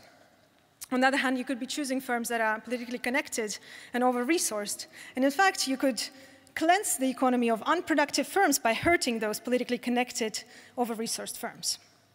On top of that, you could have the endogenous response of the government that would partially, fully, or more than fully offset the direct effect of these two cases, of these sanctions.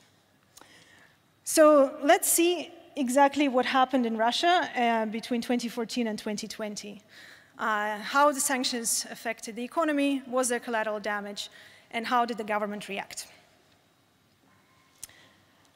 I'm going to answer the question of how targeted sanctions affect the targets and the aggregate economy in three parts. First will be the empirical part, the difference estimation, where I just use the targeted firms and compare them to non-targeted firms or not yet targeted firms, and what happens to them after sanctions.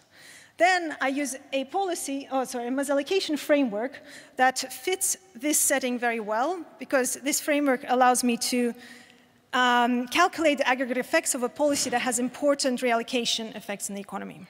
So this framework gives me two things. It gives me a sufficient statistic for firms before sanctions, whether they looked over-resourced or under-resourced, and then it allows me to take my difference in difference estimates, changes to this sufficient statistic after sanctions, to calculate the aggregate effects of sanctions on TFP.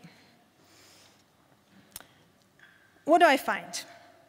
I find that sanctions affected targeted firms that were a priori over-resourced. So they already were not productive and not productive enough to justify how much resources they were using. Then I thought sanctions would actually improve allocation of resources in the economy because sanctions would remove the inputs, the resources that these firms have. But I found the opposite. I found that the targeted firms boosted both their inputs and their outputs as the result of sanctions. Then I collect additional data on government subsidies and government contracts and loans, and I find that all of these variables have gone up for targeted firms after sanctions. So instead of improving resource allocation by removing resources from over-resourced firms, I find that the over-resourced firms further gained in resources, so that worsened TFP in the economy. Using several frameworks, aggregate frameworks, I find that TFP went down due to this reallocation effect by up to 1% of the aggregate. So this is just a picture summary of what my paper finds. So the targeted sanctions hurt firms that were already too large. Then the government more than compensated for the negative shock of sanctions. So I find that the firms that are already too large, okay, this is not working, got even larger after sanctions. But because they were not productive, they made the pie of the Russian economy shrink due to this misallocation. Because these firms need to be made smaller, but they got larger. So that's a paper in a nutshell. So there were two types of cases that I will show you, and my paper has a whole page describing case studies that look at this channel. So in 2014, Putin's crony Arkady Rotenberg was sanctioned. The next year, he wins one of the largest contracts in Russian history to build the Kerch Bridge to Crimea. The second case is Russian bank Promsvязьbank, which wasn't initially sanctioned, but it was known to be repurposed to give subsidies and loans to Russian military sector, and specifically the firms that were sanctioned. I'm going to skip the literature in the interest of time. So, to give you some intuition of how I think about allocative efficiency in my economy, I'd like you to imagine an economy with just two firms. You have two oil companies, Rosneft and Lukoil.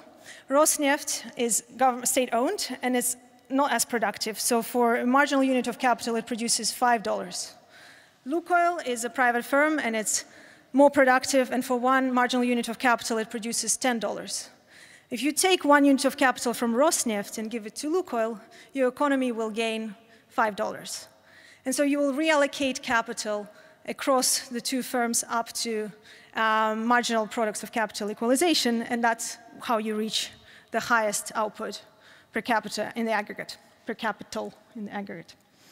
More formally, I use a very standard framework of wedge accounting, where each firm is maximizing their profits subject to implicit taxes or subsidies on their inputs. So you have a firm that is facing difficulties in accessing capital. In that case, they will have a positive tau, so not so much access to capital markets, and so which will be kind of an additional markup on their rental rate of capital. Another firm could be a state-owned firm that has preferential access to capital, and it will face a negative tau on the rental rate of capital. So firms maximize their profits subject to these positive or negative taus, and basically price multiplied by their marginal product of capital will be a function of these taus after profit maximization. And I can call this element marginal revenue product of capital, and I'm going to back this out from the data and see how MRPKs are high or low for firms before sanctions and after sanctions. So MRPK is my sufficient statistic for firms being over or under-resourced. Okay, so with an additional assumption of Cobb-Douglas production function, my marginal products of capital are the same as average products of capital. So I can get the data on revenues, revenue of the firm and divide it by capital input of the firm. And that will give me the MRPK for each firm in a sector. And I'm going to look at allocative efficiency within sectors and not across sectors to keep the production functions comparable. All right. So the data I use is the universe of Russian reporting firms that are that are medium to large firms that cover 61% of Russian value added. I have all of balance sheet variables. In addition to that, I have government contracts, subsidies, and state ownership status.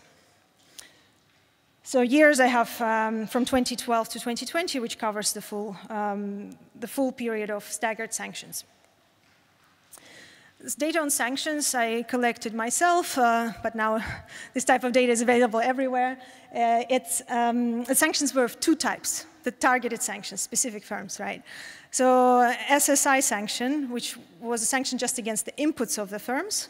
So it just targeted the long-term loans of the West to the firms, and it targeted specific imports from the West to these firms.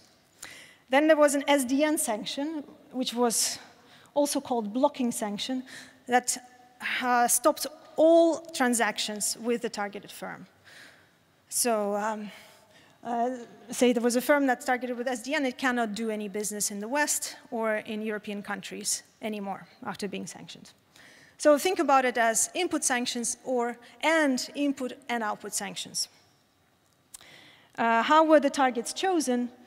Well, nobody has a specific, explicit explanation, but the quotes that are public are, oligarchs who profit from Russian corrupt system, firms acting in certain sectors like arms or energy sectors. You would say that then it means I only look at specific sectors. But thanks to an additional rule of sanctions called OFAC Rule of 50, in fact, not just the targeted firm is sanctioned, but all its majority-owned subsidiaries are also sanctioned. So I gathered the data on all these subsidiaries that exist in every sector of Russian economy, and these firms are also counted as targeted firms. Okay, so in total I have just over 1,000 firms, some of which are just sanctioned by one type of sanction. Some of them are sanctioned by both input and output sanctions. Let's see how sanctioned firms look like before sanctions. Do targeted firms look like they're over-resourced or under-resourced?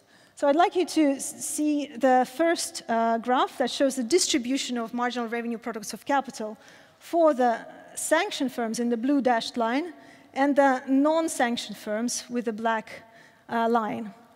And you see that log MRPK is shifted, is completely shifted for the targeted firms. Their log MRPK is lower.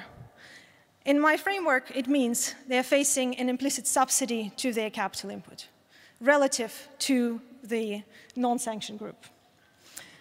And again, this is within sectors. So this is firms that are comparable within 4-digit sectors. So it's not necessarily driven by differences in production functions. I kind of do the same thing for marginal revenue products of labor, and I see no differences. So it's the capital that is an optimal margin. Okay, and I will speed up.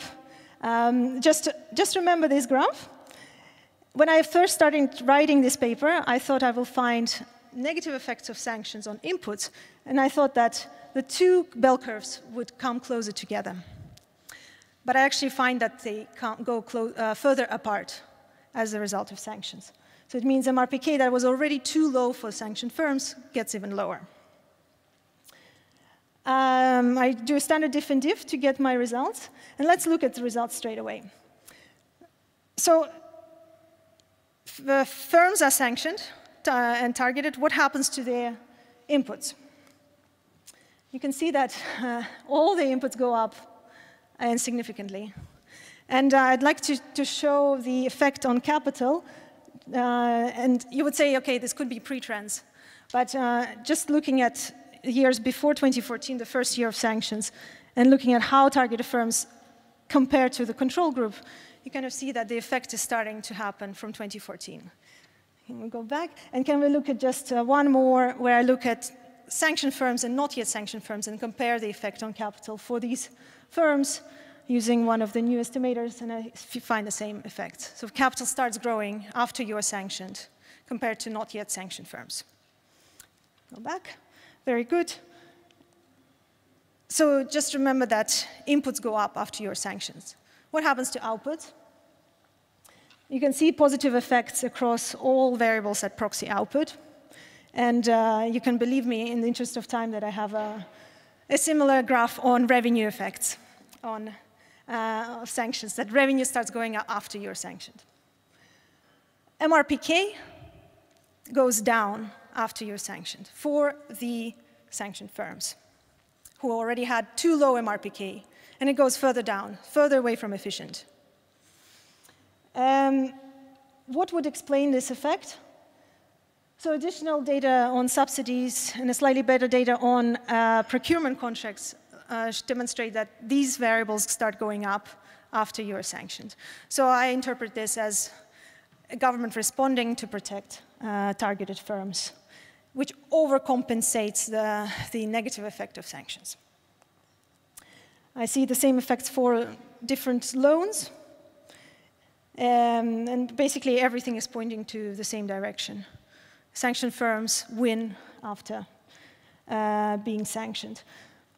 So we can discuss some robustness checks after. And I'm going to quickly say one word about my framework.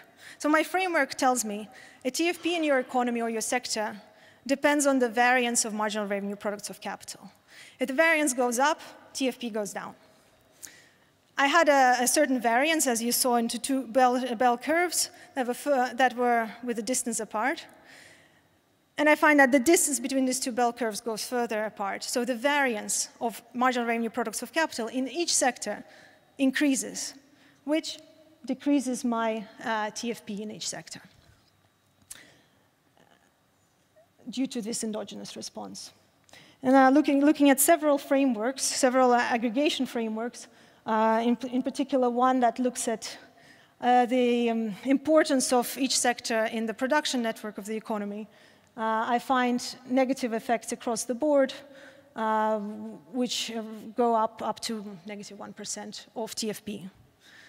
Negative 1% of TFP means negative 1% of GDP if you keep total capital and labor constant in the economy. To sum up, smart sanctions have unintended effects. So they induce the government to shield targeted firms, which in fact overcompensates the effect of sanctions and benefits targeted firms, rather than hurts them. In fact, it has a secondary effect of worsening misallocation of resources, which hurts the aggregate economy. So going back to the goal of smart sanctions, do we think they were successful according to this evidence? So if one goal was to have no collateral damage, I find that due to this aggregate effect, there is collateral damage through misallocation of the targeted government. The second question was, did they hurt the elites or did they induce the elite split? I find that if this government contracts effects are correct, in fact, these elites became more attached to the government and more connected to it, rather than split from it. So sanctions, in fact, seem to have generated this counterproductive effect due to how the government responded. I want to finish up with a nice anecdote that Gerhard Toos once told me when he saw my paper. So it comes from Soviet times. A price of alcohol goes up, and a son talks to his dad and says, "Oh, does it mean you will drink less?" The answer is, "No, son, it means you will eat less." Thank you.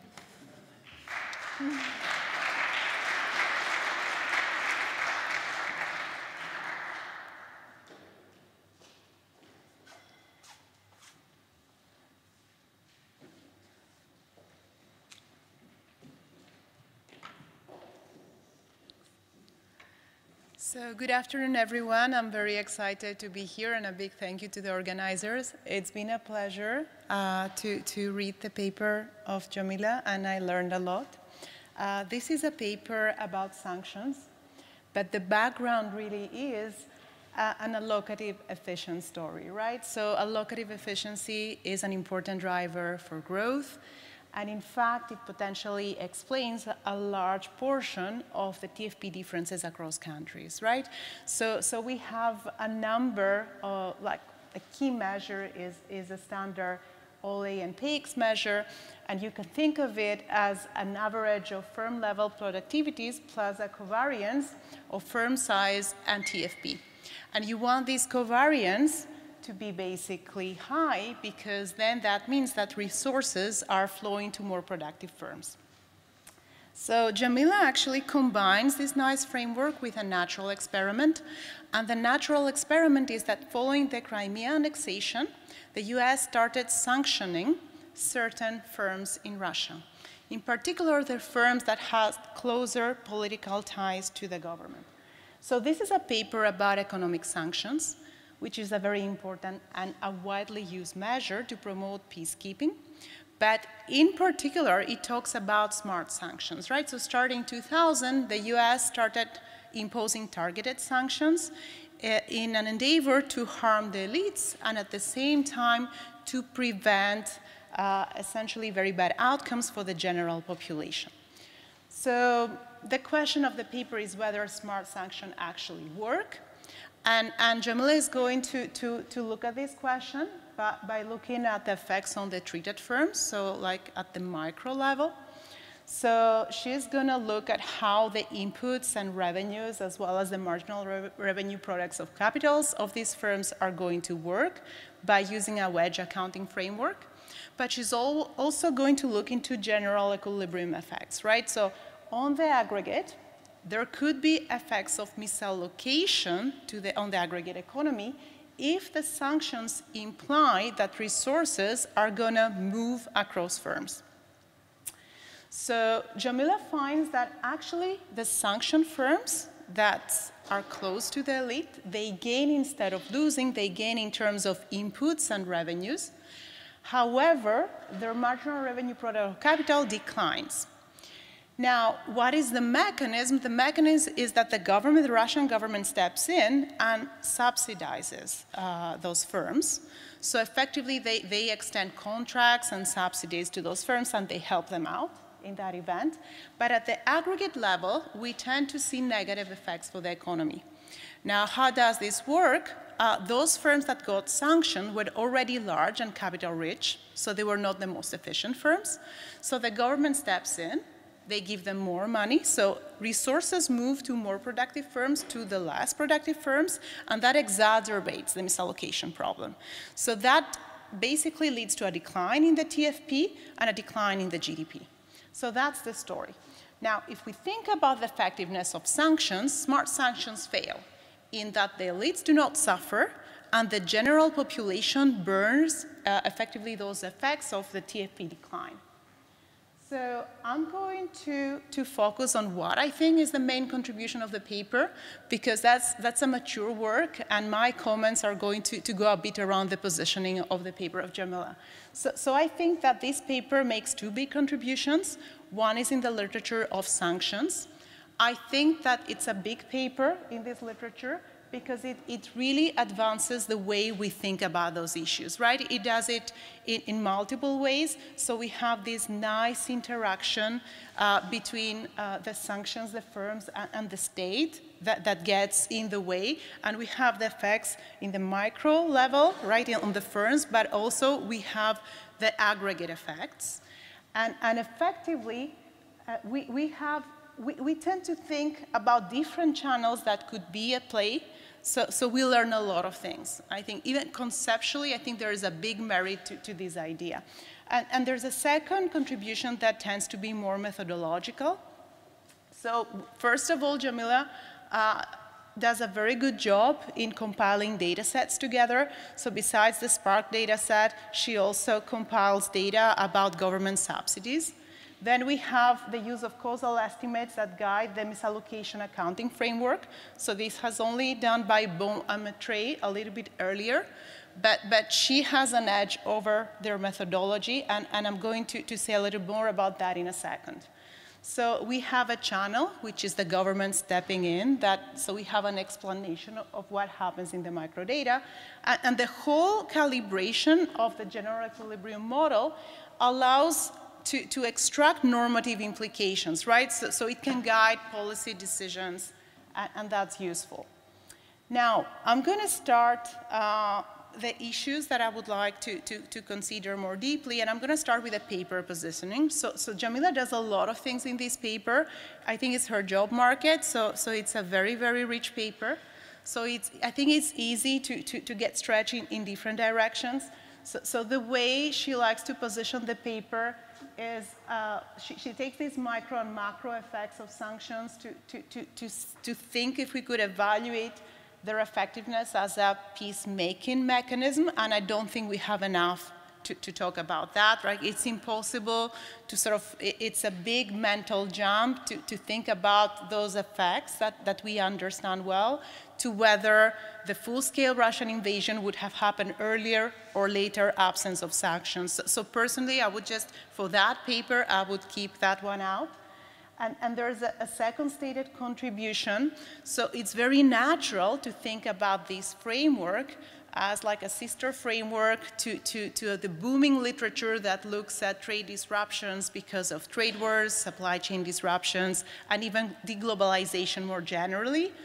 I would claim that we can take some inspiration, but again, this is not the same thing, because if we think about, if I take all those stories under the umbrella of trade disintegration, I would think that the firms that suffer more from that tend to be firms that are more exposed from international trade, and they're more prone to supply chain disruptions. These are not exactly the same firms that are treated by sanctions. So I've looked at your tables, and you have a lot of R&D firms there, a lot of real estate, and a lot of IT. So typically, I think these are different firms. And then there is another distinction that a lot of state-owned enterprises get sanctioned, while if you think about trade disintegration, you would have a lot of private firms that are exposed to trade. So we have a different type of treated firms in these different types of shocks. And there's a third element that is a bit more econometric. So when you have a trade disintegration story, that tends to affect the whole sector. Now, the beauty of what you do is that the sanctions treat individual firms within a sector. And this is exactly your edge over the Bowen-Mattei framework, right? Because econometrically, what you can do, you have an attribution of changes in within sector allocation to the treatment that you could not do with the other type of story. Now, coming more to the aggregate effect that I think is the most interesting thing that you show conceptually, I would like to think about potentially some second-round effects that could happen, right? So there's a big part of the political economy literature that basically bloomed a lot in the past years that has to do with inequality, right? We can think about the work of Piketty, also my work with Sergey and co-authors, where what people say that, you know, as inequality increases or as business cycle deteriorates, you have adverse effects to the government, right? So people, you know, tend to move to other parties. So the question is, what could happen? Would Russia effectively experience those adverse effects from misallocating resources from the general population to the elites as inequality increases, right? So there is this political cost that could eventually become detrimental to the government, all right? And there's a question of whether the government anticipates that, right? So whether this is integrated or not.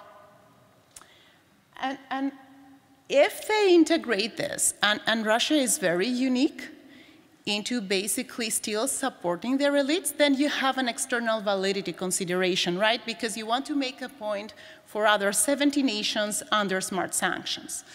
Now, as a final thing, it could be more of a longer run effect, right? So in the short term, the sanctions are not smart, but when these aggregate effects accumulate, right, and they hit the political economy, potentially the sanctions are doing better in the medium or longer term. Now, a third issue I would like to add is that it's very difficult to access the counterfactual of having sanctions and not having the government counteracting the sanctions, right? Now, I don't want to make a big deal out of it, but effectively you cannot separate the micro and the macro effect when this is a play. So econometrically, you have a little bit of an issue because we do have two different treatments that are not exactly the same, right? So you have the US treating certain firms, and you have the government responding to the sanctions, but in an heterogeneous way. So the treatment cannot be thought as one, but as two separate treatments. And despite that fact, the rollout of the second treatment, which is the government shielding, we cannot say that is exogenous to the outcomes of interest, which is the revenues, right, and the inputs. So they're going to go exactly there and try to replenish those quantities. So conceptually, this is also a problem because we cannot make a statement about improving allocative efficiency, right? So if the government would not be shielding the elites, what would happen? Would the sanction have positive effects on TFP because they were going to make those larger companies smaller? We cannot answer to this question, right? And that's effectively interesting for what you're doing. Also, if you want to consider effectively external validity. So I'm going to wrap it up here. I think it's a very important topic. I think that methodologically you have a very nice contribution. It's careful work, it's detailed, and it's very mature. I think that you do more than you say in the presentation. The paper has done a lot of work. It's just a matter of repackaging and positioning. If I were you, I would focus on fewer questions and try to go deeper and flesh them out. And I'm sure the paper is going to do great. Thanks a lot.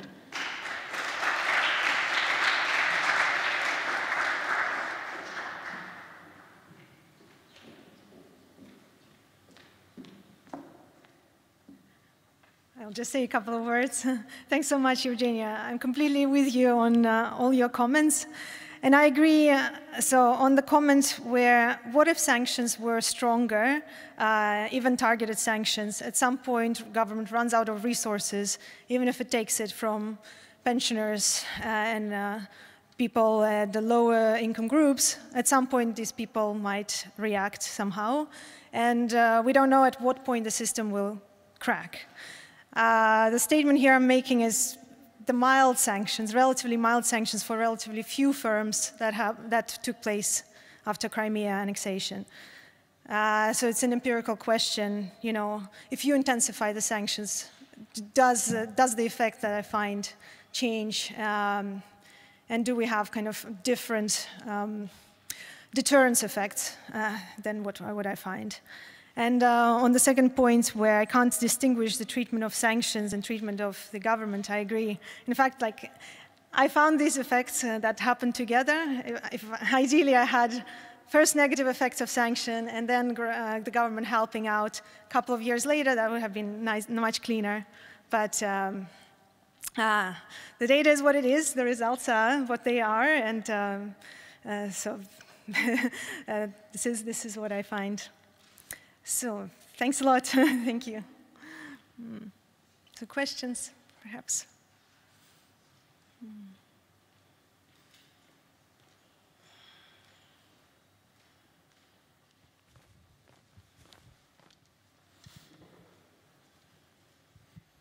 Thanks for this great presentation, a lot of insights, very, very clean paper. I just have one question. When you asked at the beginning, were the sanctions effective? I thought what you're going to measure is how many fiscal resources it took away from Russia that could not be spent then on military intervention. I'm wondering whether you thought about that. In the end, you measure it in TFP, and as you said, if capital stays constant, that's the equal effect on GDP.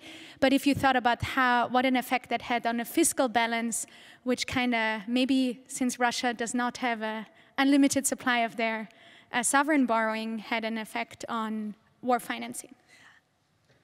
Can I address? Yeah, great question. Thanks a lot. So the period I look at is before the full-scale invasion, and that was, in a way, I wrote the paper before the full-scale invasion. So then the question of sanctions was the question of deterrence, rather than removing the resources. Therefore, I focused kind of on the effects of deterrence. I agree completely that right now the key question is to what extent the resources are removed from the government through sanctions. So it's a question of resource drainage. And, well, we are writing a new paper on this. Exactly. Thank you.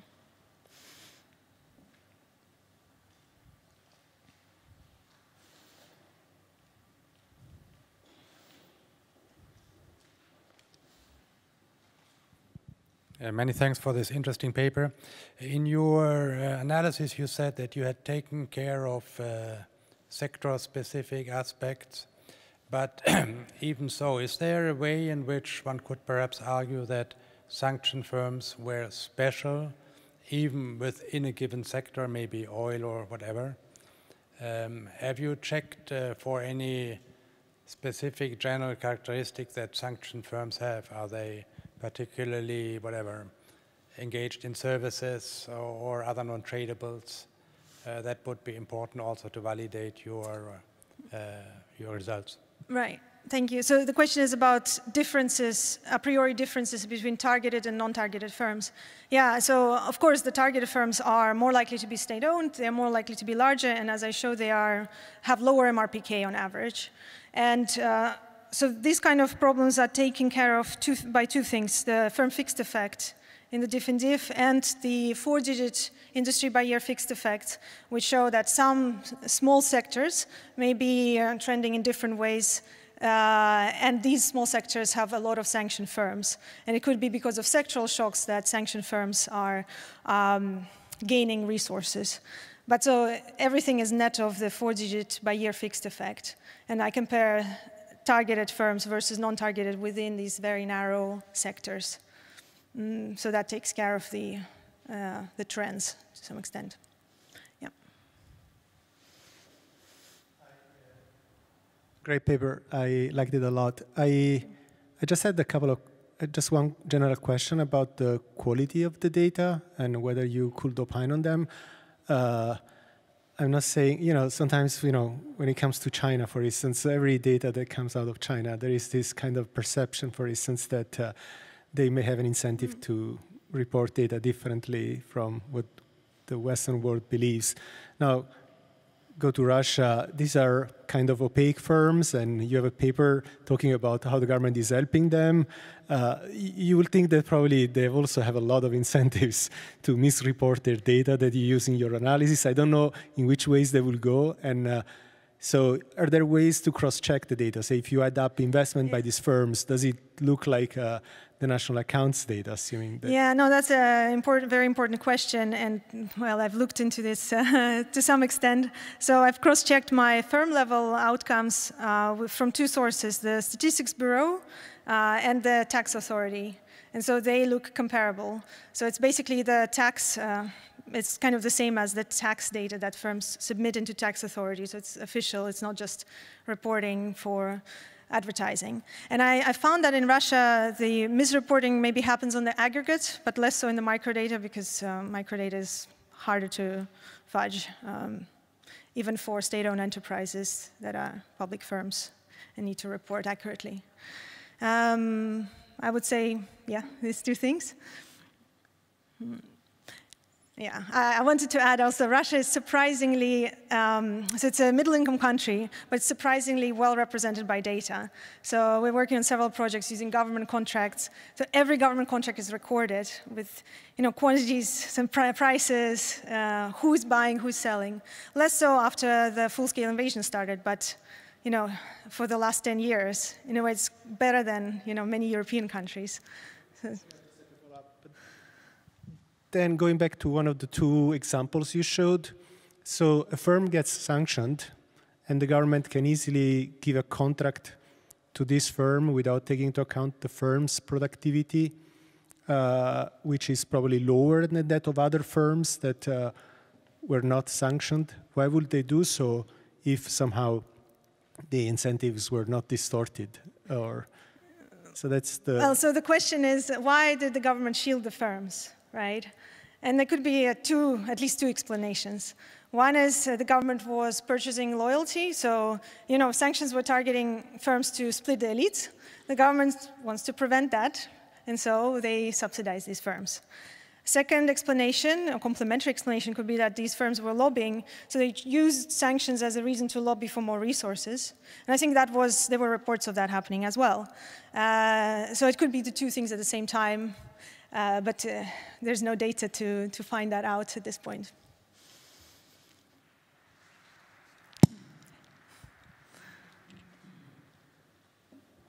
Thanks a lot for the presentation. I enjoyed a lot the paper. So I have a little bit maybe speculative question. So if we could come back 10 years ago and given all your findings at hand, how would we design sanctions in an alternative way if, as you show, this potentially best possible, golden standard, smart sanctions do not work? Do we have any other alternative? Could we? It's a really nice question. I mean, I was thinking, what would be the perfect sanction in advance? And with the benefit of hindsight, I guess the targeted sanctions maybe I wouldn't do, but if I was German government, I would probably try to diversify all the energy sources, but without cutting it off from Russia, so that there's an opportunity to cut it off anytime, so to have that threat there, ready when something happens. But I mean, was that feasible politically? I don't know. So that would be probably the sanction I would do. Yeah, thanks.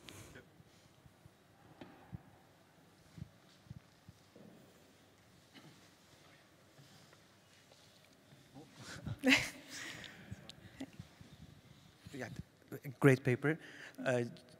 Just one question. What if sanctions are, like if the sanctioning economy is cutting exports and it goes into, and these exports are used as intermediate inputs in the sanctioned economy, would that create a similar effect? Like, what are your thoughts? Like, I was just curious about your take on that. If sanctions are... If you stop sending intermediate inputs, would that create a reallocation in a similar way? So part of the targeted sanction was to stop the intermediate inputs because some imports were banned. So that's the effect I cover. And the effect of that is similar to banning all economic transactions. The question of, if you're asking about trade sanction, there wasn't a comprehensive trade sanction before the full-scale invasion. It's happening now, and there are many papers working on this, and we're yet to find out exactly the effects. Yeah, I mean, I wanted to add to the previous question, so what would be the perfect sanction? I mean, the perfect sanction is the one you don't actually have to impose. The perfect sanction would be the one that deters the wars from happening, where you don't have to impose the sanction. So if that exists, that would be perfect. But diversification might be the answer.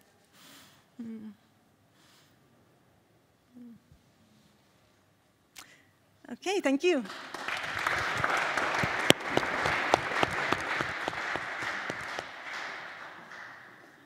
Let's head for the well-deserved coffee break.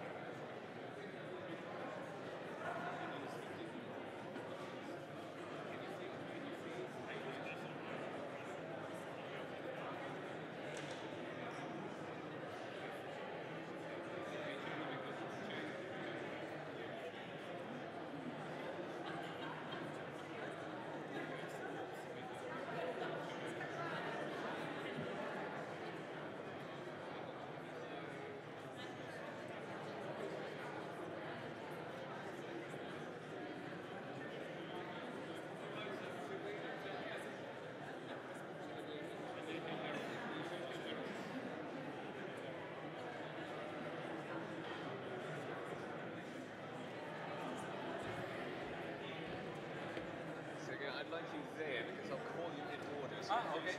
Okay. That's very sweet. I can.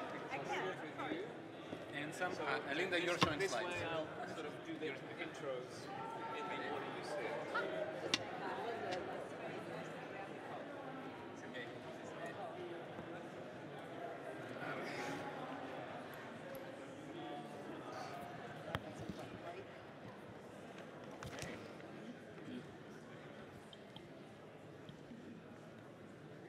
Good afternoon.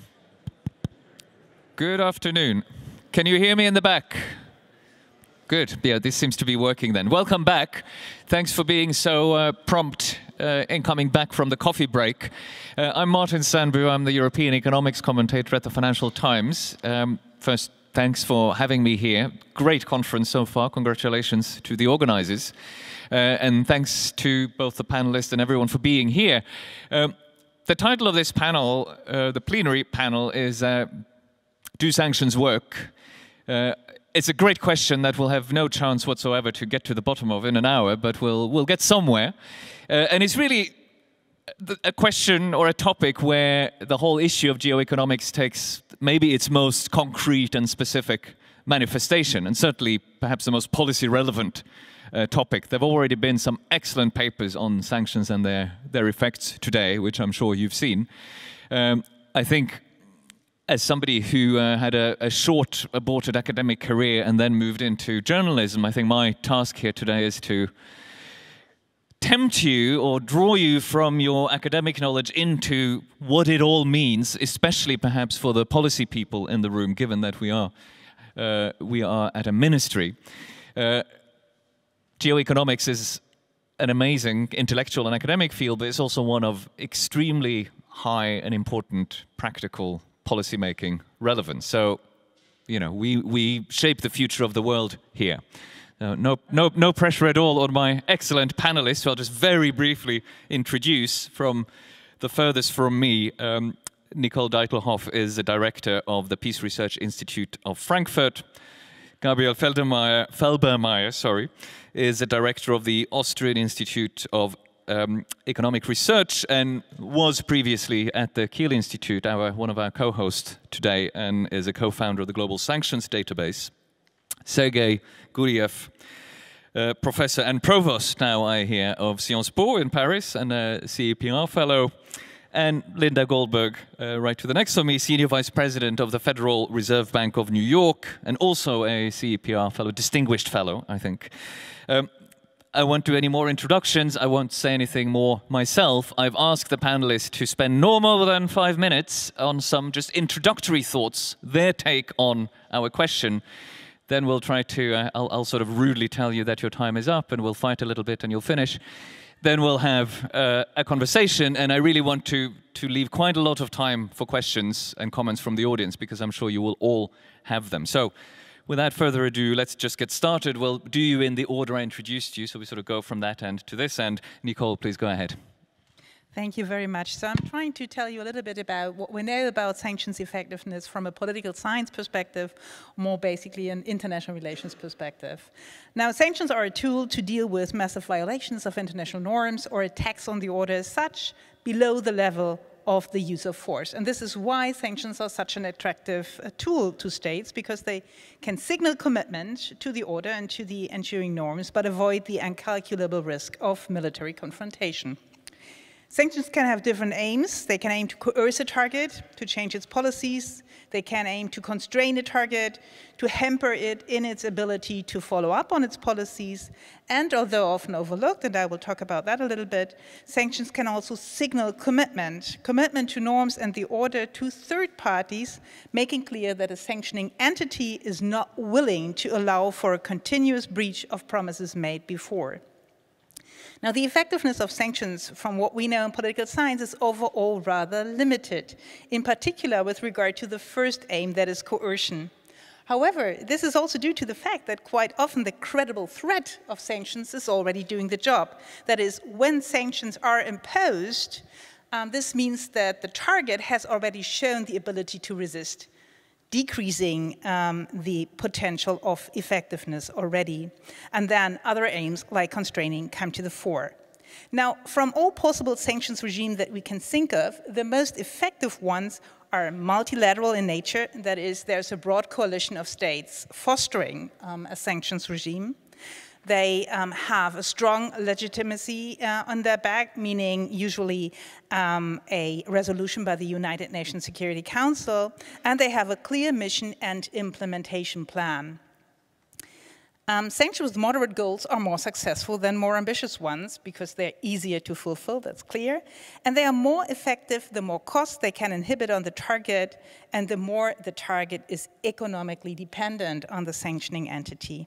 Finally, and I think this is really important, small powers are much more susceptible to sanctions than major powers because the latter have more capabilities to evade sanctions, to impose counter-sanctions, and also to weather a lot of sanction costs.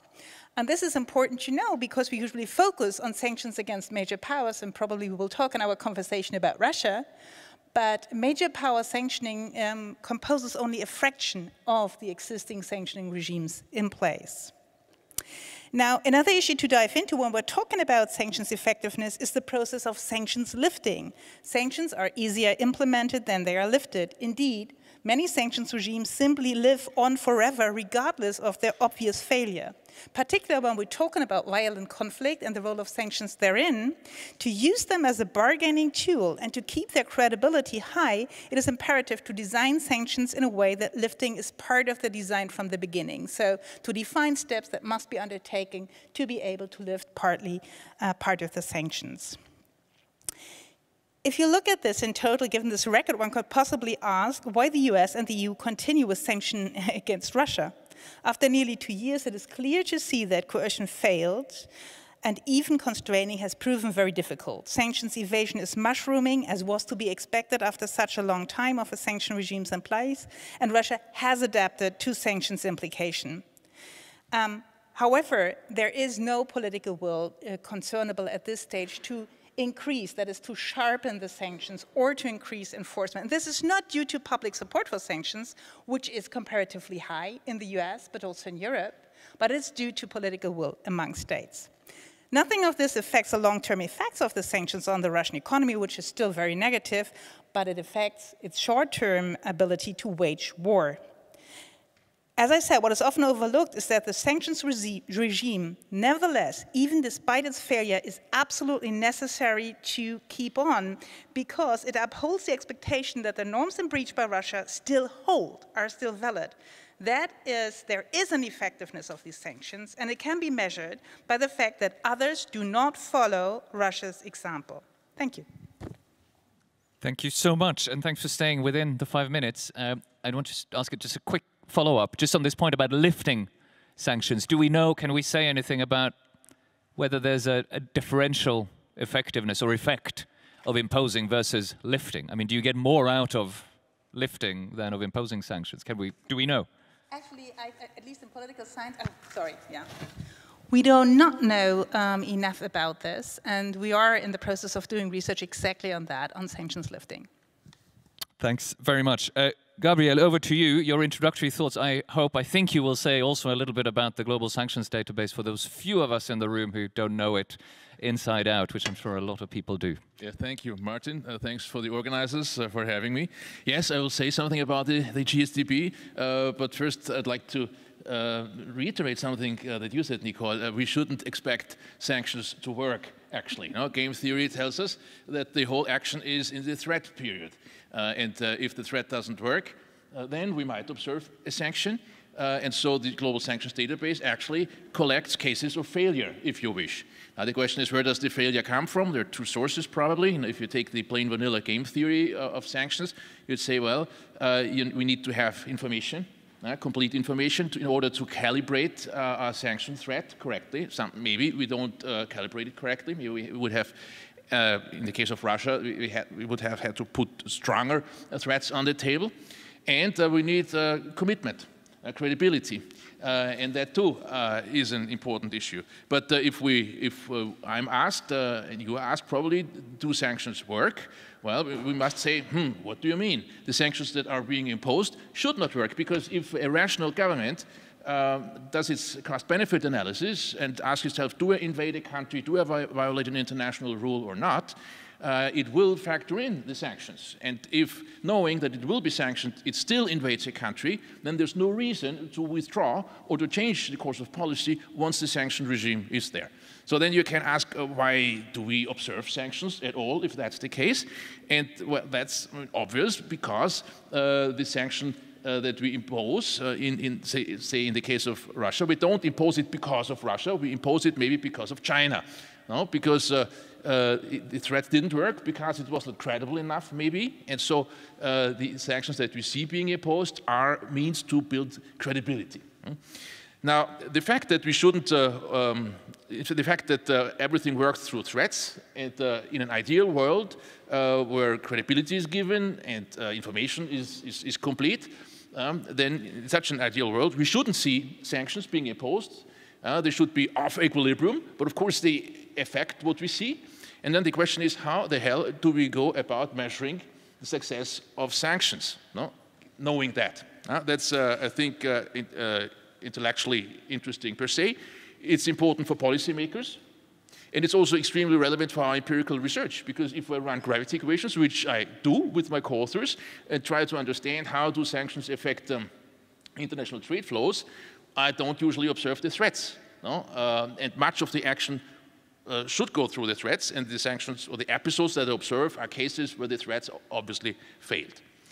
Now, what do we know from the Global Sanctions Database? Now, this is a complete collection of sanction episodes from the 1950s to today. We hope that in the next years we'll be able to come up with a sectoral coverage too. Now it's still aggregate. But what we do know is that partial sanctions, we had a paper before on smart sanctions that are only covering part of the economic activity, but those partial trade sanctions often do not destroy a lot of trade. Now, if you want to see, if you want to see sharp effects in a gravity model, you need to have a complete trade sanctions regime. And we don't have so many. But those that we do observe are very effective. When they are imposed, we see trade go down on average by some 60%. Since the duration of sanctions can be very long, we can look into how that effect increases over time, and it goes down, down, down, down, until sanctions are lifted. Now, when the sanction is lifted, it's important to see that trade bounces back, but it does not bounce back to the gravity norm. In our empirics, it takes about 10 years for the trade volume to recover. And that is important if you want to calculate the cost of sanctions, because you lift them and you don't go back to normal immediately, of course. It doesn't surprise us. There's some hysteresis in all of that. And what we also see in the data is that when the sanctions are imposed, before that, you have 5-6 years of depressed trade already. So that might be the phase where threats are issued, and that is already not good for the dynamics of trade.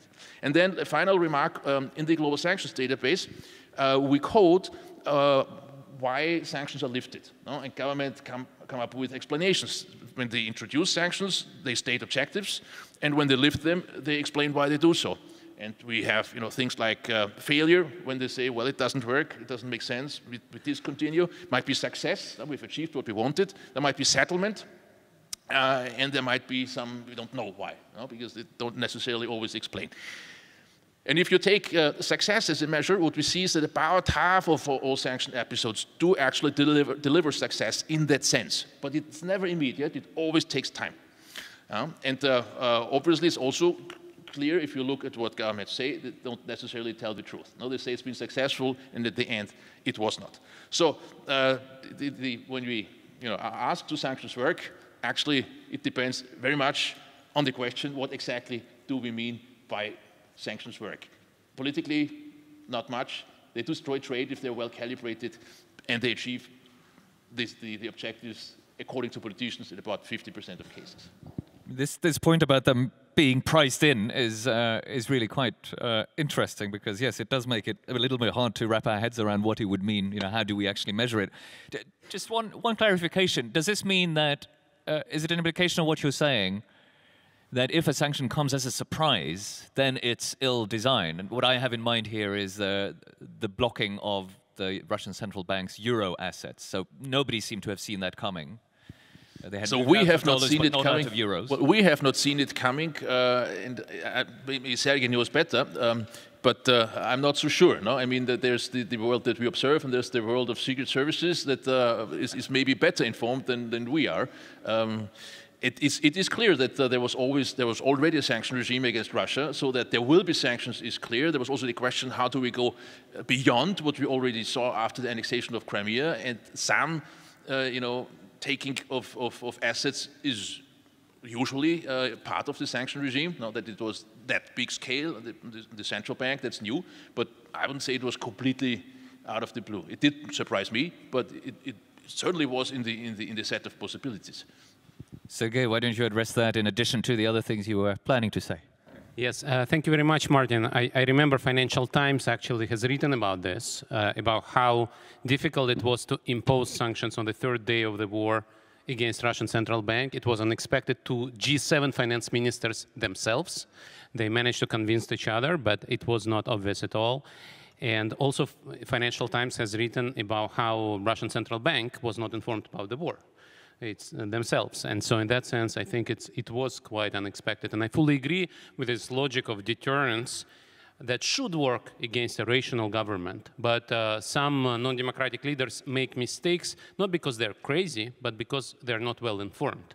This is not a bug, but a feature of a non-democratic regime that you eliminate political opposition, you shut down independent media, you suppress civil society, nobody criticizes you, nobody delivers bad news to you, and so you come to imagine that your army is very effective, Ukrainians love you, and the West is weak and disunited, and then you make this policy mistake.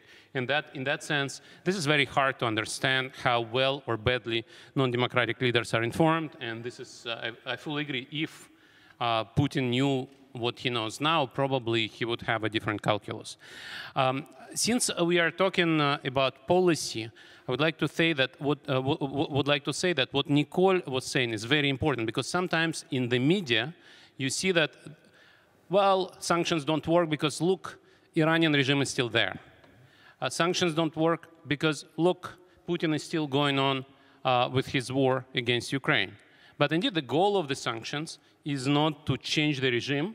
And actually, if you look at Iranian sanctions, you see that when the sanctions were finally tightened in 2009, 2010, it took some years, as Gabriel has said, but eventually the deal was signed in 2015. And in that sense, sanctions that were targeting change of behavior delivered what they were supposed to do. Now you start thinking about other examples, and since we talk about Russia, in 2008, Russia annexes part of Georgian territory.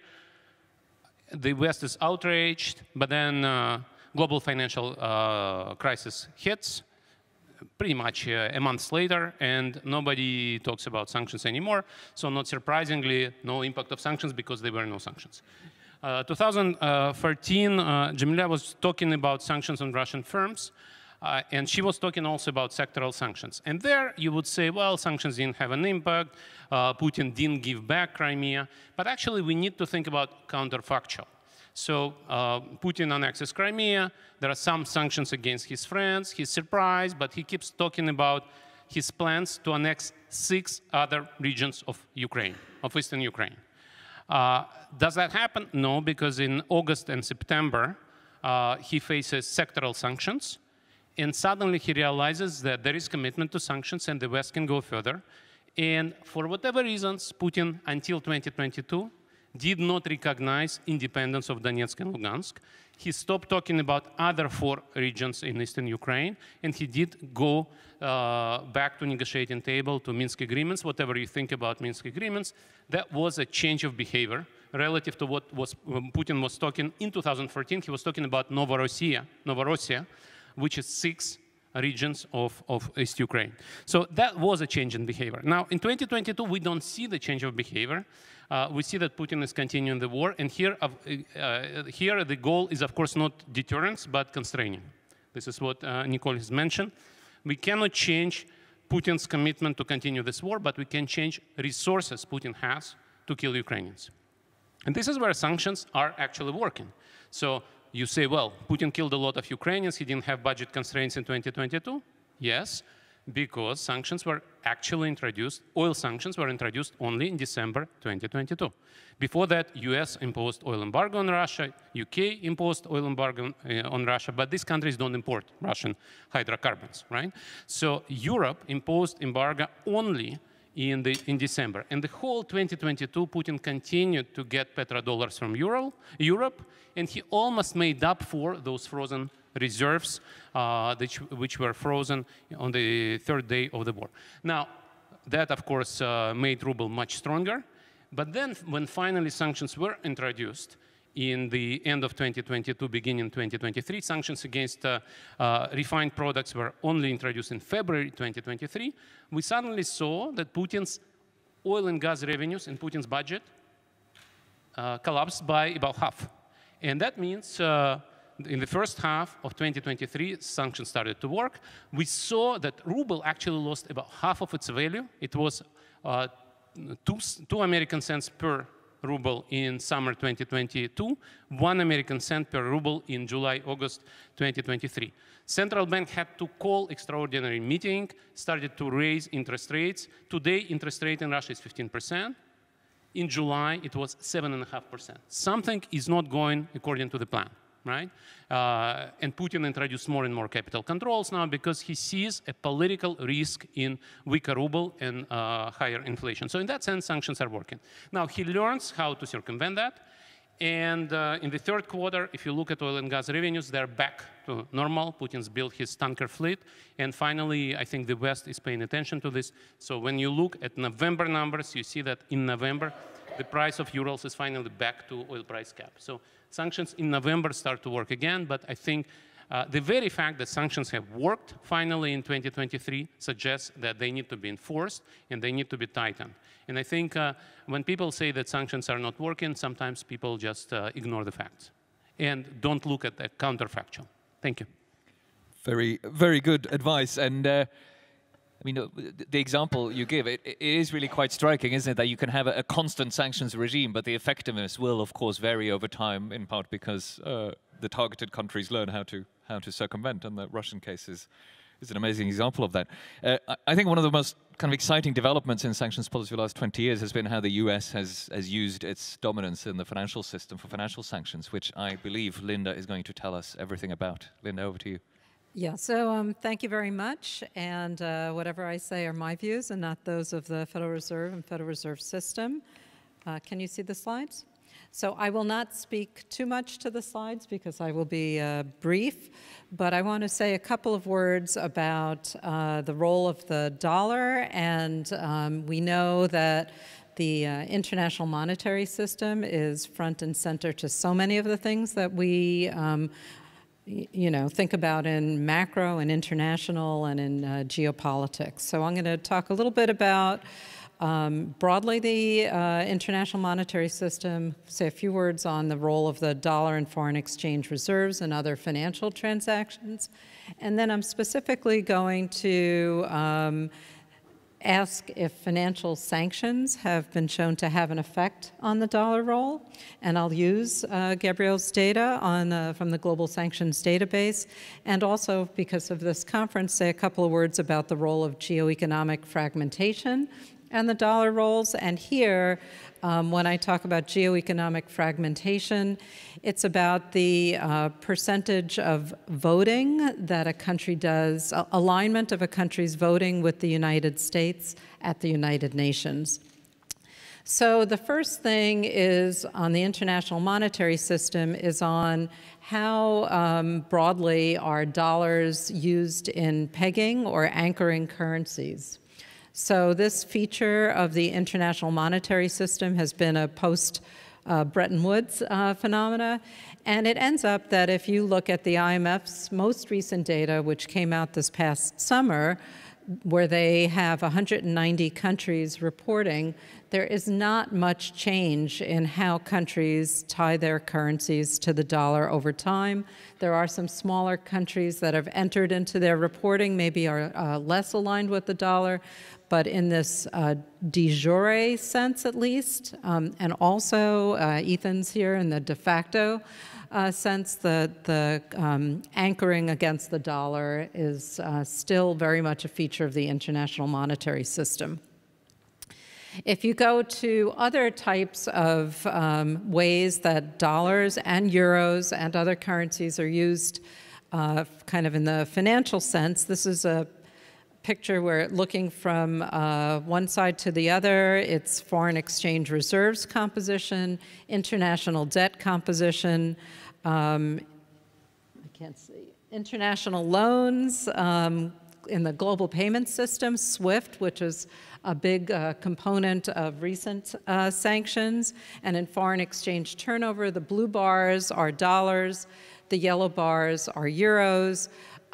again, the kind of pattern of rankings of currencies and their relative roles are very consistent over time.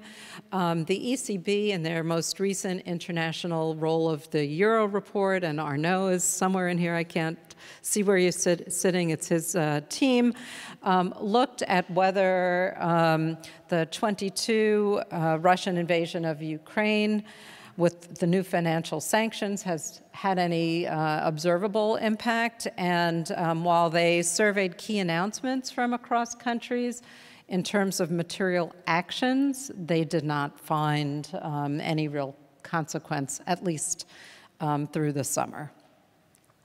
There's another piece of information that was actually discussed in some of the sessions today on the US dollar share in the official reserve portfolios of countries. And the kind of story here is that the dollar share of official savings, if you will, or reserve portfolios peaked around 2000 at 72%. And then when you get to 2015, it was around 66%. And the thing that gets attention is a decline from 66% to around 59%, where it is currently. So a 7 percentage point drop in the dollar share of official reserves. I've done analytics on this, and it ends up, you know, is it a movement away from US dollars? Is it a change in preferences?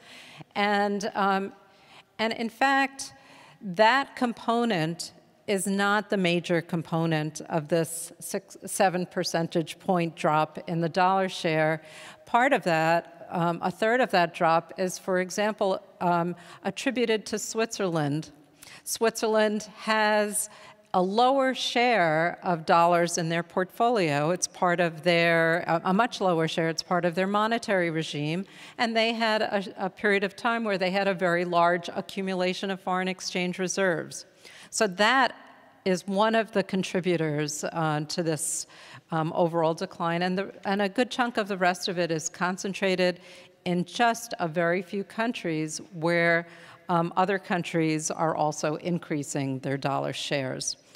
I next looked at the role of financial sanctions and geoeconomic fragmentation in the portfolio composition of reserves of countries over time. And this is kind of interesting. If you think of the reserve holdings of countries, the official reserve holdings of countries, they are there for a particular purpose. And some of that purpose is, you can think of as insurance. So they will have these reserve portfolios that have the insurance part. You can think of that as their liquidity tranche. And then once they've satisfied their needs for liquidity, we'll call that other part their investment tranche of their portfolio. So it's kind of the excess over some of their needs. When you look at the role of financial sanctions using your data and geoeconomic fragmentation using the UN voting patterns as a measure, they only bring down the dollar share of those countries' portfolios if those countries already have enough reserves to meet their liquidity needs. Otherwise, they end up having a higher, not a lower share of dollars in their portfolios, all else equal. So I think those are interesting considerations. And just finally, gold holdings are also in the news a lot, and that also is concentrated in a very few countries. So thank you. Those are fascinating findings. Just on this 7 percentage point drop, how much of that is Russia? Because we know Russia has moved out of dollars and they moved partly into gold, partly into euros. But. Yeah, so you don't have full data on this. You don't have full data in recent years. There's a lot of analytics about Russia and as well as China on their composition, but I don't have official data on that. Some of it is Russia. It could be on the kind of dollar share decline, at least through 2021. That could account for, I'm going to say, about 1.5 percentage points of the total. However, if you look across countries, for the other countries where you have information, there's an increase in preferences towards dollars. So there's actually some kind of canceling each other out.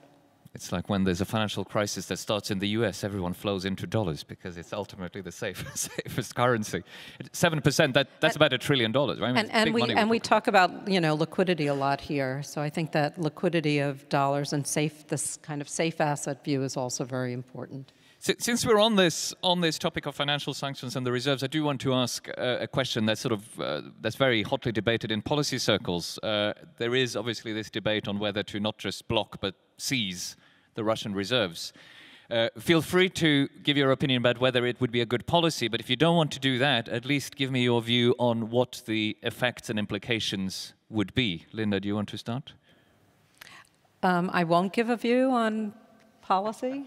As you know, I told you beforehand. But in terms of implications, so and this is not Russia specific, but you know, you would expect that any country needs to have insurance, and so countries have debt. Countries use international capital markets. And they need to have funds set aside in the event that they have to activate those funds. So if you have kind of a question about your access to those funds, you could, of course, reduce reserves, or you could put reserves into places that would not be accessible for those frameworks. You may even want to have more reserves, not less reserves in that context, because you won't be accessing international capital markets in the same way. So I think it's a complex question.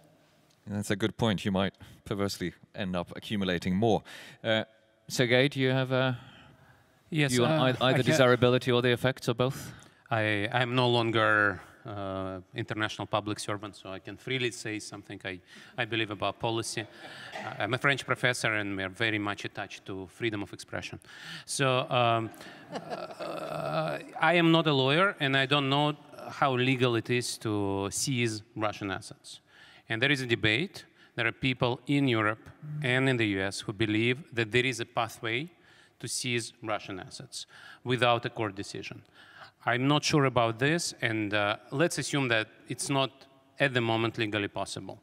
So I think one thing you can do, you can quote President Biden, who said, we don't see a way to seize Russian assets and to spend them for reconstruction of Ukraine, but I will make sure that Mr. Putin doesn't get his money back before he pays for reconstruction of Ukraine, for the damage, until he pays reparations.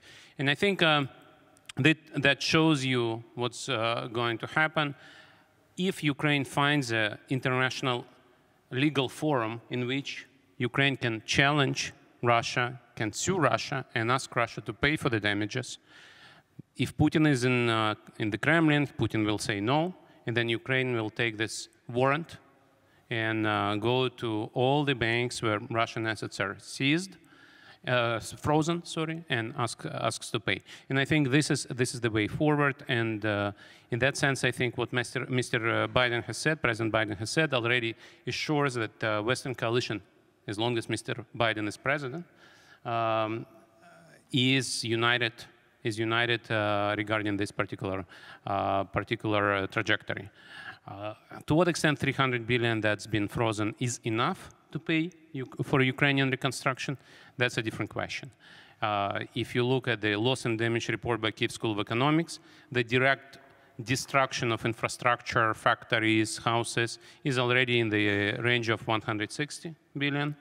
World Bank believes that we need to mobilize 411 billion to pay for the reconstruction, and Ukrainian government is asking for 750 billion. So 300 may not be enough, but that's a different question. And the 411 billion question was after just 1 year of full-scale war, I think, also, so it will be more now. I think it's worth remembering here that G7 leaders now have twice said that we will not lift the block, we will not remobilize those assets until Russia has paid compensation. So this is Western policy now, to keep that in place. Before stopping here, I would just like to praise CEPR, who organized not just this conference, but also rapid response papers. And in the very first paper, which we wrote already in April 2022, we already talked about this issue, and we said, this is the way forward. It's been a gift to journalists as well. Gabriel, Nicole, any thoughts on this question? So just two comments. I agree to what Sergey said. I think the Biden strategy is the right one. We don't have to seize the assets really.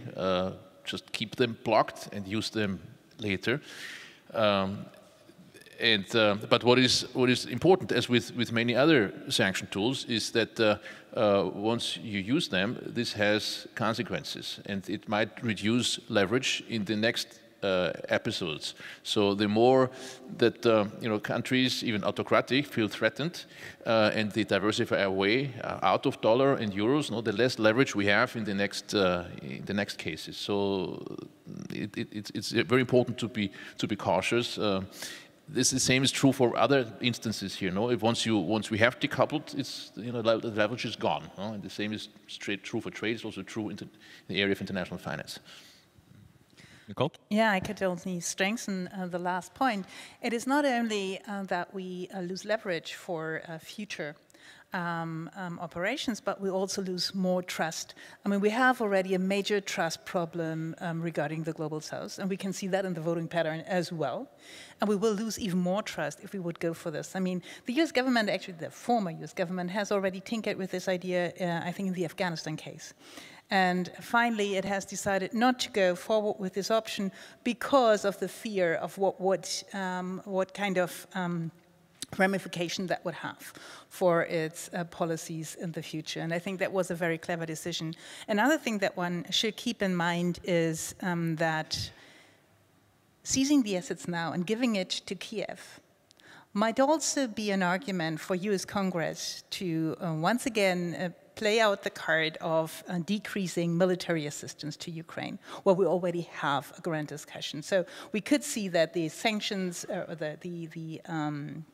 the assets will be played out against military aid. And after all we've said, I think one thing should be clear. This war is not decided by sanctions. It is decided by military capabilities. So this is a risk that we should not take. I have a lot more questions, but I think so do people in the audience. I want to just stop here and see if there are people who, see if we can take a round of questions. Anybody? And we have some roving mics, right? The light is not quite. So there's a gentleman here on the second row. Anybody else? I'll take a couple of questions. Hi, thanks. Danny Gross, now with Bocconi University. Now I see who you are. Yeah, many thanks for this excellent panel. I want to come back to the question, do sanctions work in the more pedestrian sense? Once you impose them, do they have a large economic cost? And if the consensus seems to be that the economic cost, especially for a major economic power, is limited, then I would ask myself, why are we then so afraid of China? If they were to sanction us, the economic cost to us should also be limited. So more in general, it seems to me that if you conclude that the economic cost of imposing sanctions is limited, then I don't see a big case for de-risking trade, because even political intervention by the other side should also have a limited cost. Very good question. Anybody else right away? Okay, couple of rows back. Right there. Thank you, Philippe Martin from Sciences Po. I'd like to have your thoughts on one particular type of sanctions, which I think is unique. It's the first time we put them in place, which are price sanctions, so the $60 sanction on oil. I think it's the first time. Normally we think of blockades and embargoes, quantity sanctions. So I'd like to hear your thoughts on whether you think this can be efficient and a new type of sanction. It's also an excellent question. I think we have enough to kind of address here. So the second question is about price caps, the very innovative price cap sanction, and then Daniel's question on what do we learn from the effectiveness of sanctions on our own vulnerability to others.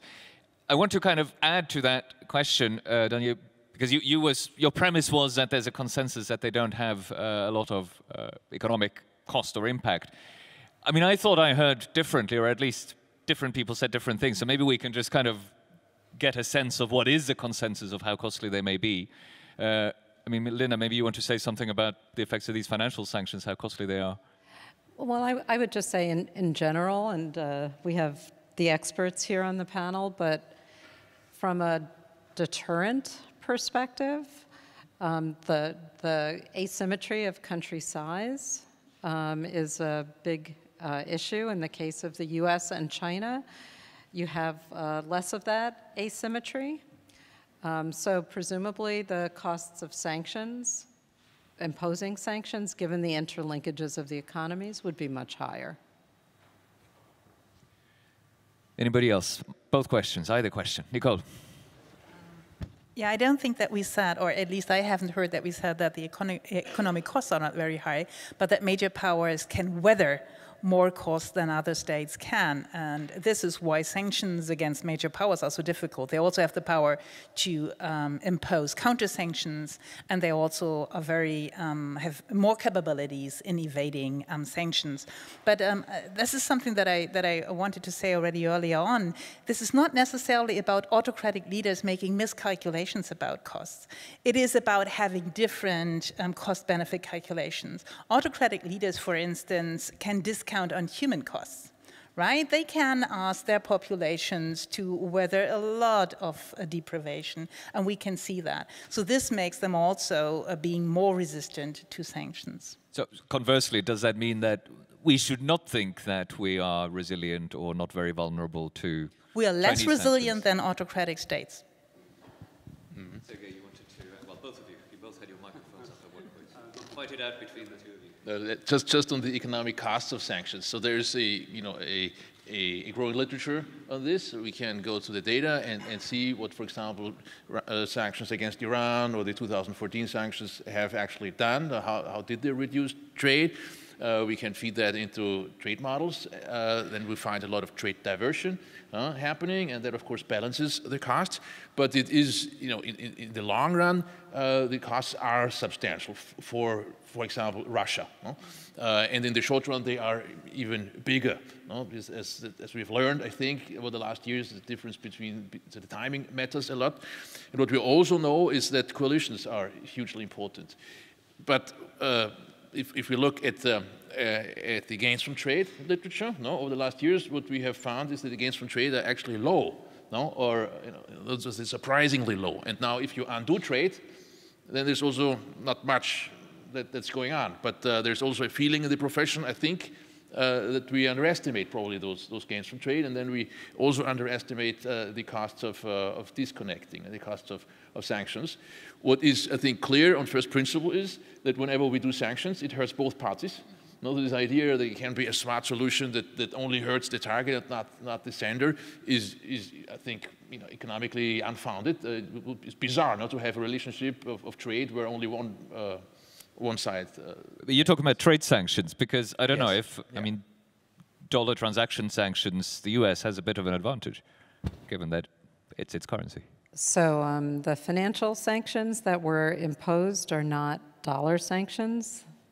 They are sanctions on the use of, for example, the prohibitions on the use of the SWIFT network applied to every currency that's within the SWIFT network. So I don't think it's a disproportionate. Actually, there are more euro transactions in the SWIFT network, I think, than dollar transactions. Sergei. Europe is a major trade partner. It was a major trade. Yeah, thank you. Daniel, I think your question already has an answer in it. Because when you talk about de-risking is actually the tool of minimizing the impact of Chinese sanctions on the West, right? So when we talk about Russia minimizing the impact of the sanctions, Russia is essentially doing the same de-risking via Dubai, Turkey, Kazakhstan, India. So basically, when the West is doing de-risking, the West is sending a signal that the impact of Chinese action against the West will be minimized, and it's part of the same intellectual framework. On the impact of the sanctions on the West, I would like to cite a very important paper which is called What If, written by Moritz Scholarik and other co-authors in the room, which was written in the first couple of weeks of the 2022 full-scale war, which showed that the impact on Germany of full gas embargo would be limited. And indeed, we didn't see a major recession in Germany at the end of the day. On Philippe Martin's question on the oil price cap, I think it's a very important innovation of 2022. I think the first person who proposed that, and it was not for oil but for gas, was Mario Draghi. I don't think it's a crazy idea. I love this idea. I think that when we regulate monopolies, we sometimes impose price caps. And if you read the first pages of economics textbooks for the first year of undergraduate program, you see that price regulation is bad as long as the market is competitive. But if market is not very competitive, you suddenly discover that price cap is a good idea, and this is why Mario Draghi suggested to impose that on Russian gas exports. And Gazprom is not a competitive price taker, right? On the oil price, and this is something that I take it very personally because I worked with various policymakers and I wrote about this starting from the very first weeks of the war. I think that when you have an European oil embargo, you also need to hit non-European oil imports from Russia with the oil price cap to limit oil and gas revenues, oil revenues for Putin. And I wrote about that exactly when oil embargo was announced. I said oil embargo is great, but it's not enough. It should be accompanied by oil price cap. I'm very happy that US policymakers have really invested in this project, traveling around the world, convincing countries like India that it's good for India to buy cheaper Russian oil, refining this cheaper Russian oil, and selling the refined products to European market at market prices. And people say, how come India continues to buy Russian oil and makes money on this? That's the whole goal of this particular tool. The goal of this tool is to move oil rent from Putin to Modi. And this is how it worked in the first half of 2023. Then Putin built this tanker fleet. US policymakers said, well, it's good, Putin is spending money on tankers, better tankers than tanks. That's great. But actually, if you look at the bottom line of Putin's federal budget, the third quarter was great for Putin. So he learned how to circumvent it, and it's only now when the West is taking note of that. And as I said, November was already good. But this is a very interesting tool, and I think I can tell you on a personal note, I worked on those on design of oil price cap, and Russian government acknowledged my contribution. Last week, Russian parliament asked Russian government to investigate me for high treason for participation in design of sanctions against Russia. So I think at least Russian government thinks Badge of honor. That there is an impact. I'd like to hear from others on Philippe's question about any thoughts about the oil price cap. No? Yes? No? Good idea, bad idea. Is it working? I mean, I think the jury is still out. You're quite optimistic. I think Sergei explained very well. So in the beginning of the sanction episode, many economists were skeptical of quantity restrictions because of the question where do the rents end up, and ideas of, for example, imposing tariffs on gas imports or oil imports are going in the same direction, and so I think. I would agree to what Sergei said, and it will be interesting to see how that instrument is used in other cases, because we are not aware. It's what Philippe said is, I think, true. It's not been used so far. Of course, only makes sense if we have a large provider of such a commodity. No, it probably doesn't make much sense if we talk about a small producer of oil or. To sell to would it make sense to impose it on Russian LNG as well? Yes. Yeah. We're not moved. I haven't heard anything of any move in Gas, that direction. gas, huh? LNG is not very important. So when you look at pre-war data, oil was 3 times as important as gas, and LNG was an order of magnitude less important than pipeline gas. So that LNG is a small change, like diamonds or nuclear. All of that is small change relative to oil. And oil is exactly what matters. And just to give you an order of magnitude, so Putin in the first half of 2023 lost in prorated annual data 2 or 3% of GDP in oil revenues. For 2024, Putin has announced that he will increase defense spending from 4% of GDP to 6% of GDP. So if sanctions work, Putin will have hard time getting his optimal war scenario in place. If he circumvents these sanctions, probably more Ukrainians will be killed. On the tax, I fully agree that the debate was indeed oil price cap or tax on Russian oil exports. And we actually had this debate with Ricardo Hausmann, former Venezuelan Minister of Economy, who's now at Harvard, who was advocating the tax. And I think the tax is a good idea. But actually, politically, I think it was impossible in 2022 to say Putin gets 60, but we Europeans pay 80. And this 20 goes to a special fund for reconstruction of Ukraine, to a special escrow account for reconstruction of Ukraine. That was the proposal.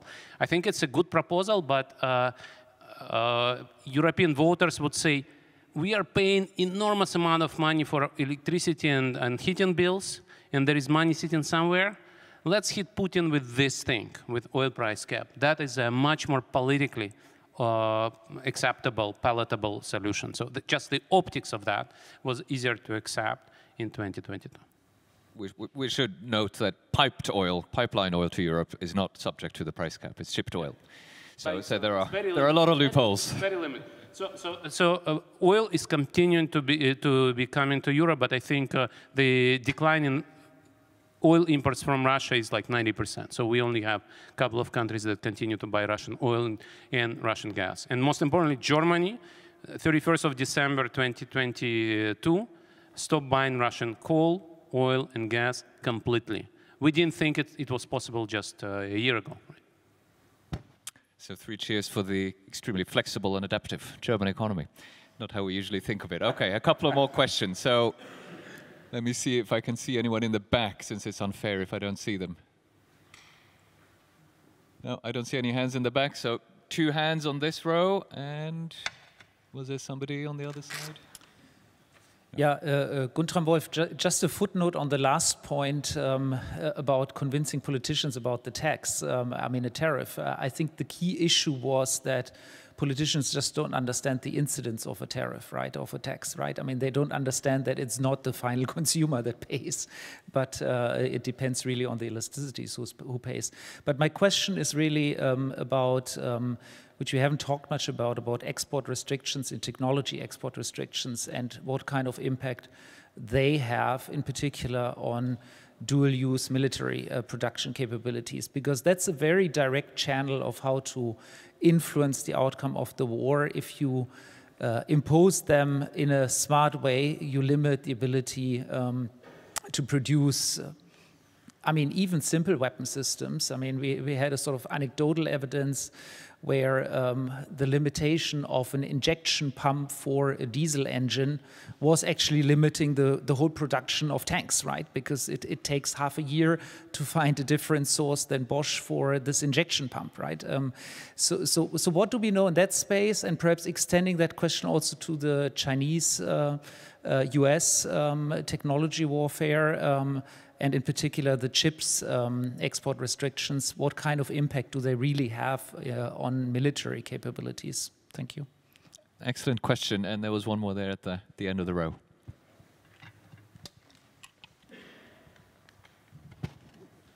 Kemal Özhan, Bank of Canada. If you had to compare sanctioning our foes versus helping our allies, which one you would find more effective? Very good and short question. Beata. when it comes to circumventing export sanctions, some of it is happening via intermediation through third countries. And that's where all the political attention is.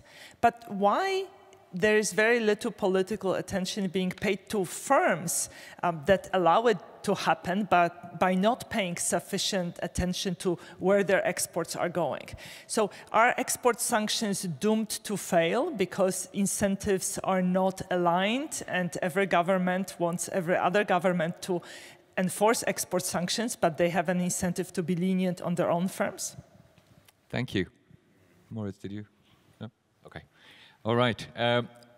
We don't have a lot of time left. I hope we can address all of that, but I'll just do you all in order, the opposite order from what we started, and ask you to address as much as you can of those questions. Linda, do you want to go first?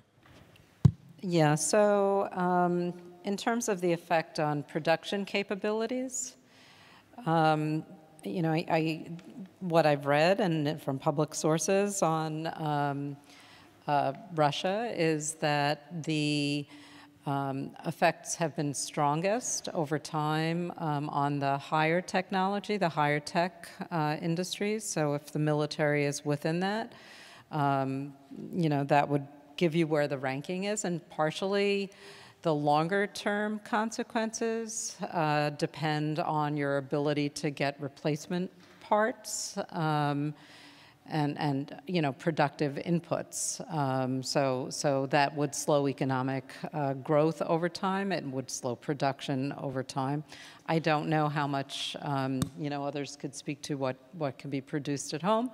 But again, longer term, and this goes also to the earlier comments on the effectiveness of sanctions. Longer term, what is your ability to source replacements either domestically or through other countries that are not participating in the sanction regime? So I think, you know, there's a whole dynamic at play, and of course, even if you source things domestically, you're taking resources away from other uses in the domestic economy, which would have longer run impact too.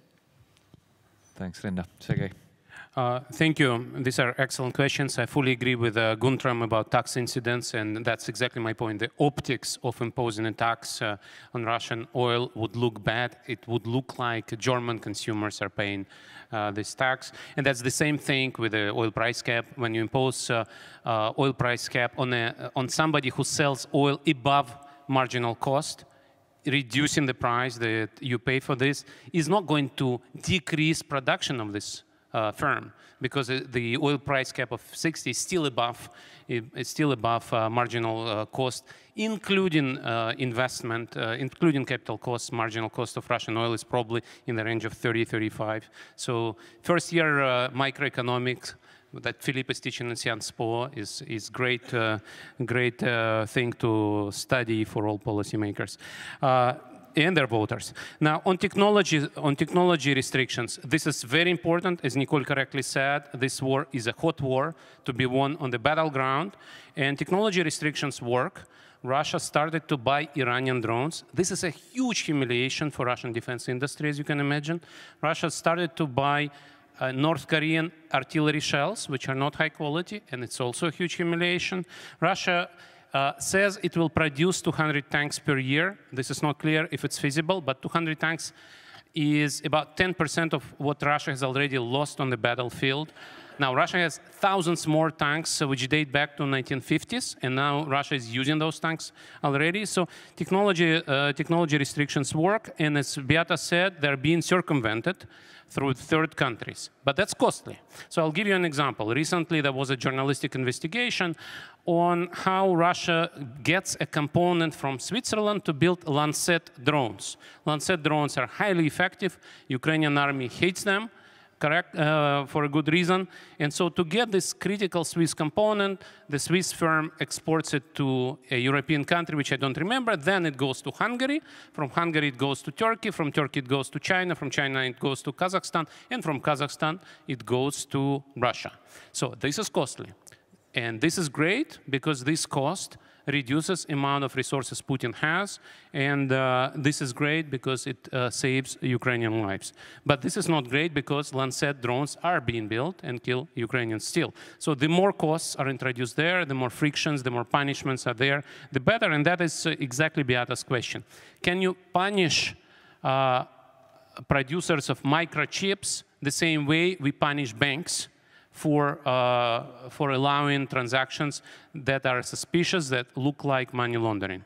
This is new. We've not done that yet. We've done that with banks, but we've not done that with Intel or other firms which produce things which in principle you can try to trace. But essentially, this Swiss firm, which produces those sensitive dual-purpose components, sells them to a European buyer. How do we make sure that when we find this component in a drone in Ukraine, we can tell the Swiss firm that the Swiss firm is liable? This is not clear at all.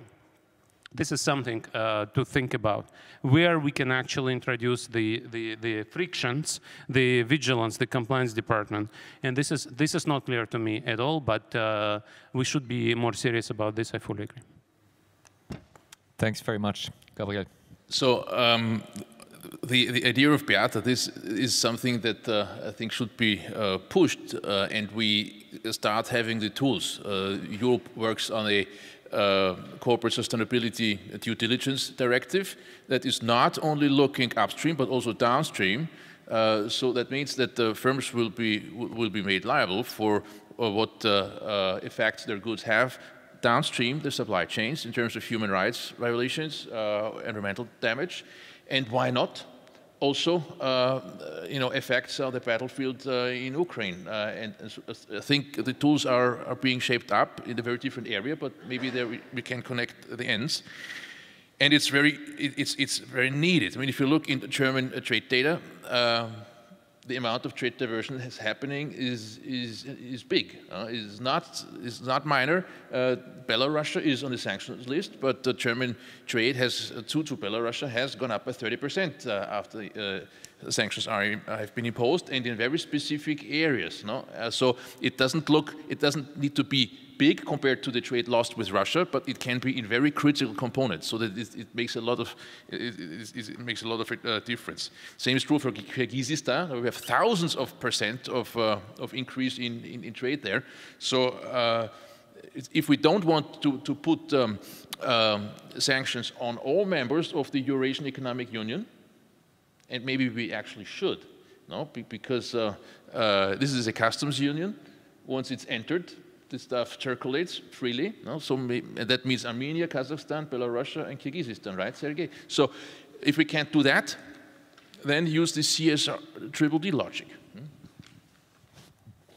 Yeah, just adding on that, I think the problem that we have is that we have multilateral sanctions which are nationally implemented and enforced, and we do not see much information sharing between, for instance, the European member states. This is something that has to change. We have seen first European initiatives. We have seen a G7 initiative of an enforcement mechanisms, but it's still in its infantry, and I think we need to step up if we want sanctions to work. Thanks all of you so much. I mean, I said at the beginning that we may not be able to get to the bottom of the question, do sanctions work? But I think it's been very clear that they have effects, sometimes significant effects, and also that this is very much work in progress in terms of intellectual investigation, but in terms of work on the ground and policy design and implementation. And I think that all four of you have helped us both get more into the complexity, understand it better, and get some sense of the work that remains to be done. So thanks very much to you. Thanks to all of you. Of course, join me in thanking the panel and enjoy the coffee break.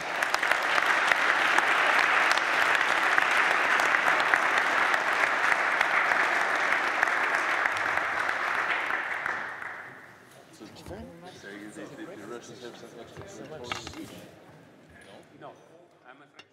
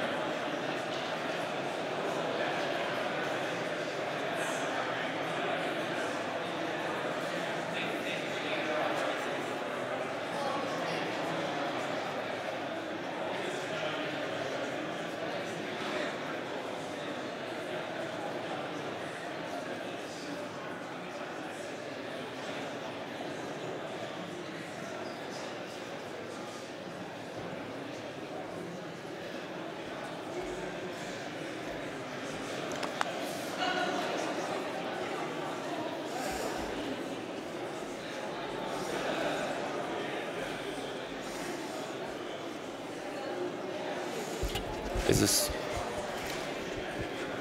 wonderful? So it's my great pleasure, thank you, ladies and gentlemen, it's my great pleasure to introduce our host today and tomorrow, State Secretary Susanne Baumann, who's been the State Secretary here in the Federal Foreign Office since 2021, and she's a specialist in security policy, security questions more broadly, armament, disarmament, maybe soon rearmament, and obviously geoeconomics. So we're very pleased. Thank you again in the name of the Kiel Institute and CPR for hosting us, and we look forward to your remarks. Thank you.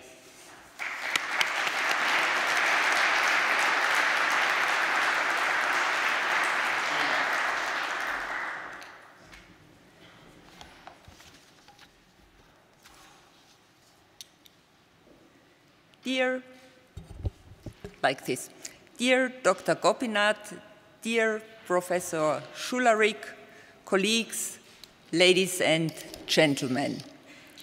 It is a great pleasure to host this high-level geoeconomics conference and the award ceremony of the Bernhard Harms Prize at the German Federal Office. This event marks the inauguration of the Berlin branch of the Kiel Institute for the World Economy, and it is also the first geoeconomics conference hosted here in the German Federal Office.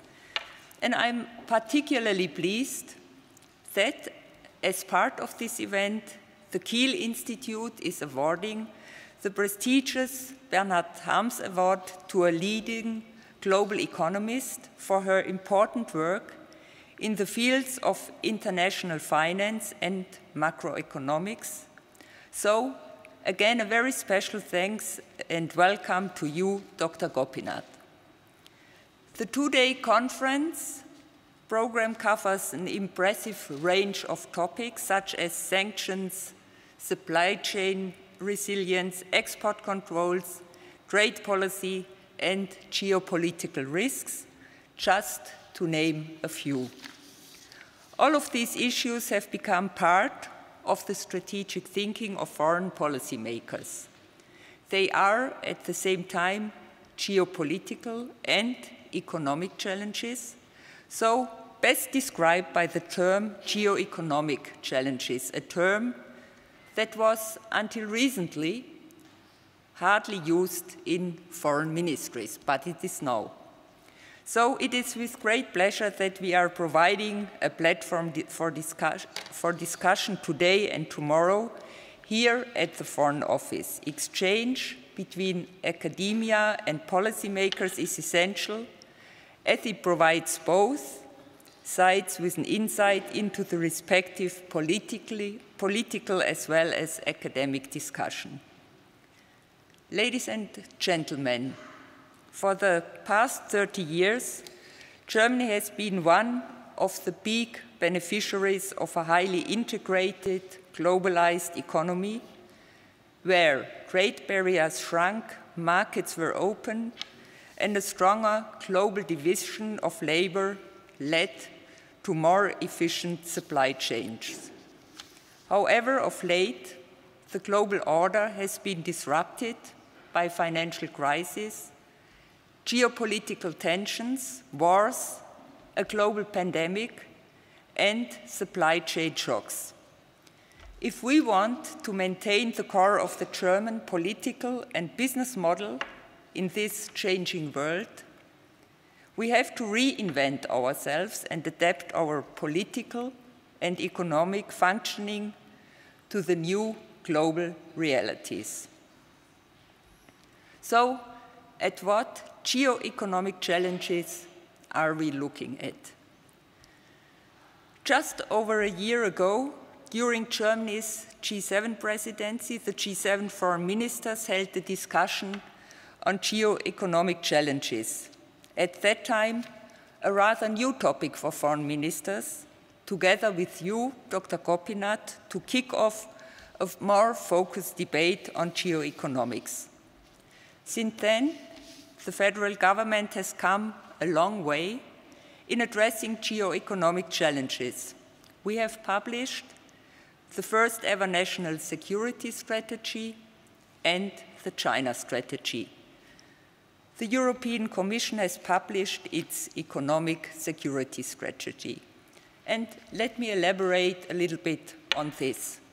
First, weaponization of economic dependencies became a real challenge. More global actors are willing to utilize economic power to influence sovereign political decisions of other countries. Australia became the target of Chinese economic coercion in 2020.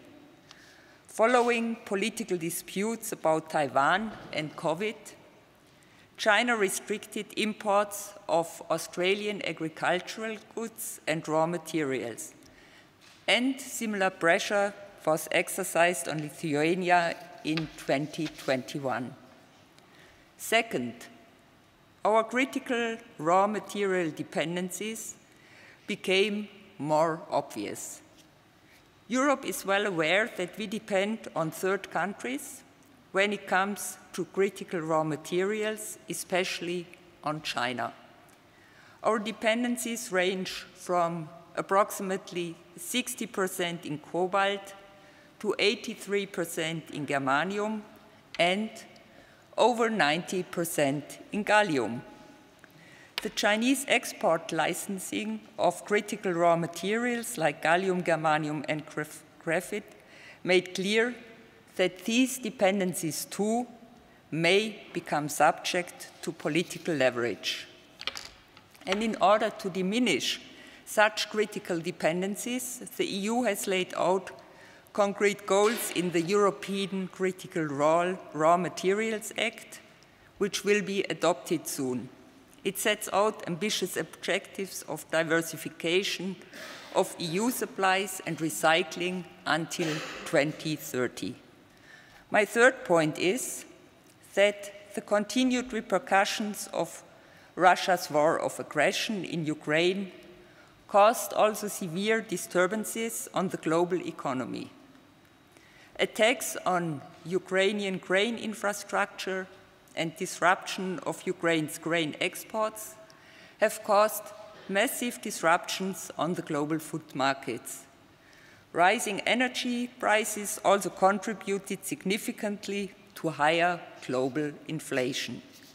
Germany managed to reduce its dependency on Russian pipeline gas from 55% to 0% within only 8 months. But you all know this came at high economic costs. In order to combat rising prices and inflation, central banks around the world had to raise interest rates, which led to tighter global financial conditions and aggravated debt sustainability risks in many developing and emerging economies. The difficult financial situation in those countries increases the risk that projects for development, for education, infrastructure, and climate action cannot be adequately financed, causing a setback to our 2030 sustainable development goals and, of course, also to our climate ambition. Fourth, and last but certainly not least, the climate crisis is a global and extremely important geo-economic challenge since it affects security and stability in many different ways and requires a fundamental overhaul of business models of entire economies.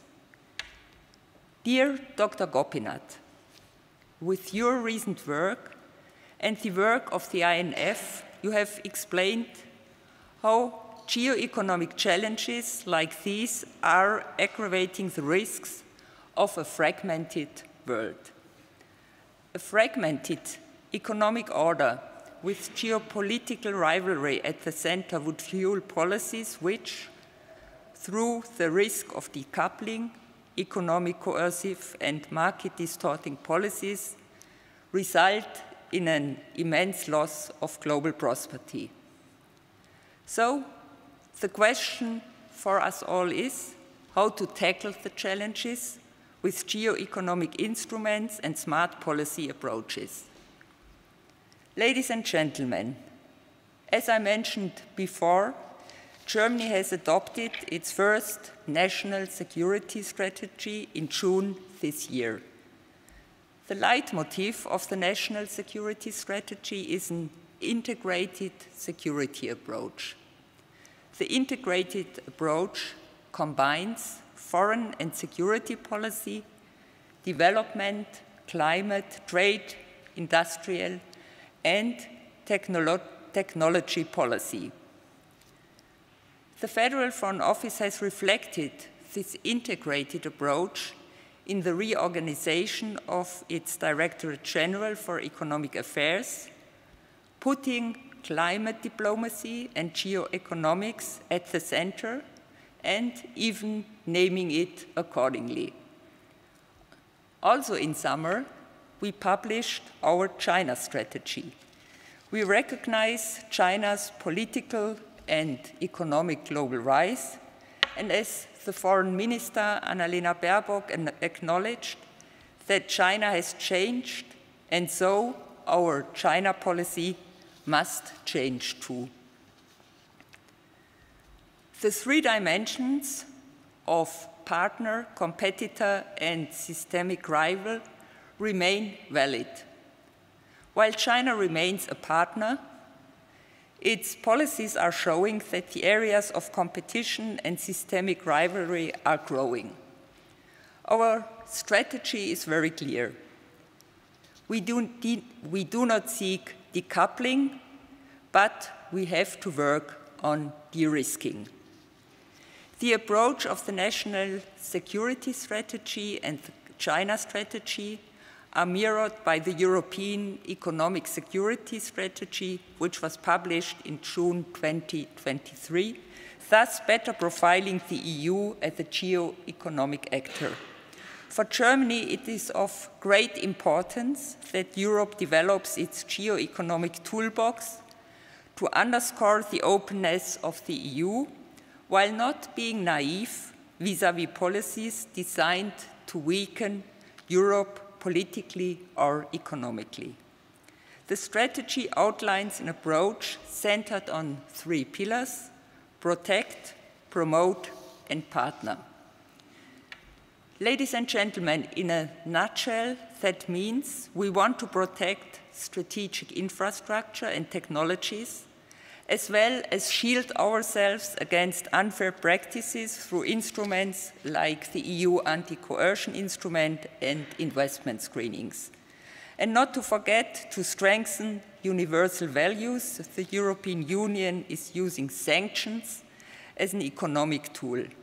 You're discussing many of the challenges in designing and implementing sanctions during this conference.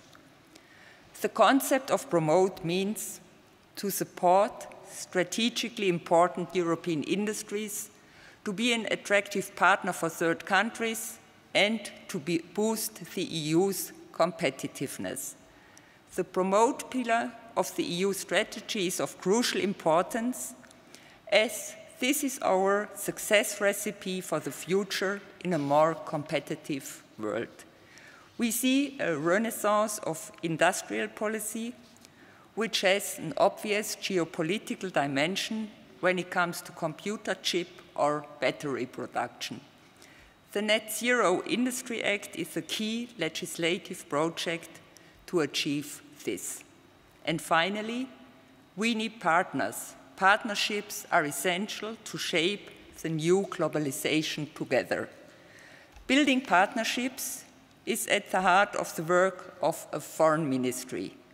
No de-risking without diversification, no diversification without stronger, deeper partnerships around the world. And in order to strengthen our partnerships, especially in the so-called Global South, we have to make compelling offers. Ladies and gentlemen, one instrument are trade agreements. They set the framework for European companies to trade, invest, and cooperate. This is why the German government supports an ambitious EU trade agenda in Latin America, the Indo-Pacific, and Africa. These agreements do matter and do deliver. In 2022, trade through EU agreements with global partners peaked into 2 trillion euros. Trade with the top 20 EU trade agreement partners grew close to 30% in 22 alone. Another element to strengthen global partnerships is the EU Global Gateway Strategy. To invest in sustainable infrastructure worldwide and to improve local value chains, the EU has already mobilized 66 billion euros and has set out to mobilize 300 billion by 27. Additionally, Germany, together with partners like the US, is actively engaged in a reform of the international financial architecture, for example, through the reform of the World Bank, and in mobilizing more capital for climate finance and protecting global public goods. Our goal is to serve as a motor for reform and as an advocate for a new, fair, and sustainable globalization. Ladies and gentlemen, let me conclude. We understand the enormous complexities of these current intertwined challenges.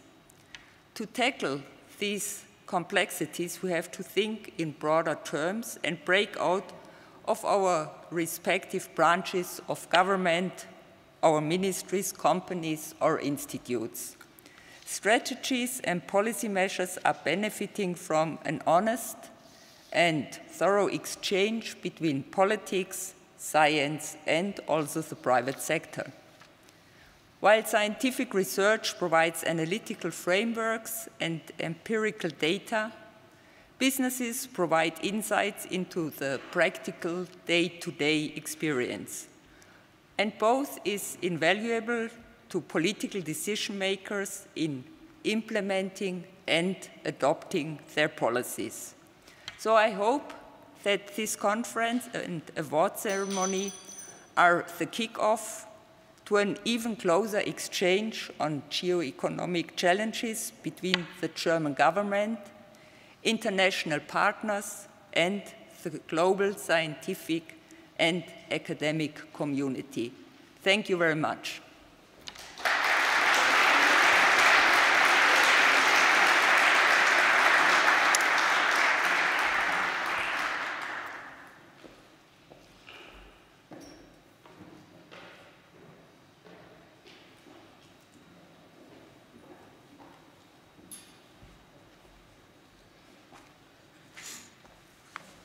Wonderful. Thank you so much for this very thoughtful introduction. And I'm very, very happy to now welcome you all, distinguished guests, dear Gita, dear Shebnem. The Bernhard Harms Prize has been given out by the Kiel Institute since 1964, and it's awarded to distinguished scholars in international economics whose research has made outstanding contributions to the discipline. The prize is named after Bernhard Harms, who is the founder of our institute back in 1914, not a good year, and it's endowed with 10,000 euros that we sponsored by the Society of the Friends of the Kiel Institute, and I want to thank Professor Grenz, who's also here, for that support for our prize. Thank you very much. Recent winners of the Harms Prize include Lord Nicholas Stern, Carmen Reinhardt, Mark Militz, and Abhijit Banerjee, and we're very proud to have you, Gita, today here and add you to the list of these outstanding personalities. It's also a great pleasure as well to welcome Shebnem Kalemli Özcan, who is a professor of economics at the University of Maryland and soon at Brown University. Shebnem is not only an outstanding scholar in international economics, she's also a good friend of CPR, a good friend of the Kiel Institute, and I really couldn't think of anyone better suited to honor Geeta now. Shebnem, please come, the floor is yours.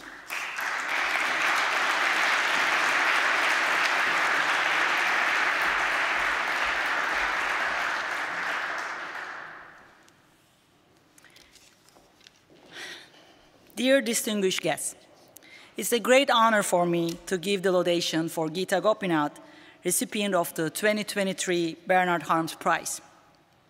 As you just heard from Moritz, this prize is given to distinguished scholars for their outstanding research in international economics and for exceptional efforts to promote global economic relations.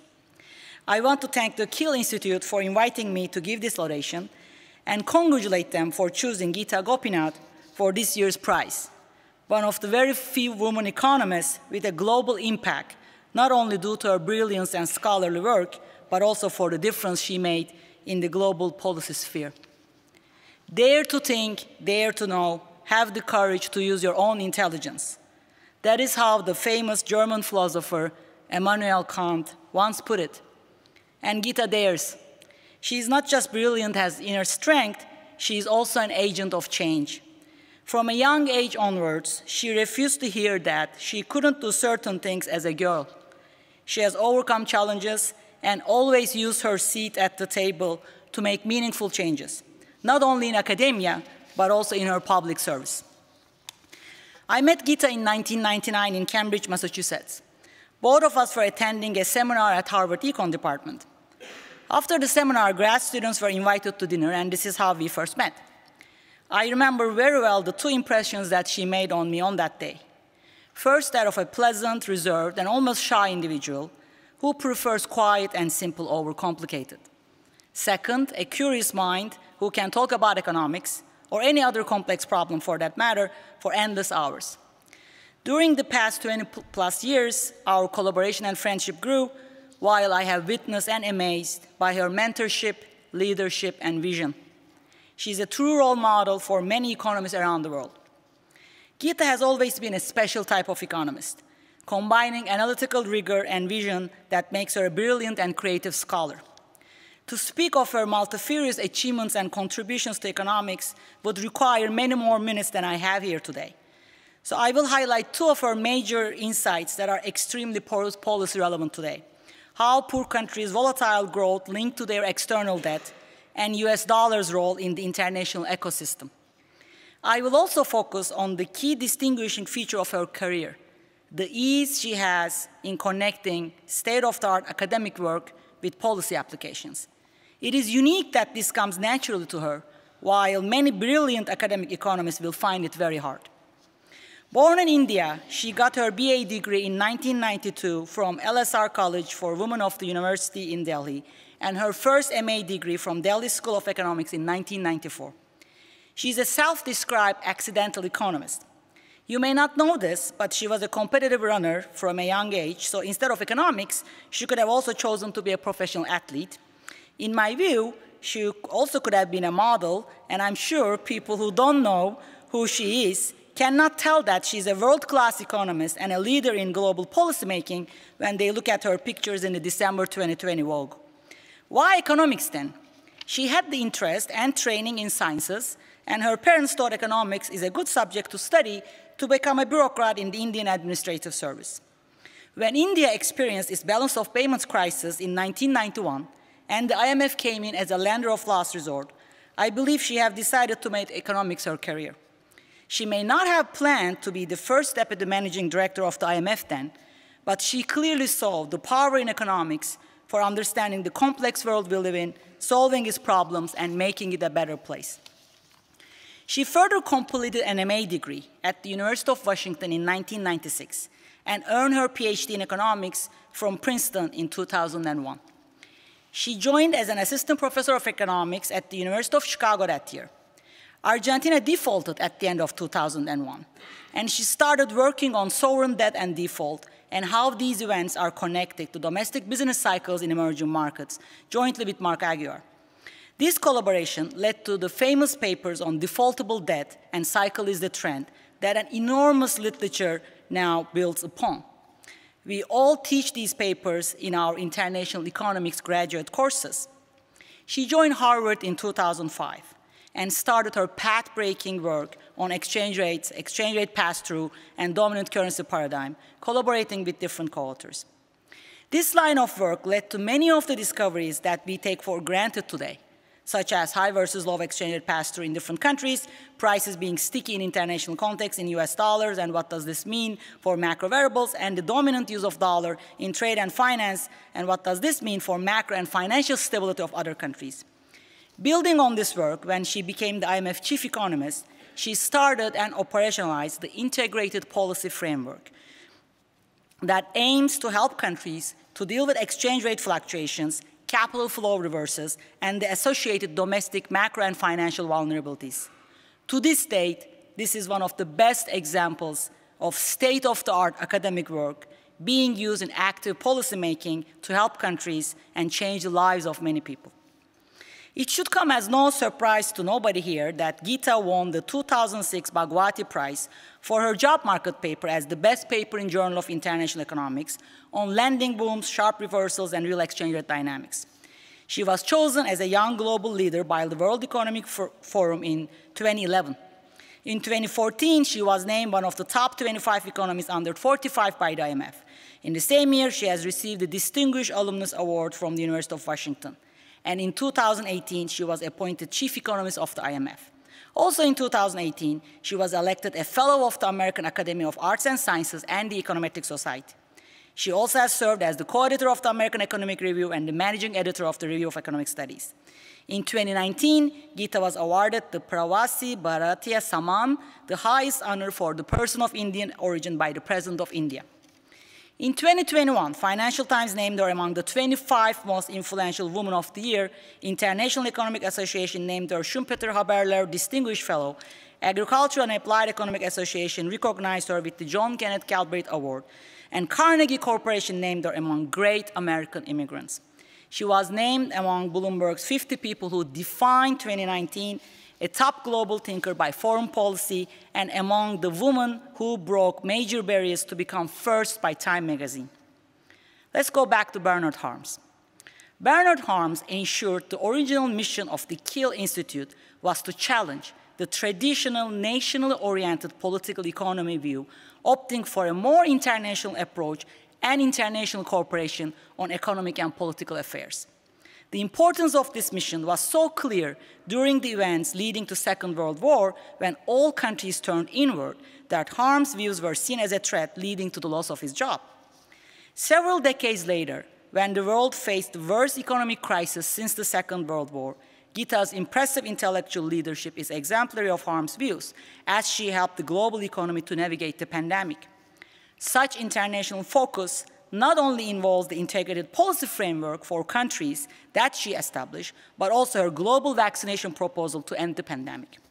Of course, as early as 2014, Geeta was already thinking on the importance of international cooperation and the power of multilateral institutions like IMF, when, as a Harvard economist, she called on the IMF to tackle turbulence in global markets.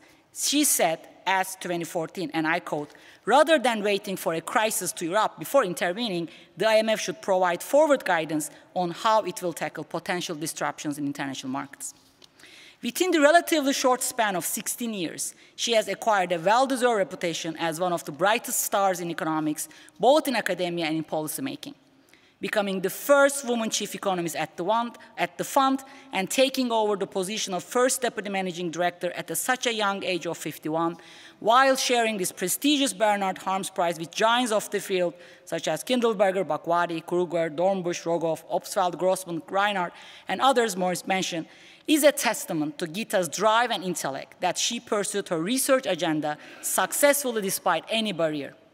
When she got tenure at Harvard in 2009, her biggest challenge, according to her, as only the third woman and the second Indian to get tenure at Harvard, I asked her, what is next? She replied, I just want to write good papers. And with so many good papers she wrote and is still writing, academic economists, financial market participants, and policymakers all have the same praise for her. I surveyed many famous people from these three realms, and they all said, her work challenges conventional wisdom and pushes the collective thinking forward in a beneficial way. She is one of the world's outstanding economists with impeccable academic credentials and a proven track record of intellectual leadership. To get such a consensus praise from academia, markets, and policy world is unique. As Geeta broke so many barriers, glass and non-glass ceilings, she leads by example. Her career shows to all economists, not only women, that you can do things differently, and there does not always need to be any precedent. Recently, when I asked her about the fund's process to make our joint work a CEPR paper, she answered that she had to check, since there is no precedent of any first deputy managing director working on academic papers and having publications in top journals. Thanks to Geeta, now there is for the future FDMDs. Before I close, as we are in Berlin, I can't help but wonder what Immanuel Kant would have thought about Geeta if he was alive. Since I cannot ask him, I did the next best thing and asked AI. This is what I got from ChatGPT.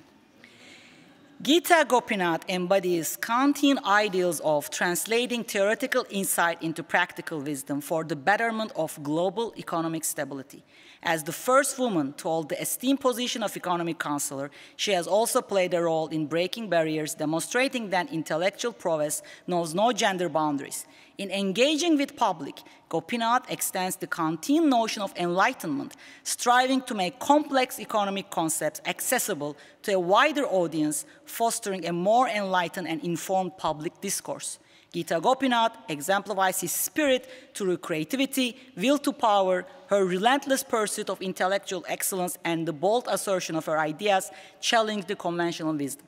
Ladies and gentlemen, it gives me a great pleasure that we are about to honor an outstanding scholar, an influential policymaker, and my dear friend, Geeta Gopinath.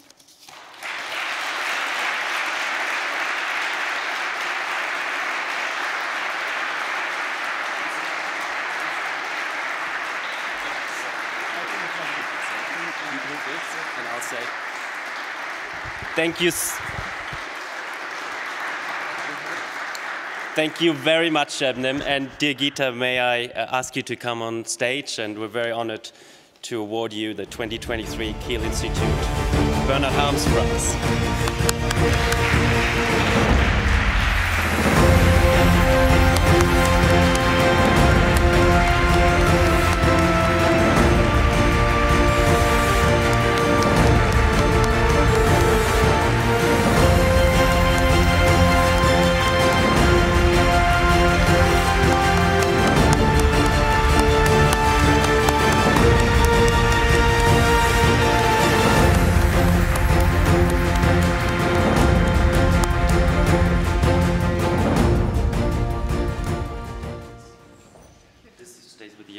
So we're looking forward to your Bernard Harms Prize lecture. Geeta, the floor is yours. Right, thank you. Well, after listening to Shebnem, I think this is a good place to probably end this whole conference. Nothing much to add. But again, firstly, thank you. Thank you so much, Shebnem, for that laudation. That was quite something. You put a lot of thought into it, and given how incredibly busy you are, I very much appreciate your thoughts. And Shebnem has been a great friend. She is an outstanding scholar from whom I have learned a lot over these years, and so I very much appreciate receiving this laudation from her. As you know, AI is prone to hallucinations, so I think some of that that AI commentary probably should be taken with a fistful of salt. But again, thank you so much. It's a pleasure to join you all today, and I want to, of course, start by thanking also Moritz for his introduction earlier on, and the Kiel Institute for this award. The fact that it honors scholarship in international economics and in global relations is particularly valuable to me, given the world we live in and with countries drifting apart. I think this is a perfect time to have prizes of this kind.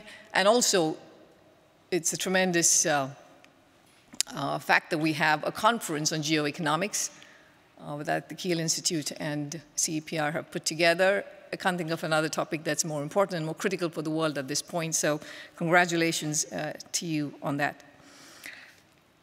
I'm going to spend the next 20 minutes or so talking about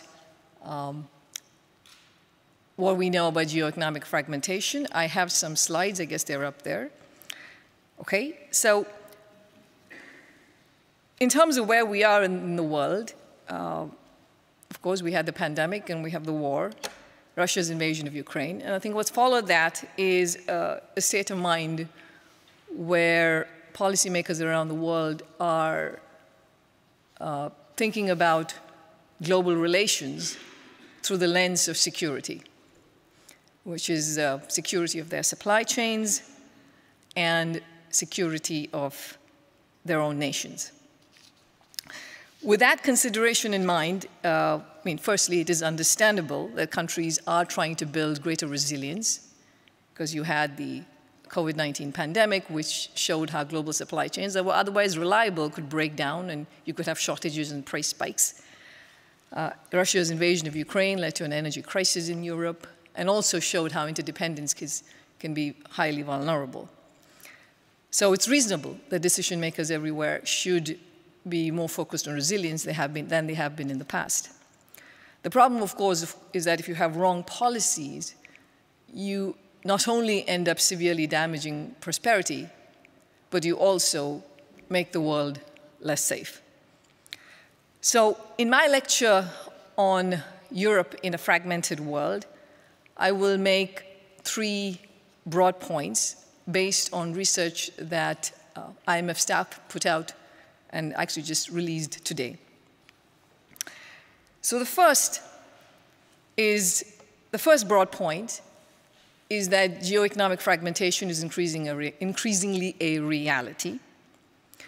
Since the start of the war in Ukraine, trade within a politically aligned bloc of countries has grown nearly 1.5 percentage points faster than trade across blocs. The second is that the European Union is uniquely exposed to fragmentation, yet uniquely prepared to deal with it.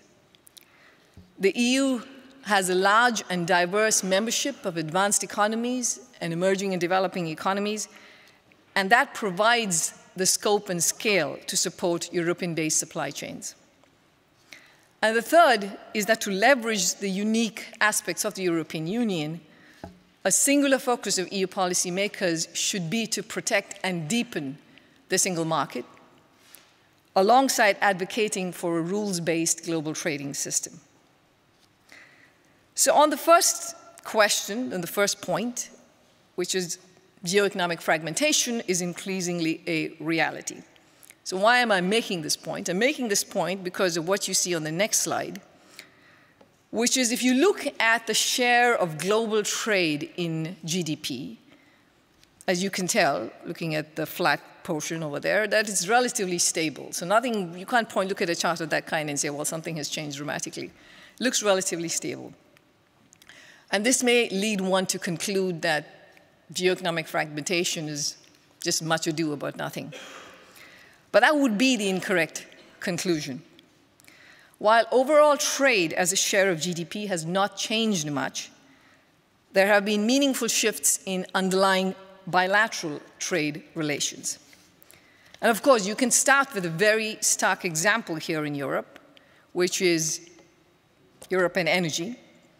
The European Union's overall external dependence on energy is little changed. So if you look at its reliance on international sources for its energy, it would look no different 2 years ago to now.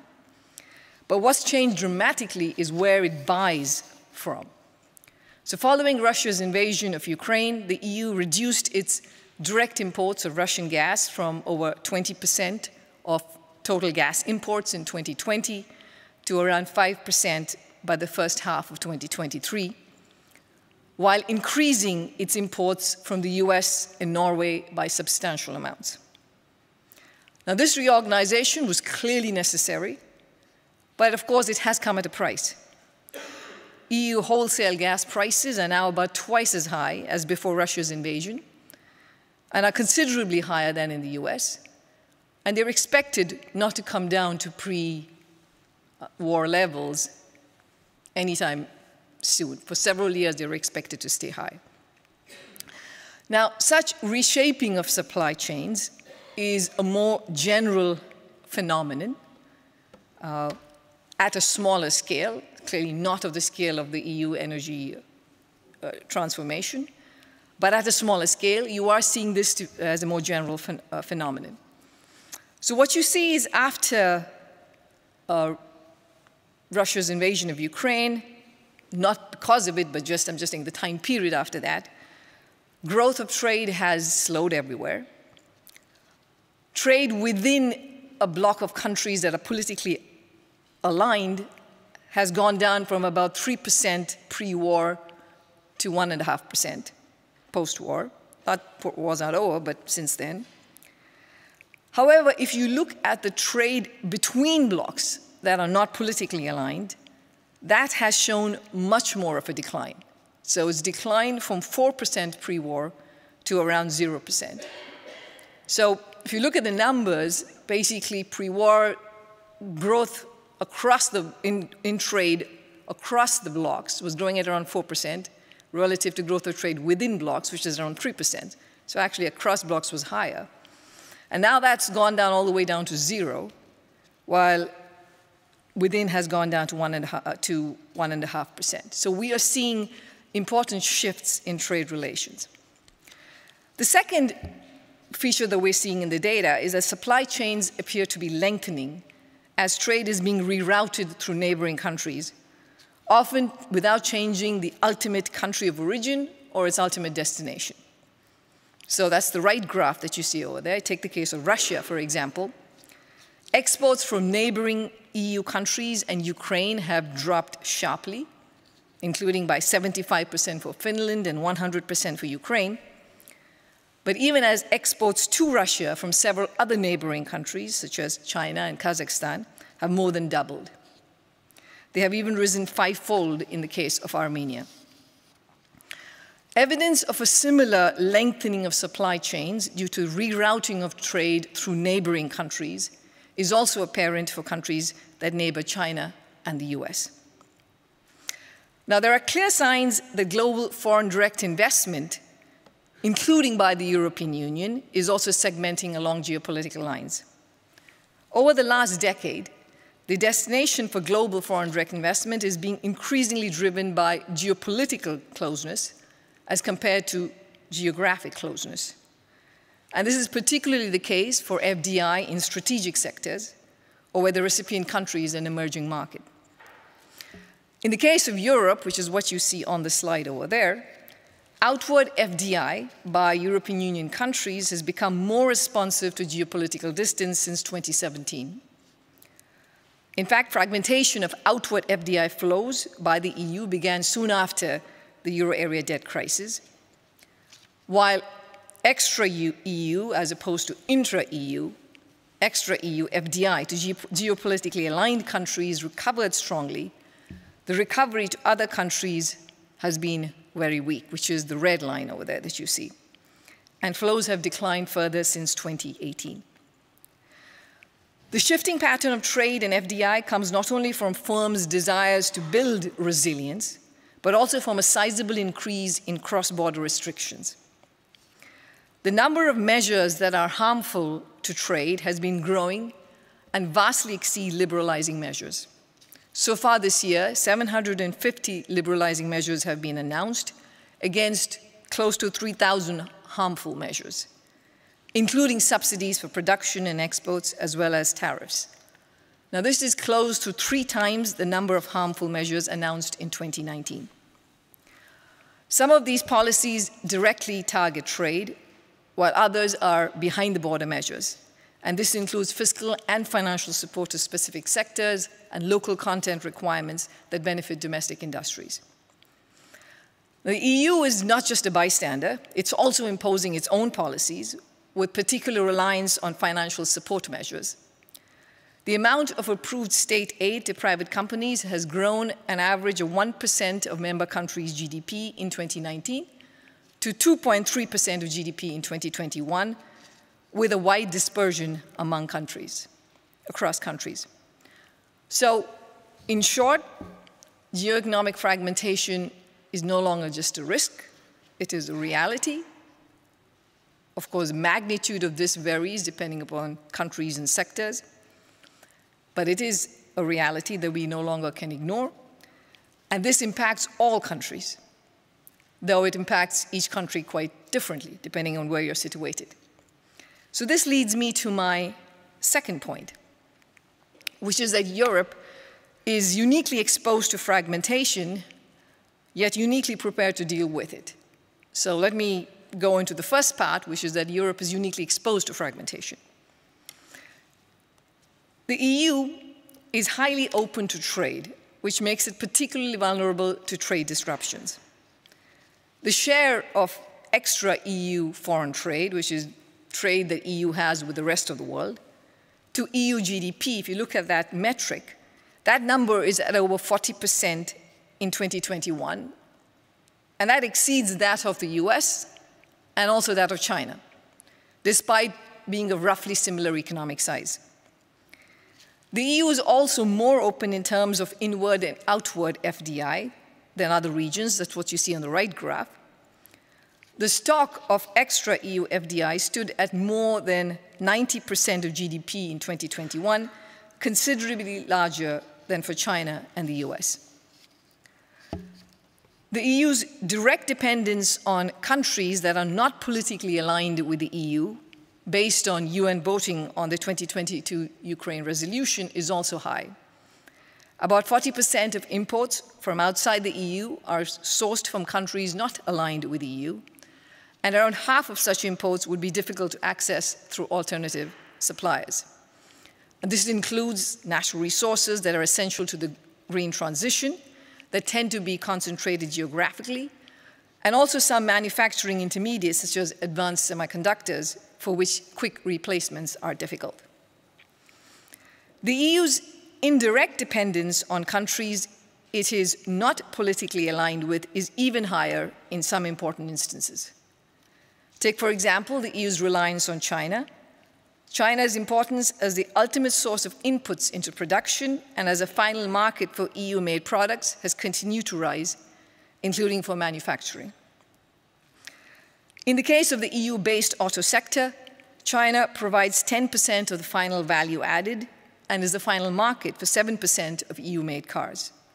Both shares are more than double where they were a decade earlier.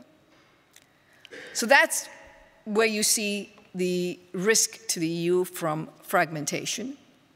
But on the other hand, the EU also is particularly exposed, particularly well placed to build resilience. And this is the second point I'm going to make. And why is that? It's because the EU has a large and diverse membership of advanced and emerging market countries that provides the scope and scale to support European-based supply chains, if necessary. The EU has a mix of innovation and manufacturing that provides an ecosystem that's quite different from both the US, which is comparatively more specialized in innovation, and from China, which is more focused on manufacturing. Specifically, the EU encompasses countries where the equivalent of 7 to 9% of manufacturing value added is channeled back into research and development. For examples, the Nordics, Germany, and France. It also includes countries that undertake considerably more manufacturing but less manufacturing R&D. Countries can therefore specialize in innovation or manufacturing according to their comparative advantage within the level playing field, and low frictions that are guaranteed by the single market. So in this sense, while the EU, compared to the US and China, seems to be more exposed to the risks of fragmentation, it seems to be more having the ability to build resilience to the risks of fragmentation. In principle, these attributes of having a single market should allow the EU to better meet the pressures from geoeconomic fragmentation. If necessary, the EU is potentially better placed to reshore global production to cost-efficient manufacturing locations with lower adjustment costs. In practice, however, to realize the benefits of the single market, much bolder reforms will be needed. And this leads me to my third point. A singular focus of EU policymakers should be to deepen the single market alongside strongly advocating for a rules-based global trading system. As a major participant in world trade, the EU has benefited greatly from a multilateral rules-based system. In its external policies, the EU should continue to be a strong advocate for openness and for the proper functioning of the WTO. This is not only for its own sake, but also to ensure that emerging and developing countries beyond the EU have a firm foothold in the global trading system as a ladder to their own prosperity and economic resilience. In this regard, the EU should ensure that its climate-related policies are compatible with WTO rules. That includes implementing the carbon border adjustment mechanism in a manner that encourages greener imports into the EU, therefore making clear to trading partners that the goal is to protect the planet rather than EU industry. To achieve that goal to the extent possible, the CBAM, the Carbon Border Adjustment Mechanism, should be based on actual emissions embedded in imports rather than relying on EU industry benchmarks. While staying within the global rules-based system, some reconfiguration of trade and FDI flows to protect economic security makes sense, given the changed geopolitical landscape. And the EU's strategy to achieve this through de-risking rather than outright decoupling is sensible. Taking preemptive action to mitigate areas of high risk can be seen as pragmatic self-insurance that warrants the additional upfront economic cost. And there are some medical products or inputs that are needed to strengthen energy security are good examples of such goods, examples of goods that may qualify. But of course, the bar should be set high. Deepening economic relationships with countries that present less geoeconomic risk can also help, but this might be easier said than done. Agreements with the US on metal tariffs and workarounds to the US Inflation Reduction Act are still pending. The EU has concluded free trade and partnership agreements with many countries around the world, but notably reaching new trade deals with some emerging markets, resource-rich countries such as Indonesia and the Mercosur region has been slow. Moving ahead may require the EU to find ways to protect environmental and labor standards while addressing partners' concerns about their effects. Developing long-term infrastructure partnership, as the EU is seeking to do through its Global Gateway initiative, could also build resilience. To be successful, related projects should be mutually beneficial and support development of the host country's economy so that the investments are financially sustainable.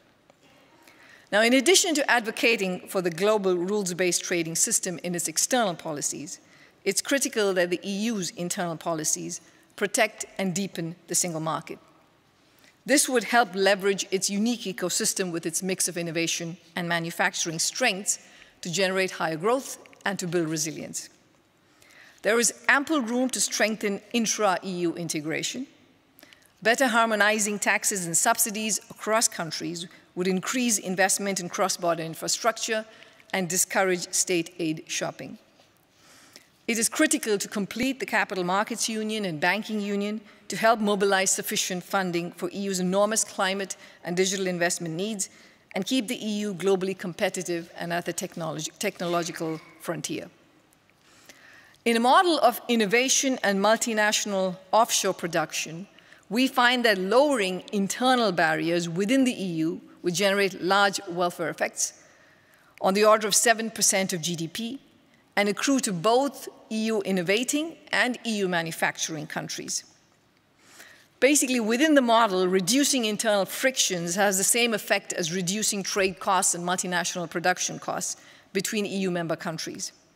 This allows comparative advantage to more fully determine how resources are allocated within and across member countries. And all member countries benefit from both reduced costs and having a wider variety of goods. Importantly, the spillovers to non-EU countries are on net small, allaying concerns that non-EU countries will be worse off. In particular, the small spillovers to China reflect that EU firms' production in China is mainly to cater to final demand in the region. A more integrated EU would therefore not lead to substantial reallocation of production or trade diversion to the EU. In contrast, the recent surge in national measures, including to address the energy price shock, risks damaging the single market by giving those countries that provide large fiscal support to their industries a competitive edge over their EU peers. Instead, centralized coordination is needed to protect the level playing field. This is best illustrated in the case of decarbonization. Given the externalities from carbon emissions, decarbonization targets should be set at the EU level rather than at the level of individual members to make sure efforts are concentrated where marginal abatement costs are lowest across the EU. This will ensure the largest possible emissions reductions are achieved for a given amount of green investment. Within a strengthened single market, any reliance on industrial policy should be restricted to addressing market distortions and be targeted and time-bound. Caution is needed to avoid government capture and the rent-seeking behavior that will follow. To that end, industrial policy should not give preference to one type of technology over another and avoid favoring incumbent firms over new entrants or giving preference to domestic over foreign firms. For instance, there is arguably a role for government intervention to de-risk energy supply and slow climate change, including through providing support for renewable energy production and establishing the critical network infrastructure of smart grids and EV charging stations. To finance these interventions, an EU-wide central fiscal capacity of a meaningful size can help. It can ensure resources flow to where the benefits are the highest and not where governments are more able and willing to provide state aid. That said, the temptation to subsidize energy prices during the green transition should be resisted. Fossil fuel prices are not expected to return to the low levels of before the war in Ukraine over the next several years. This suggests that the least energy-efficient firms in activities that are intensive users of energy may no longer be internationally competitive at current energy prices. Choosing to subsidize fossil fuels would tend to lock in their use and blunt the price signals that favor renewables, slowing down the transition. While EU firms are, on average, more energy efficient than elsewhere, there is wide dispersion, and this suggests ample scope for lagging firms within each industry to catch up, thereby reducing their burden of energy costs on their competitiveness. So let me conclude. While geoeconomic fragmentation has become a reality, it is still in its early stages. It is on us to determine the extent to which it will affect the global economy. Some realignment of external relations is clearly necessary, given the new geopolitical realities. However, there's no reason to risk a disorderly breakdown of global relations. And leaders are stepping up. The recent meeting of President Biden and President Xi at the APEC summit and the planned EU-China summit to be held in early December are all vitally important to ensure that we don't have a race to the bottom, where everyone loses. Our research shows that an extreme form of geoeconomic fragmentation in trade could wipe out 7% of global GDP over the medium run. With rival economic blocs and estranged global relations, this would be a world that's not just less prosperous, but also less safe in terms of both economic and national security. I think Europe may be best placed to demonstrate how cooperation can help us navigate a more divided world. In the wake of the Second World War, Europe launched one of the most audacious political experiments in history, finding unity through collaboration among sovereign nations.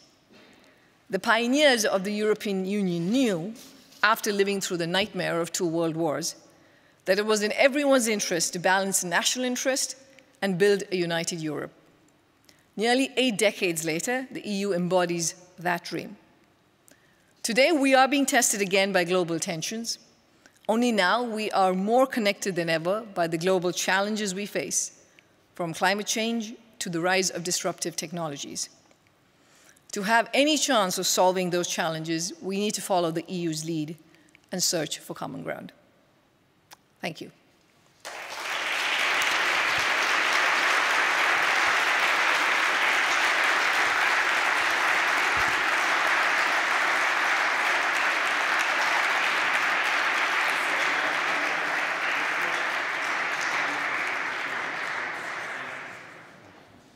Thank you so much, Gita, for that.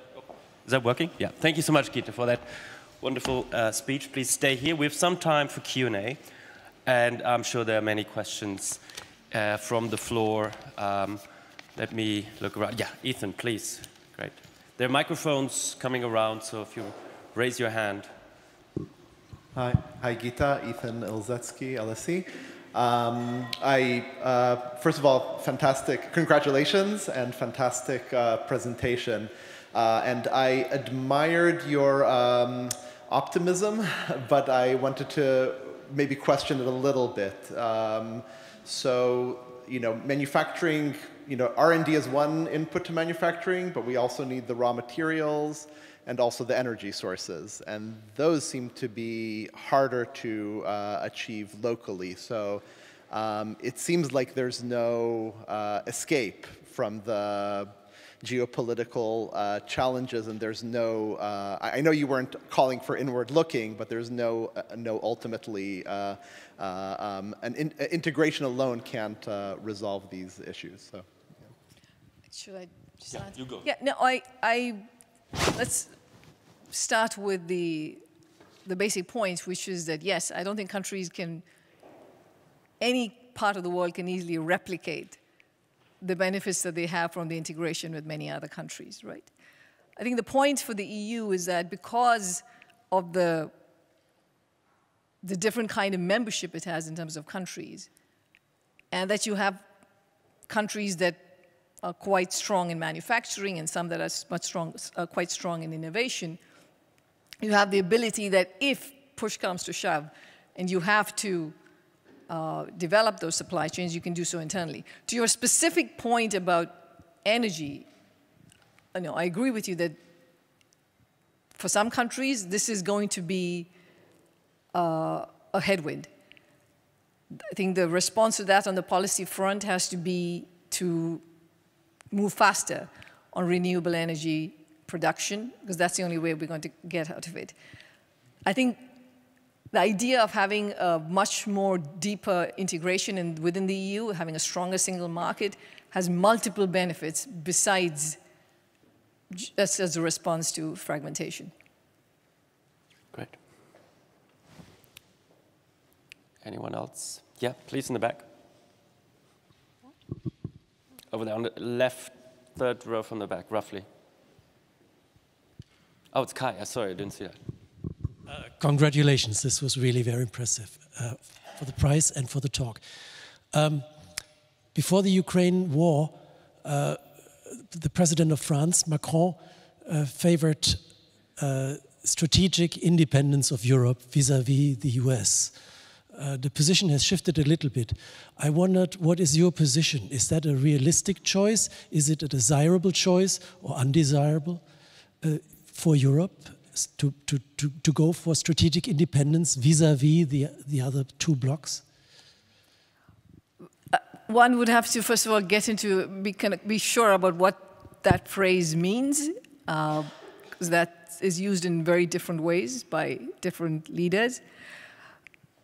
Given the geopolitical realities, I think there is a sense in which countries need to feel doubly secure about some aspects of their, some kinds of raw materials, some kinds of sources of supply, to make sure that they have credible places to be able to import it from or to produce it in.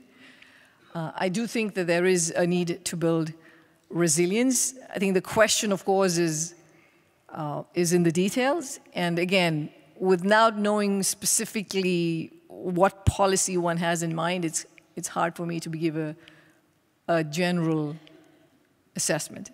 I think what is fair to say is that we had a period where the world was hyper-focused on efficiency.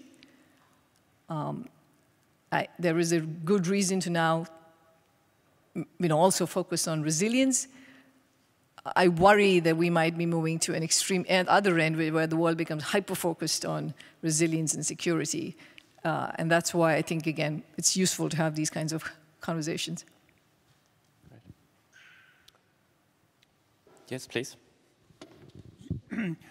Which role do trading blocks play in this ongoing process of fragmentation?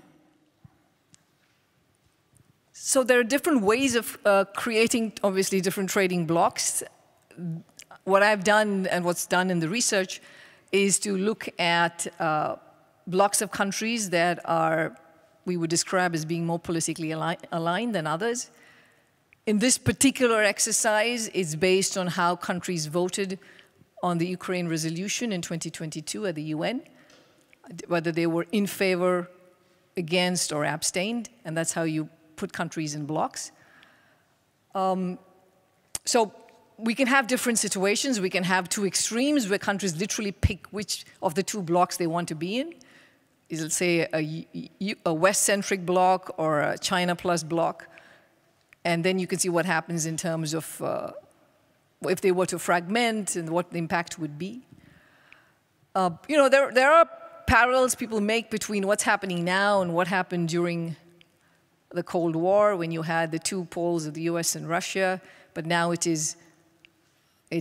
seems, you know, the two major powers here we're talking about are the US and China, and whether we have a similar situation. I think what's different this time around is we have the bloc of non-aligned countries is a much bigger share of the global world than it was back then.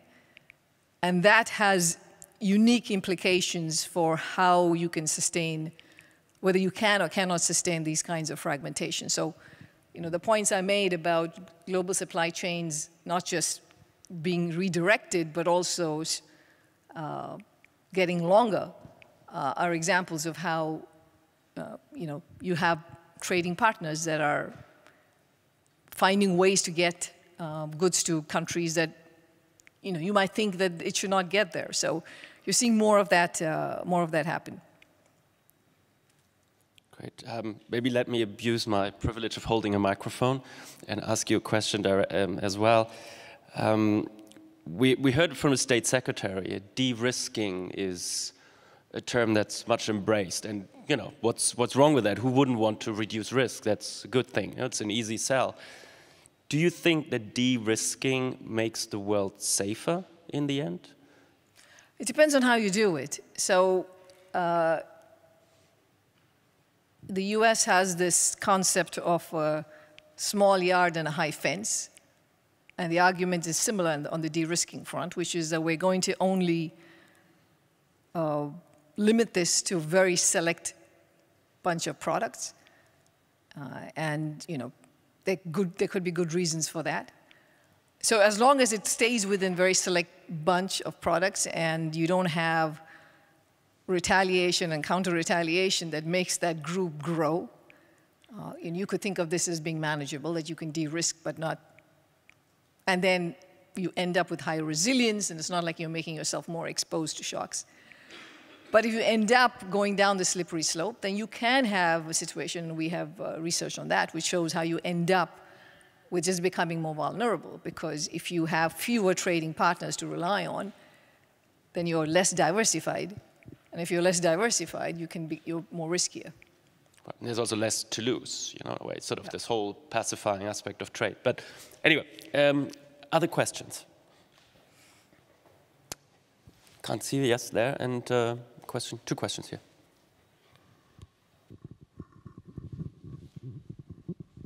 Here in the middle.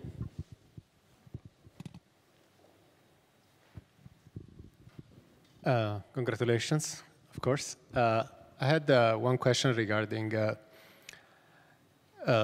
one aspect of trade fragmentation that you didn't cover. I wanted to hear your views on that. So there is this, I mean, if you look at, you showed the first chart, right, where trade as a share of GDP, global GDP, hasn't changed.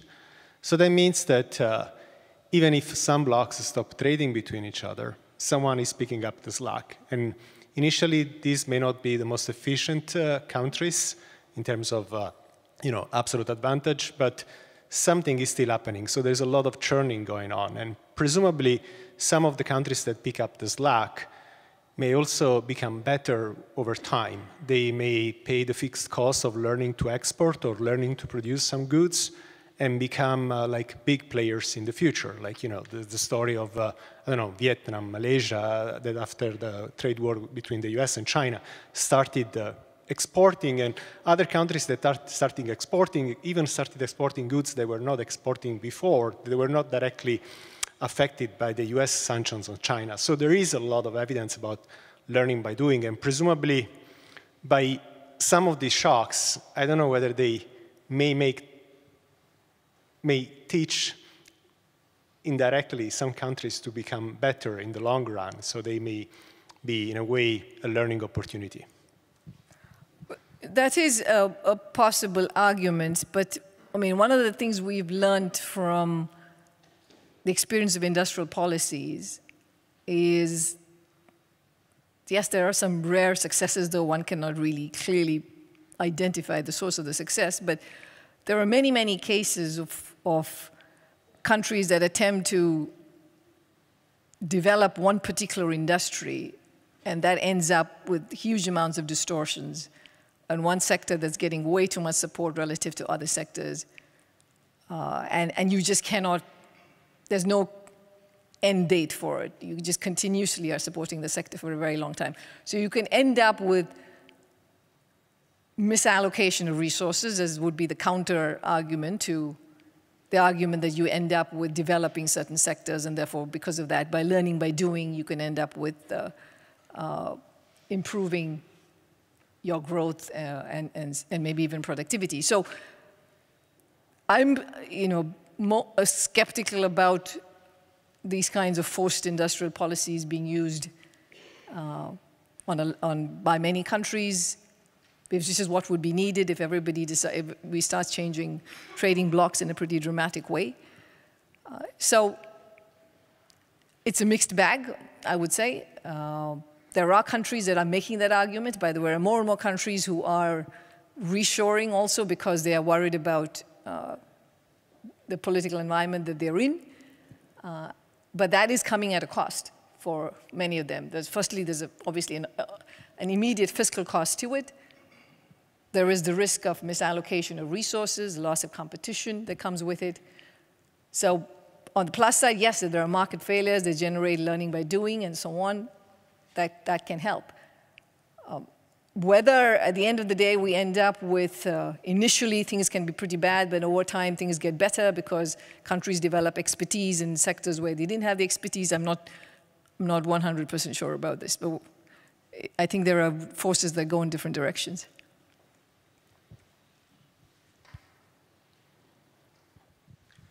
Thank you. Jakob Hensing from the Global Public Policy Institute here in Berlin. I was intrigued by the second part of your sort of dual prescription at the end of, on the one hand, deepening the single market, and on the other hand, continue advocating for a rules-based global trading system. And I was just wondering whether you could elaborate a bit on what specifically Europe can do in that regard. I mean, beyond kind of leading by example and not deliberately embracing policies that go against that spirit, and how much influence does it really have on the global stage anymore? I mean, I sort of often encounter that attitude here in Berlin that we don't really want to do activist industrial policy, but we're being forced to do it by sort of living in a world where the two key players have basically embraced a relative gains logic, and I mean, we'll be lost if we don't follow on some level. Yeah, I think the point of my lecture was also to say, was to basically say that Europe should have its own unique response to the risks of supply chain breaking down and conflicts and so on, because given how different, how unique it is also relative to the US and China in terms of its ecosystem, it really should have its own unique response. So basically, to your point that a bandwagon effect is not a great way to go, because the EU is quite different from these two parts of the world. The EU has a tremendous impact in terms of global policy. I do believe we are still in a world where there is broad recognition of the benefits from integration among the major economies. And I think that's precisely why you have meetings and summits where you don't want to go down a slippery slope. And in that context, when Europe speaks out on the benefits of integration, I think that's a very powerful voice, cautioning voice on other countries. In terms of its specific policies, I also talked about what on its climate policies is to ensure it's WTO compliant. And of course, anything that's done on industrial policies within the country or any state aid policies has to be compliant with the single market state aid rules. And that has been temporarily relaxed, but I think it is important to make sure that that is truly temporarily relaxed and doesn't happen on an ongoing basis. Great. Maybe you have time for Daniel for 2 quick questions, and starting with Daniel here, third row on the right. And one in the back, yeah. Great. Thanks a lot, Gita, for your speech. I want to come back to the last question. Since the fragmentation we are seeing is really not fragmentation in general, but it's basically US, China. And anybody not involved in the fight between the two, commercial flight, would actually gain, right? So general theorem, if the two erect trade barriers among themselves, our companies become more competitive on both markets. So should we not just sit there then, enjoy the trade barriers between the US and China?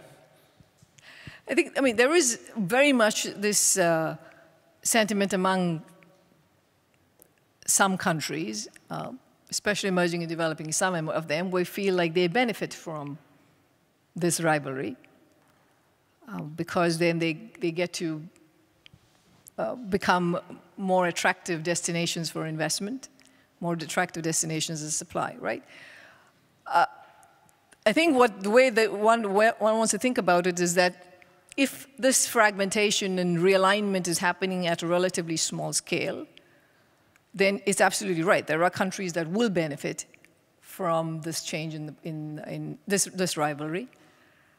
But if we go down the slippery slope and we end up with many more countries getting fragmented in different ways, then you just end up with a smaller pie, right? So there is the initial phase where the pie might get a little bit smaller, but you get a bigger share of the pie, and then you're better off.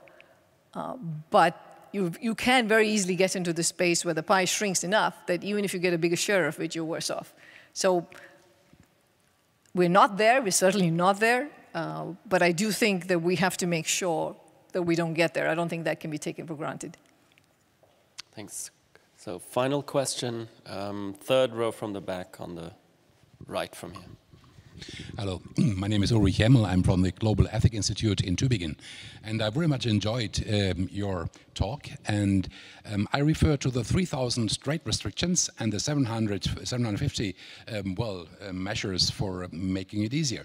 So I think there must be something, and there is something, like a decreasing value added of restriction. If there is such a thing as a decreasing value added of trade restrictions, then we should expect in the future a time of more trade and global cooperation, something even which could go first in the sense of a deblocking. Do you think there is evidence for that, and can you give a timeline for that? Of course, this is a very easy question, as you see, but anyway, I think it's interesting to see what is the evidence and what are the measures for learning better the decreasing value added of trade restrictions. Thank you. I don't have the answer to your question.